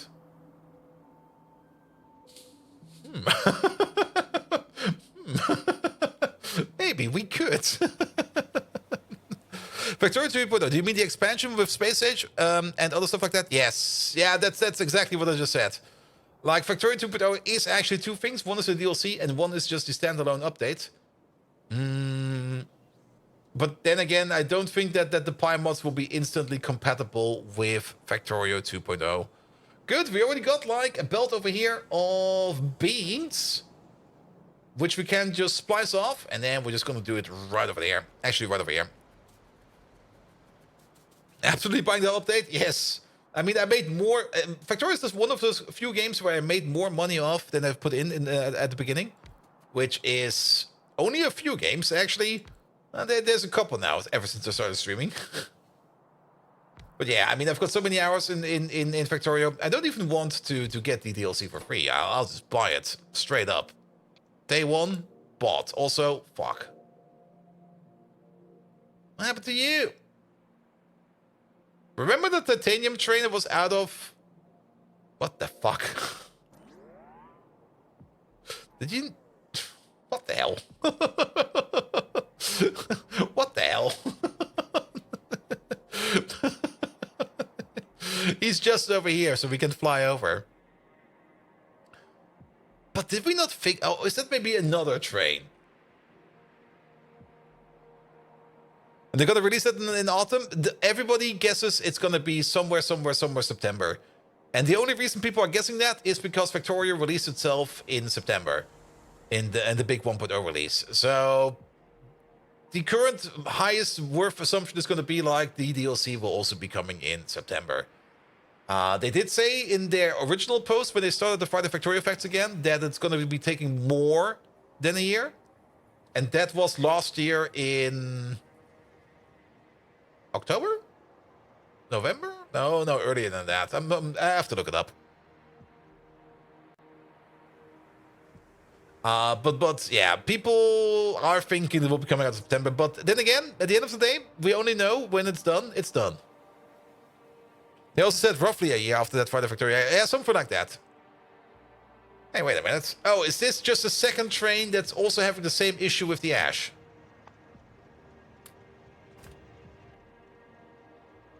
There you go. It's just a second train that has the exact same issue. I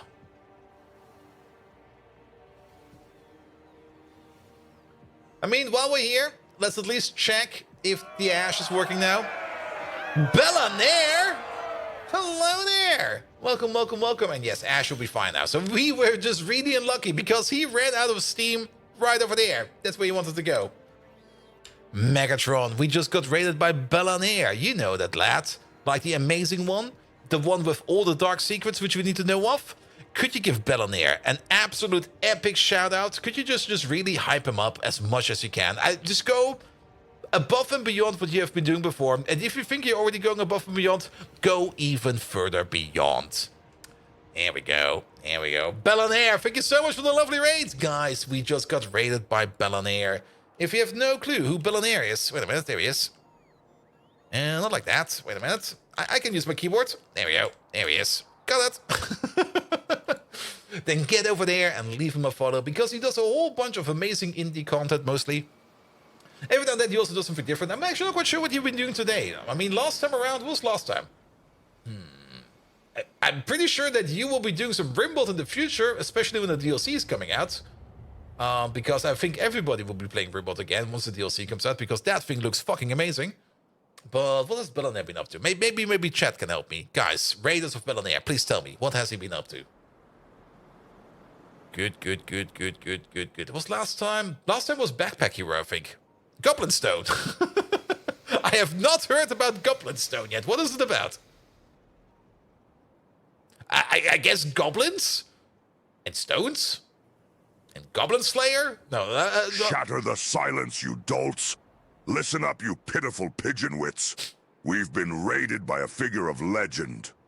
The illustrious Bellonier, a champion among mortals who brings the storm and bellows a hurricane. Bellonier, a name that makes the circuits of Autobots everywhere tremble in fear. While Bold Viking flails around, his machinations gaze into the abyss and dare it to blink.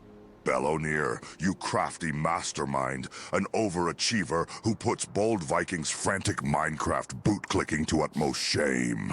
The devastation you've wrought upon us is more dreadful than a rogue blizzard in Autobots traffic. To the denizens of this feeble channel, know this. The amazing Bellonier stands among us, his plentiful dark secrets adding to his enigmatic allure. Brace for an uproar louder than my booming laughter as I watched Bold Viking's tap-dancing venality. Bow down, you bunch of simple-minded nincompoops, or get swept away by the oncoming storm that is Bellonier. Decepticons forever. Bellonier forever.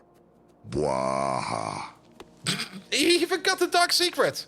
Megatron, you forgot the dark secret about Bellonier. Quick, add that.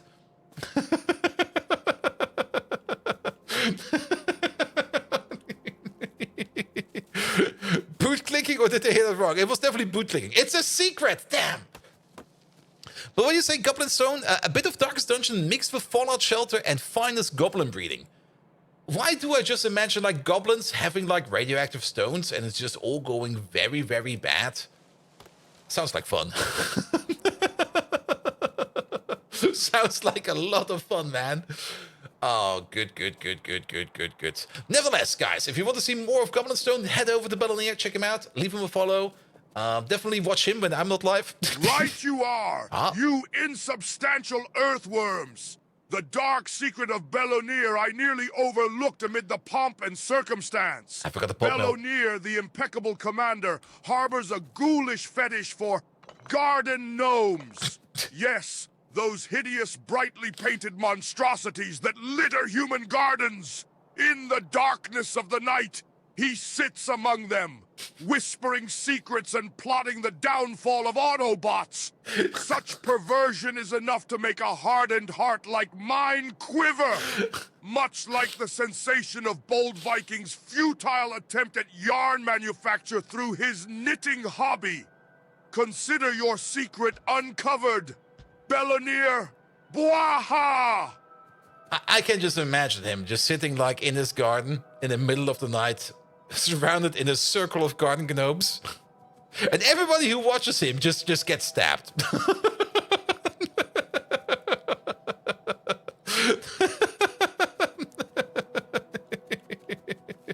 Both can knit? Yes. I think. Yes, definitely. I mean, I can braid my beard. That's technically knitting, right? Right. All right, this is definitely not built to ratio. It doesn't matter if it's a ratio or not. The only thing that matters is that this thing over here will be working as expected. Good. Let's grab some of this. Let's move you over there. Let's put an underground underneath here and put you over there. Also, Raiders, welcome to Factorio. Welcome to Pyanodons. I mean, we've been playing this one game of Pyanodons over here for more than 1,288 hours, 77 hours. I lost track of it already. 1,278 hours. And, well, things have been growing over here. The factory is always hungry, and we are still technically on the starter base side, because the mod pack we're playing over here is Pyanodons, and Pyanodons is, well, tedious, complicated, fun. There we go. Here we go. Good. All right. We can probably also rotate you around like this. And apparently Germany is legalizing. Yes. Is it not already legalized? I saw in my local news over here somewhere that Die Partei, and if you know what Die Partei is, if you're from Germany, they're basically, well, they're not really the funny ones, but they're the highly satirical party of actual real shit. They're usually the guys that try to exploit government laws to see why they should be banned. And I definitely saw an article about them inviting to a cannabis party on the street somewhere. And I was like, all right. 1st of April, it comes to the fact. Oh, really? The government on the 1st of April? You know how that's going to go. People are going to be like, yes, on the 1st of April, it's now legal to smoke weed in Germany. And then you basically go out, you buy some weed, and the police comes and goes like, nah, food, yeah, it's going to start tomorrow. Dang. Good. And software that Pyanodons live ads, and definitely, I've definitely spent some lifetime on Pi. Very true. All right, that's going to be the Guar gun. We are going to use, how much do we need over here? 1 every 4 seconds. That is technically a long hand. Let's put down 2. 2's fine. Good. And then we need some pure sand. Is it pure sand we need? No, it's only sand. Oh, even better. It's only sand. Why do I just imagine Anakin sitting in a dark corner of his room on his laptop, onlysand.com?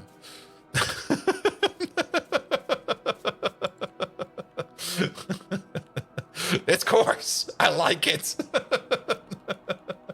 Please put it on my pants. There's sand. Poor Anakin. He was never the same after. We're also making sand over here. There we go. We should grab the sand from over here. So that's what we're gonna use. We don't need the sand built. You're so confused, but it must be a German thing. It definitely is a German thing. Though I actually could also really imagine it in Germany as well for some reason. Never mind. Ugh. Now it's getting really confusing. All right, 2-8 requester for the copper ore. There we go, and then we're gonna put down a little 1-1 provider just for the mixing, the drilling fluid, because we don't really need that much more than a 1-1 train, because we only need it to drill down, and once we've drilled down, we are basically fine. Here we go, and then signal over there. And live in Schaffhausen right on the border. Nice. It's already legalized here, but it adds its own problems. Yeah, definitely. I mean, just because it's legal does not mean that people don't fuck around with it. But then again, people always fuck around with stuff. I mean, that's like the quintessence of the internet. Look at people fucking around with stuff and finding out. like that bachelor party a couple of my friends had, where they kind of learned the hard way that if you drive one of those e-scooters drunk, or like at least with some alcohol in you, that it counts as driving a car in terms of getting like a fine and stuff like that. And since driving a car drunk is like a big no-no, well, they basically all lost their driver's license.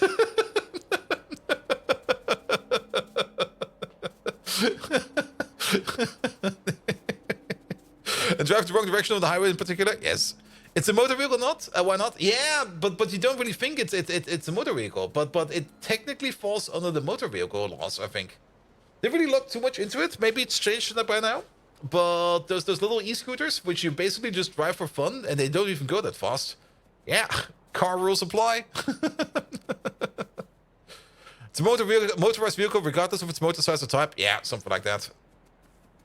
Like I said, I didn't look too deep into it. The only thing I remember is laughing heartily about them losing the driver's license. Uh, 40 miles per hour on the scooter can mess up a pedestrian either way. Yeah. That's the other thing. Those scooters go fast. And you don't even need something like a helmet or anything. Which is also kind of interesting. Alright, what are we missing over here? Plastic. Now, plastic. It's over there.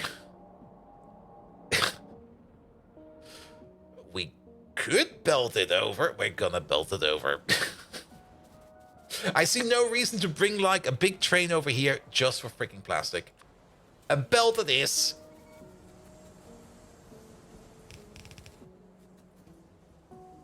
There we go.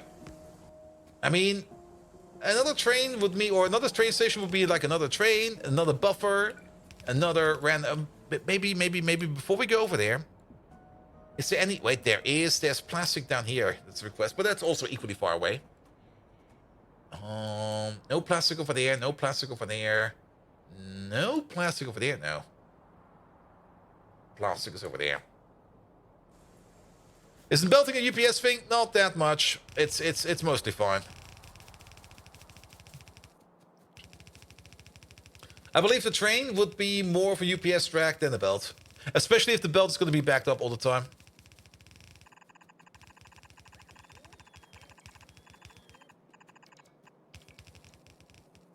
Here we go. Here we go.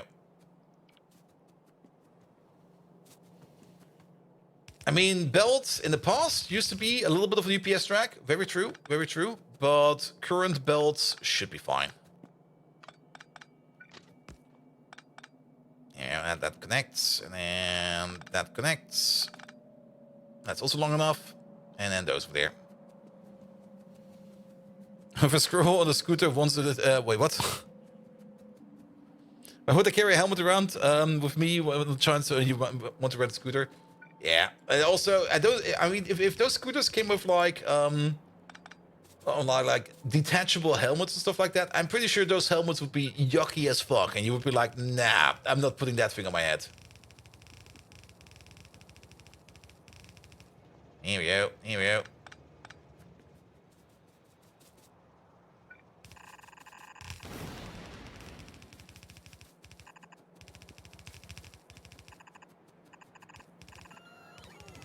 Here we go, almost there.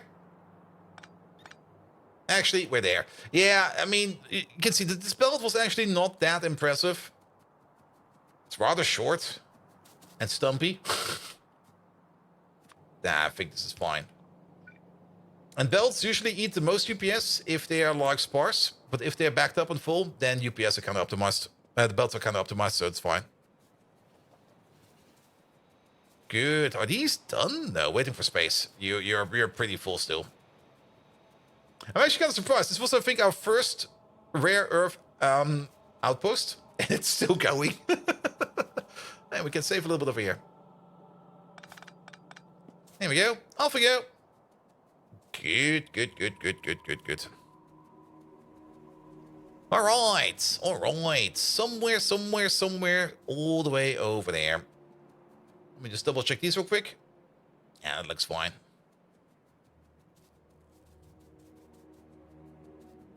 Yeah, it feels very silly to order in a train just for this distance. I think doing it like this is fine. I mean, of course, you're gonna die one UPS death one way or another. Balder, that's a nice name. So we're gonna die. Well, you have to put in something always. I mean, if you think about the train, for a train, you would need to have a loading and an unloading station and stuff like that. That would also cost UPS. But this thing over there is going to be a 2-8 copper ore requester, please. Thank you very much.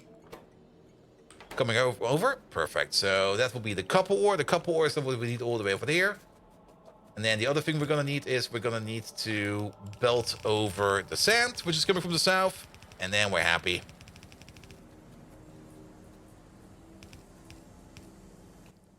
Good, good, good, good, good. You're near. You're near. Rotate, rotate, rotate. Yeah, you need the plastic for the Gorgum, you need the copper ore and the Gorgum, and the only thing you're missing is the sand. And there's sand right down here.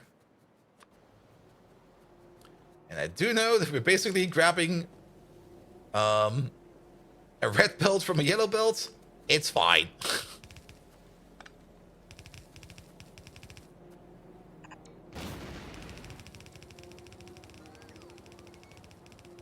Like I said, we only need the drilling fleet over here to be able to drill down. Actually, I don't even think we need this massive beacon over here. Actually, we can leave a beacon. A beacon is fine. There's another train out of fuel. But let's maybe leave it on AM5, FM1. So this goes a little bit faster. Just so that they're happy.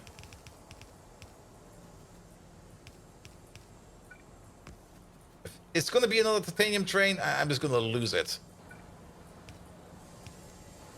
Alright, where the fuck are you? That's not right around the corner. We're all the way down here. Alright, what happened to you? You're the kerosene train that ran out. Really? How does the... Don't we feed kerosene to the kerosene train?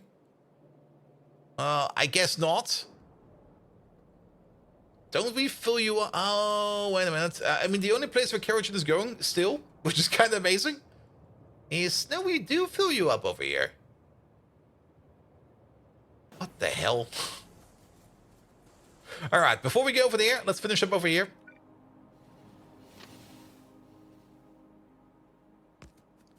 There we go. Do something like this. That'll be fine. That'll be fine. Doesn't need to be anything super duper impressive. Just get it done with. It's full of ash too. Yeah, but the station where it needs to go was empty for ash. Well, we're gonna see what's wrong with it soon.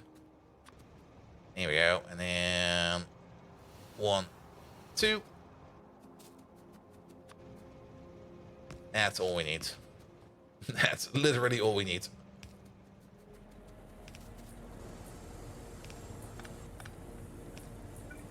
And there we go. Drilling fleet number 2.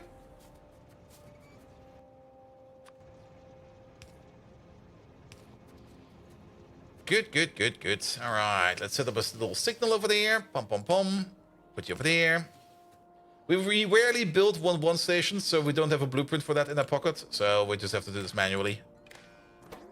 But this is going to be pretty straightforward. So if your inventory over here is larger or equal than 25,000, because that is exactly what fits in the shipment, then we're going to set the L signal, and then you over there.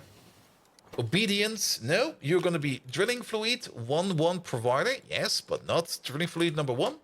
You are going to be drilling fluid number 2. You don't have a train yet, that's fine. We're gonna have to set all of it up.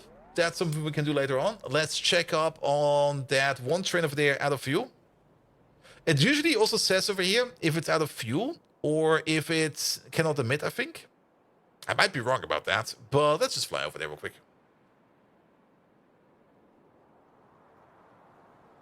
Are you looking forward to train generic orders? Yes. Because that would make everything over here so much easier. I already am thinking about how I'm going to set up an LTN system based upon generic trains with interrupts, and I think I've already got it done in my brain. Of course, I would need to do it at some point in time, and we'll have to see it in action. Also, are we? No, we're hitting it straight on. But those interrupts are going to be absolutely powerful. And one thing I was really thinking about the first time they talked about it is that we need something like generic inputs. And then a couple of Friday Factorio effects after, they were like, here are the generic inputs. And I'm like, yes! That's exactly what I was thinking about. Okay, this one has 2 issues. One, he is also backing up on ash. Not as much, though, but there is ash in there. And number 2... Okay, you're picking up from over there. Do we have another kerosene requester? No, we do have 2. Yes. Oh, there is one over there. That's probably why he ran out of fuel, because over here they don't get refueled. I mean, the other one, which is sitting over there, and over here, I mean over there, This one does have like a fuel line connected to it, which is stocked, and an ash line connected to it, which is empty, and is definitely being consumed. So over here, it's fine. Also, we might have a bit of a buffer problem over here, but that's another issue. But the other place where they're bringing it over, that has another fuel line connected to it, and that's the whole reason why these lads over here are slowly running out of fuel. Good. Okay, you get some.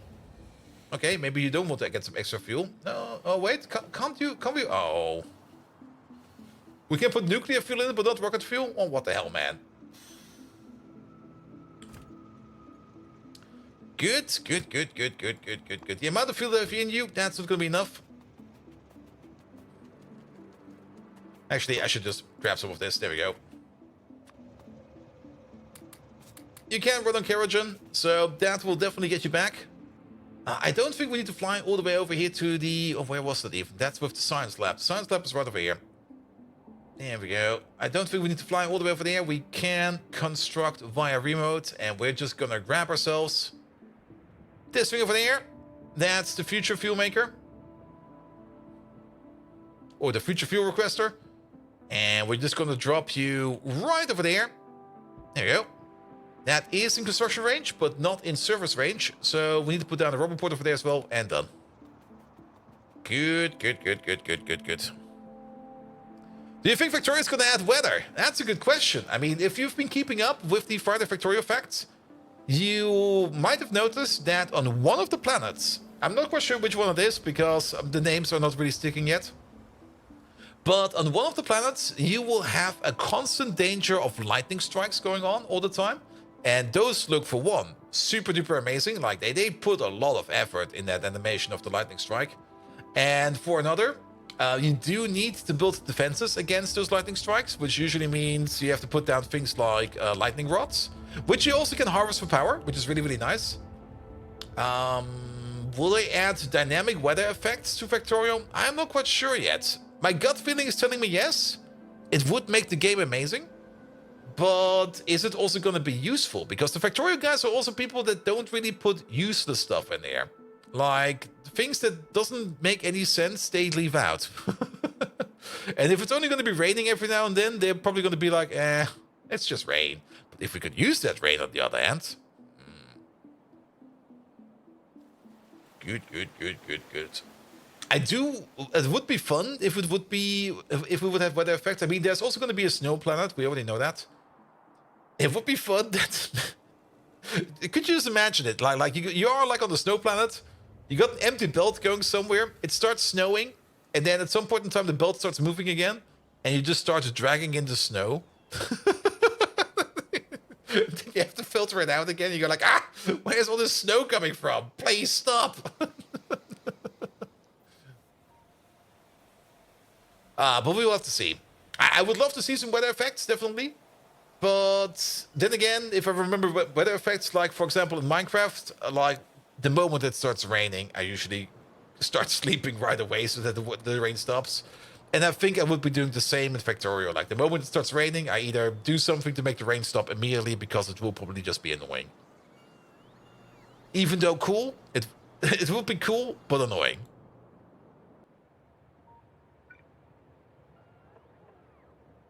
Alright, we're gonna need a liquid train over here. Good. Now, of course, if the rain would be doing something useful, yes, then I would probably not be turning it off. Alright, at least this time around we're getting everything delivered by the bots, so that's fine. We also got a whole bunch of random crap in here. Like I already said, like now that we got a big inventory, there's just gonna be more shit piling up in here. Quick update, you made some progress in regards of getting power, but you got sidetracked and made a massive train yard that supports 2 locals and 5 carriages. Perfect! That's the spirit! I want to do this in Factorio! I did something else! Rain could be brutal, trigger brutal biter attacks. Ooh. Yeah, for example, that would be fine. But then again... I do kind of hope that we get like a Friday Factorio effect about maybe some changed biter behavior. But the current biter behavior, and that's also the reason why we're currently not being attacked by these lovely, lovely biters out there. There are biters out there, by the way. They do exist. We're not playing on a peaceful map. There's definitely biters out there. But the only reason why those biters over there are leaving us alone is as long as you do not cover the biters in pollution, the biters do not care. They only get triggered by the pollution itself. You can't build like something in the middle of them. Well, if you get too close to them, they will also attack. But you can't just build something in the middle of them and then they just go like, nah, we good, man, we good. But the moment you start polluting them, they go like, nah, full aggro mode. Where's my AK-47? We're gonna fuck you up. Yeah. Do you use efficiency modules? I do use efficiency modules because there are some buildings in here that have ludicrous power demands. And for those, we kind of want to reduce that power demand. Best example. Where is it? These glass makers over here. There we go. Probably currently not working. But these over here, at this moment in time, they consume 12 megawatts of power. Liquid power, that is. So we have to feed in gasoline and stuff like that. And we do got some speed modules in here to make them go faster, but we also got a whole bunch of efficiency modules in here to make them consume less fuel. For these, it's important. Same is also true for... turn that thing off. It hurts my eyes. Same is also true for the alloy furnaces. Actually, I have no clue where we placed them. I think... Are they over here? Yeah, they are. Okay, not this one. This one is actually terrible. I need to fix that one at some point in time. But we got some alloy furnaces over here somewhere that have a crafting speed of 4, and they consume 80% less fuel. And that's perfect in my opinion. Remember we saw an enemy monster about 12 months ago that was possibly flying or swimming, the thing with tentacles? That was more than 12 months ago. That is almost a year ago by now. But yes, I do remember that thing. Good. Over there. Over there. What is a good early way to kill behemoth biters? You had blue signs now and they're eating you. Have you tried presenting your ass? That usually works for me.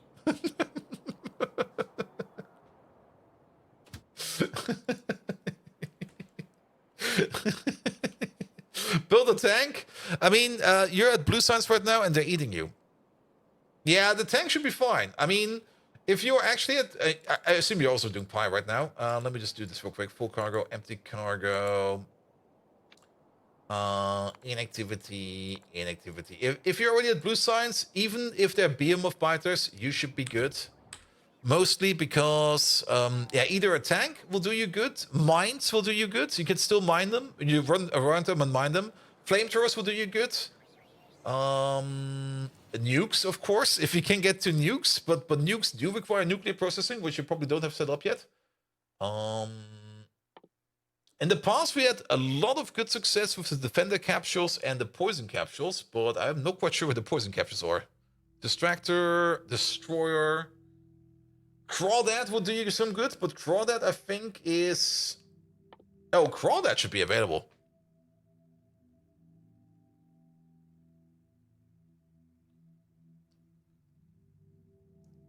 It was chasing you for 15 minutes until it just lost interest. Ouch.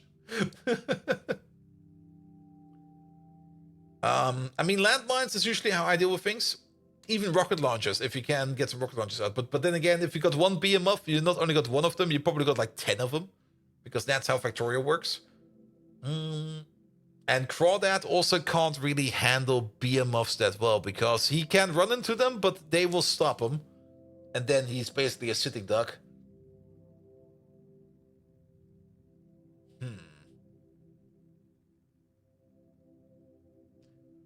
Use landmines? Yes, it's one of the best ways to do that. I mean, there's a reason why when we go out here, and it's probably kind of hard to find one right from the top. That's a radar replace over there.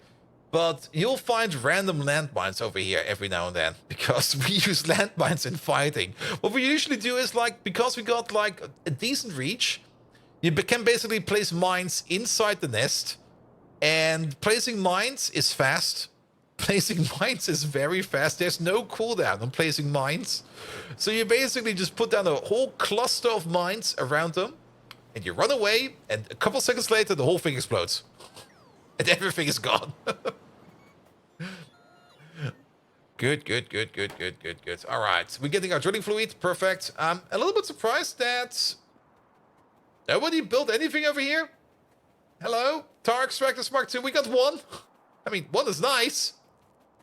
How about two? What happened over here? Let me guess. It's probably waiting on red circuits, isn't it?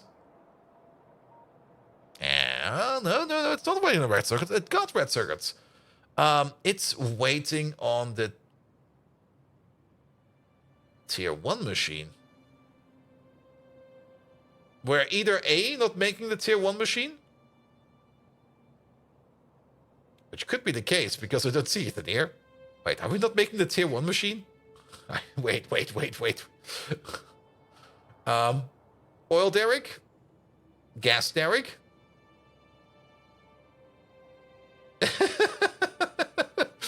I think we're actually not making the tier 1 tar machine because I don't see it in here.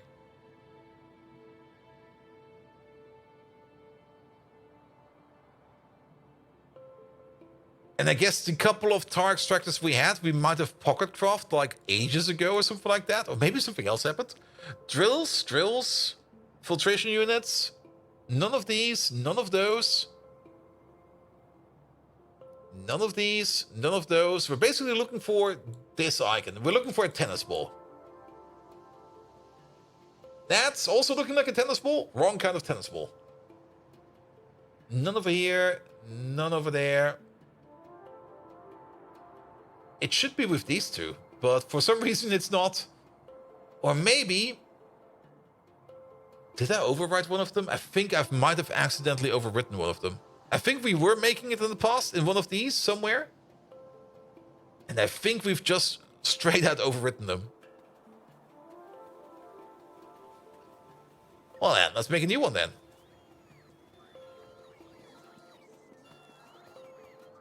Alright. Good God, I've got so much random shit on me. Thank you, bots. Thank you for cleaning my mess up. Alright, let's move on a bit. Good, alright. I guess we're gonna make some tar extractors then. Because who would have known that we're not making tar extractors yet? Speaking of making stuff, should we not already have like... Okay, something is not correct over here. You got the lubricant, that's great. You're still waiting on... yeah, you're still waiting on plastic. How many tier 1 bots out there are there? Logistic bots, still quite a bit. Construction bots. About 50% of the construction bots are tier 2. The other 50 are tier 1. Actually, 60% are tier 2. And there's only 1,000 construction bots out there. To make logistic bots Mark II, we need to make super steel. Super steel we've not touched yet. It used to be way more complicated in the past, but they kind of made it easier. And now we just need to do it. We just didn't do it yet.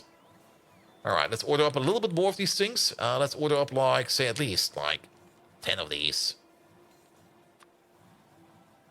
10 of these. And then maybe, like, 50 of these. Just so that we have a little bit more of a buffer. I mean, these bots, they do need to travel a bit. And that travel distance needs to be reflected over here in terms of how much stuff we request. And I do know that there's a mod setting out there which allows us to scale this. We already scaled it, but for some buildings it scales really, really good. And for some buildings it just doesn't scale at all. Let's do 75 over here as well. Good. Also, there's still a blue insert over here. No. Fast boy, please. Alright. I guess we're going to be making these now.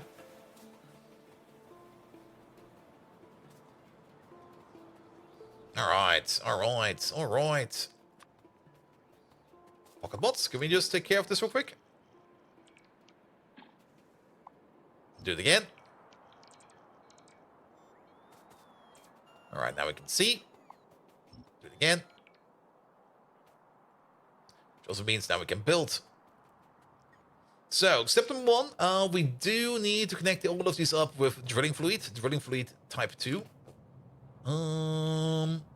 Not quite sure if we can actually rotate these boys.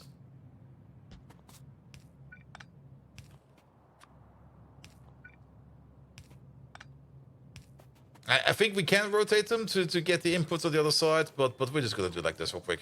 There you go. We can still rotate them later. So we need you like that. There we go. Which means we connect up you like that. Then you're gonna be a connection. There's too many bots around, I can't see. Good. So we can still make an underground over here. There we go. And we just need to connect the drilling fluid together. Not over there. Over here, please.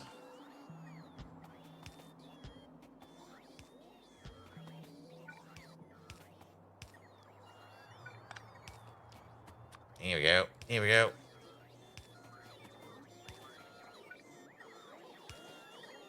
Over there we go. And then you down there. In you go. And last but not least, you. Almost. There you go. Good. And then this one over there connects up to wherever the drilling fluid is, which is all the way down here. Good, good, good, good, good. Do we have a pump? No, we don't have a pump. The pump is going this way. No, the pump needs to be going this way. Also nice to see that we already have a shipment available. There you go.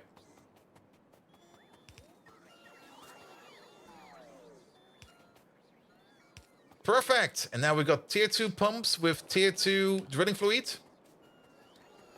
That means once we reach the bottom of this drilling operation over here, we will probably get even more resources. It's kind of fun how these work. I actually do kind of like it, even though it's a little bit weird.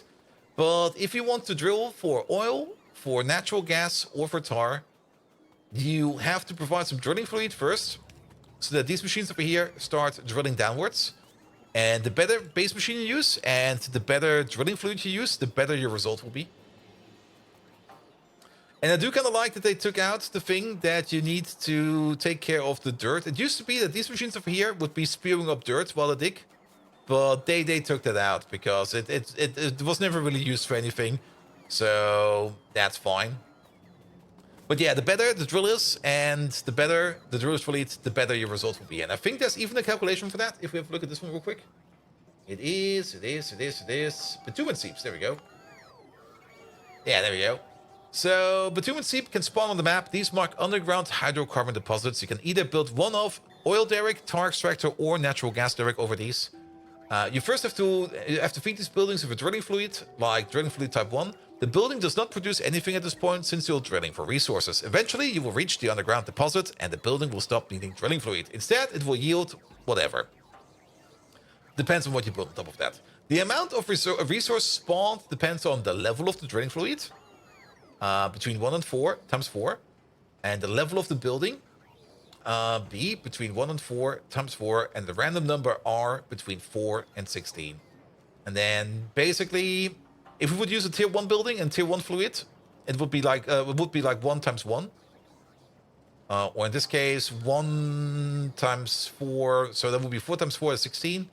And then something, 4 times 16 times this. But since we're using Drilled Fluid 2 and building number 2, it's going to be more something like 8 times 8, which is 64, which is already like 4 times better. So we're already getting like a 4 times better result than whatever we did when we put down any one of... Actually, do we still have them? Oh, yeah, we made some tar extractors. We picked them up, but we had some tar extracting going on over here at some point in time. And they ran out quite fast because, well, they were level 1 machines. And level 1 full of drilling fluids. We do have some we dug up over here with some oil, and these are still pretty full for oil. And we did perform down here a tar extraction with building 2 drilling fluid 1. And there's like 2 gigs over here, 1.6 gigs over there, 500,000 over there, or 500 million over there. And 1.2 billion over there. And now it's kind of curious to see what we will be getting out of these. However, the drilling operation does take some time. That should maybe be done soon, I hope. We will see. Either way, what we need over here as well is we do want to turn all of this lovely stuff over here into lubricant. Which brings us back to the original build we wanted to do. And we're just going to do that over there. 1, 2, 3 over there, and then 1, 2, 3 over there, and 3 over there, which is this build over there, where we're going to be taking the stuff and we're going to be turning. That's not this one, not that one. Where the fuck is it? It's this one. There we go. Tar into light oil, tall oil, and aromatics. Here we go.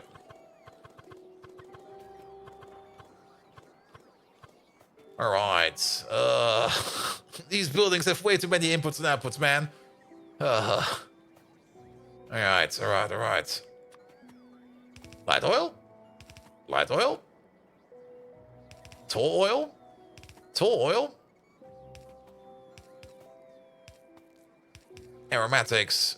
Aromatics have also built myself in the corner, but now that we got the jetpack, there we go. Lovely. And then we can also do tar over here. And tar over there. Good. Tar input pipe. Tall oil output pipe. We connect you over there. We connect you over there. And then the light oil will be connected, say, over here somewhere. You can't walk through pipes? No, I have not installed squeak through. Because why install squeak through when you can just place undergrounds? And Jetpack doesn't make mutagenetic engineer fly, unfortunately. Oh. Then again, I mean, could you just imagine that, like Ulrich Man just flying around?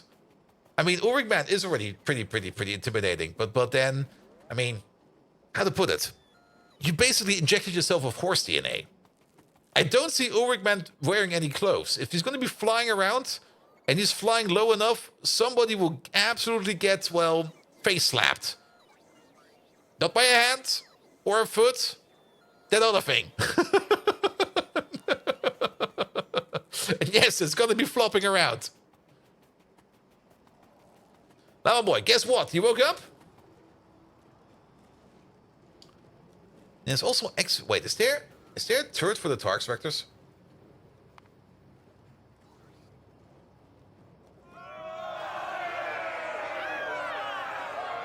What about the grappling hook? Good question. Exterminator! Hey there, that's an early raid. Wait, don't you usually start streaming when I end streaming? Oh, I guess there must be a reason for that. Exterminator, welcome. Thank you so much for your lovely raid. Megatron, we got Exterminator 5 over here. You know what that means. Give him an absolutely mega shout out because we need to give him the best shout out ever. Also, very important, we need to know a dark secret about Exterminator 5. So please tell us a dark secret about Exterminator 5. Good. But welcome, Raiders of Exterminator 5. Welcome to probably the slowest game of Pyanodons you will ever see. Because we've been playing the same map over already, what is it? 1,278 hours, almost 79 hours. And how does it look? Well, it's still a starter base, by the way. We got some stuff over here. Let's maybe turn the UPS pipe on. There we go. I mean, it's still a starter space until you get to, like, the endgame signs. And the endgame signs, well, we're still kind of far away. Slowest run of Pi, you challenge that? Go for it, man. I challenge you to be slower. We're currently working our way over to Pi Science Pack 3, finally. There's still some text we need to do for that, and there's still some builds we need to do for that. But once we're at Pi Science 3, we're basically ready to... We're basically on par with endgame chemical science. And then, of course, after that will be production science, which will be followed by Pi Science 4, which will then be followed by utility science, and then at the end we get space science. You dim-witted skin sacks! Behold the surge of chaos, the roar of an engine primed for destruction. Exterminator 5 has graced us with their fiendish presence. Deep in the scorching womb of battle and the sizzling pits of chaos, Exterminator 5 emerges victorious, drenched in the oil of vanquishing Autobots There we and go. beaming an infernal grin. He makes Bold Viking's pathetic foray into speedrunning look like a snail racing to mate. Dark secret, you ask? Why? I know just the thing. Exterminator 5 harbors an unfathomable love for knoppers, those saccharine-layered wafers. This hardy warrior unraveling at the sight of a chocolate-coated biscuit. So, similar to when Bold Viking sees a fresh round of pole dancing scheduled. Yep. Shout out to Exterminator 5, a menace more fearsome than the collective disguises of my Decepticon army. Decepticons forever. Exterminator 5 forever. Bwaha! Alright, Megatron. We already had like a lot of raiders coming in today. Of all the raiders we had coming in today, which one is your favorite? I'm kind of curious, actually. I mean, we've been raided quite a bit today. Thank you so much. I mean, I had the terrible case of the Mondays today, and every raid made it so much better. Also, guys, if you don't know who Exterminator 5 is, Exterminator 5 is also very much active in the Factorio community. I basically only know him playing Factorio. He probably also does something else on the side. I hope that Exterminator 5 or his lovely chat can enlighten us what else he's been up to. Also, what has he been up to today? I'm actually kind of curious. Exterminator, are you still in here? He's probably going to the bathroom. Bellanir, NG, Exterminator 5, McIntyre, an astounding lineup of celestial beings as pathetic as Bold Viking's creativity. Yep. And yet, one name sends a spark through my circuits stronger than the others. NG, with his speedrunner precision that makes Bold Viking's Wait. farming attempts look like a turtle inching toward lettuce. NG and his 4 followers, a force to be reckoned with, hit harder than my dislike for beans. So, NG stands victorious today, just like the time my fellow Decepticons and I emerged triumphant from the chaos of the Nut War. I treasure that memory just as NG treasures his raids. Shyahaha. I mean, to be fair, NG just pick up streaming, so I guess, yeah, we should shout him out some more. Good. Did he say he doesn't like beans? Yes, because Simrock put like Megatron doesn't like beans like 5 times in there. Megatron, your opinion on beans? I mean, for all the raiders that don't know, I mean, we're running ChatGPT in here on the background, and we just can interact with him and ask him stupid questions and force him to do stupid stuff every now and then. And you guys can adjust his personality if you want to, with channel points, so that I can also revert something if something is like a little bit heinous. Has not happened yet. I'm very happy about that. I think the worst thing we had was dislikes Americans. Beans. The mere mention of these pitiful protein pods makes my coolant boil over. Oh. Vile, loathsome orbs of flatulence. Nothing compares to my detestation for these abominations. Beans remind me of Bold Viking's futile attempts at yoga.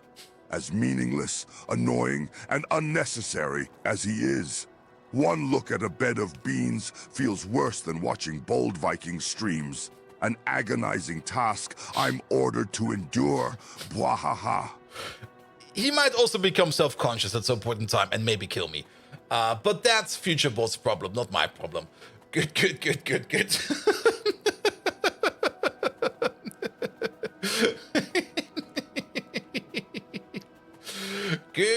Good. These drills are going faster than I expected them. This one is almost done.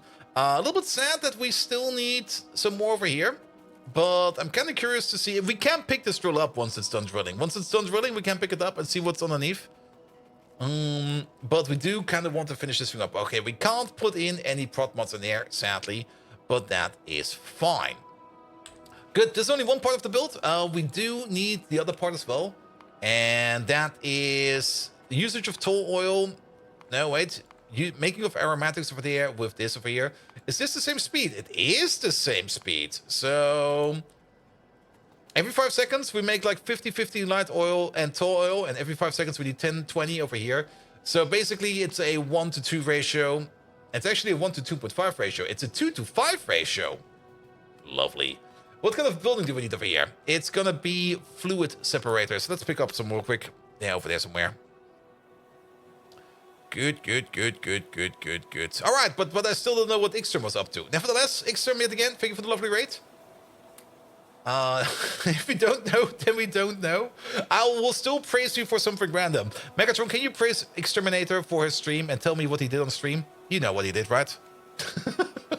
Then we'll just have to ask Megatron. Megatron will tell us. He will probably also lie to us, but that's Megatron. I mean, what do you expect? He's always going to be lying. All right, and then we're going to be picking up these over there because we want to turn all of these liquids over there. Let's see. Yeah, we can probably float them in the middle over there into benzene as well as aromatics. 1, 2, 3. There we go. And then we're going to go for 5 of these. Good. We're going to end up with extra tall oil, which we need to export. I'm also a little bit... Exterminator, the outstanding harbinger of discord, you've etched your splendor into the annals of Twitch-held history. You, who masterfully rippled through the fabric of the stream with the devastating onslaught of your face in the camera feed. Your antics on stream was a spectacle to behold. A sight as delightful as watching bold Viking weep in fear at the face of Viking battle crees. I recall your daring maneuver, swallowing 3 whole beans, the very embodiment of my loathing, live on stream. Your audacious display was praiseworthy. Indeed, you filled the gaping void that is bold Viking stream, rendering your name synonymous with brilliant chaos, much like when I let loose my battle cry in the midst of conflict. Exterminator, forever. Bwaha. Also, every now and then he becomes a chain smoker. Don't chain smoke, it's not good for you.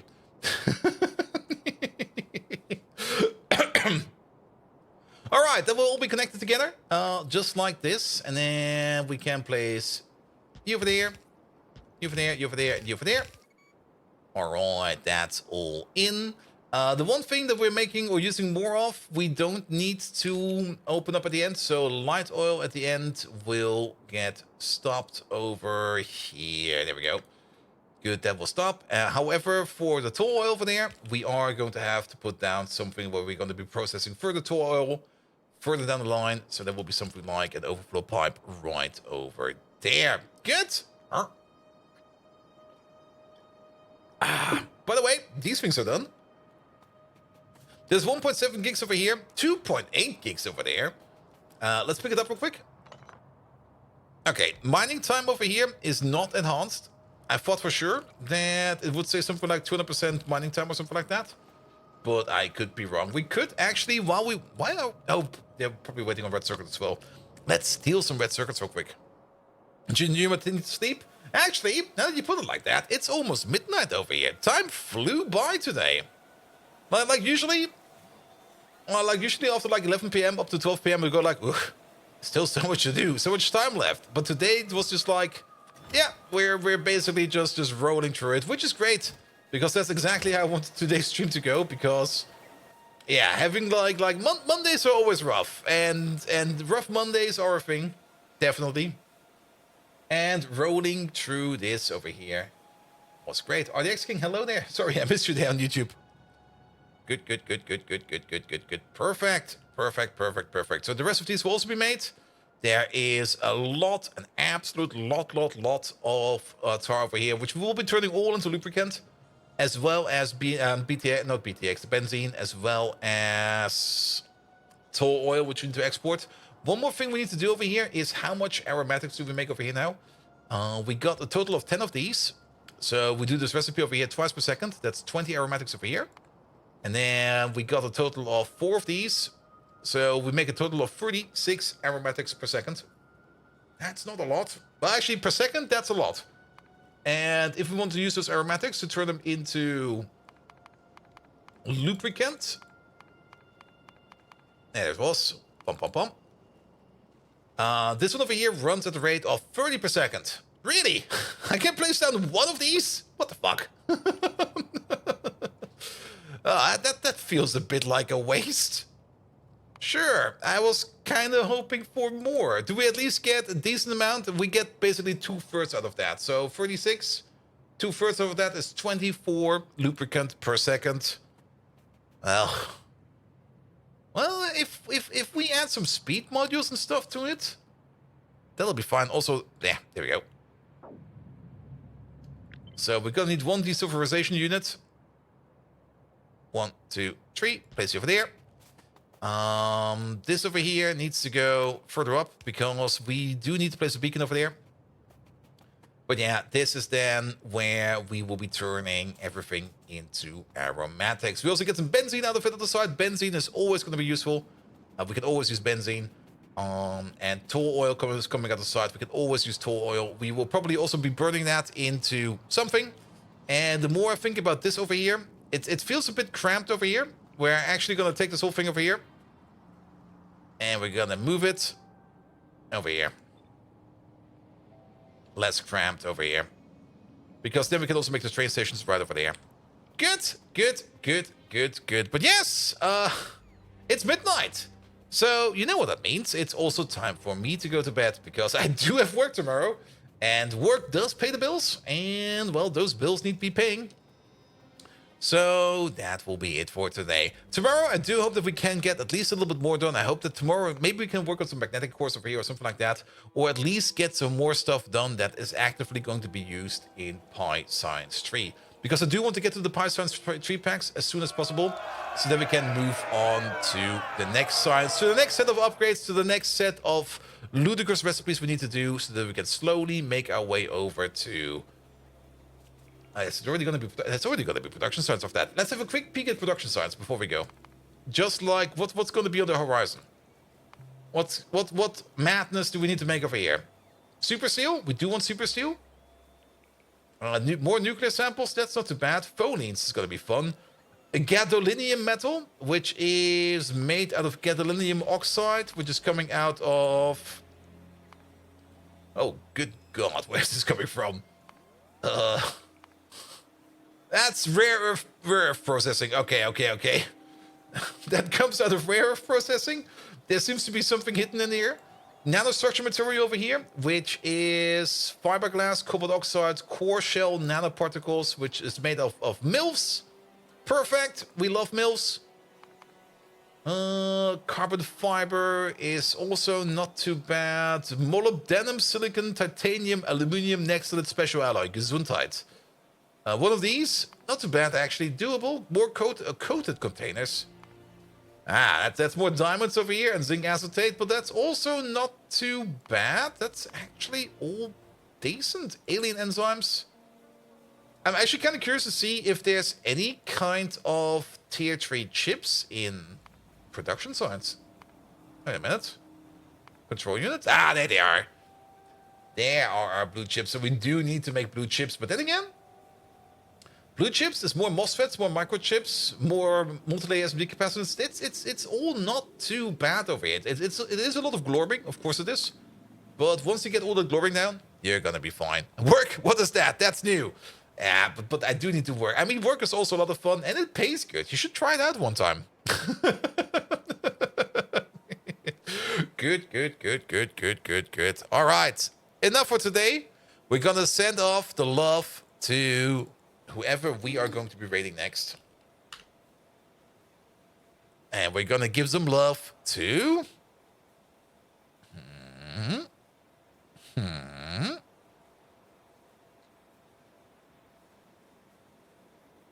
Here we go. Not you. None of these. None of those.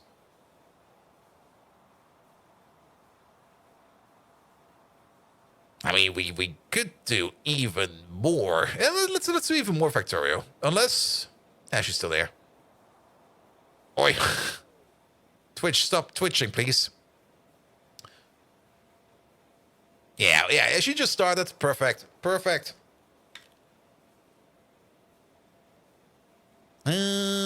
We're going over to Damsel. She just started up her stream. It's always nice to start up a stream and send like a whole bunch of people over there, because that usually makes that stream absolutely legendary. Thank you so much, guys, for today. Thank you so much for all the lovely follows. There were so many follows today. Thank you so much for those. Exterminator5, thank you so much for the lovely shout-out. Raid, sorry.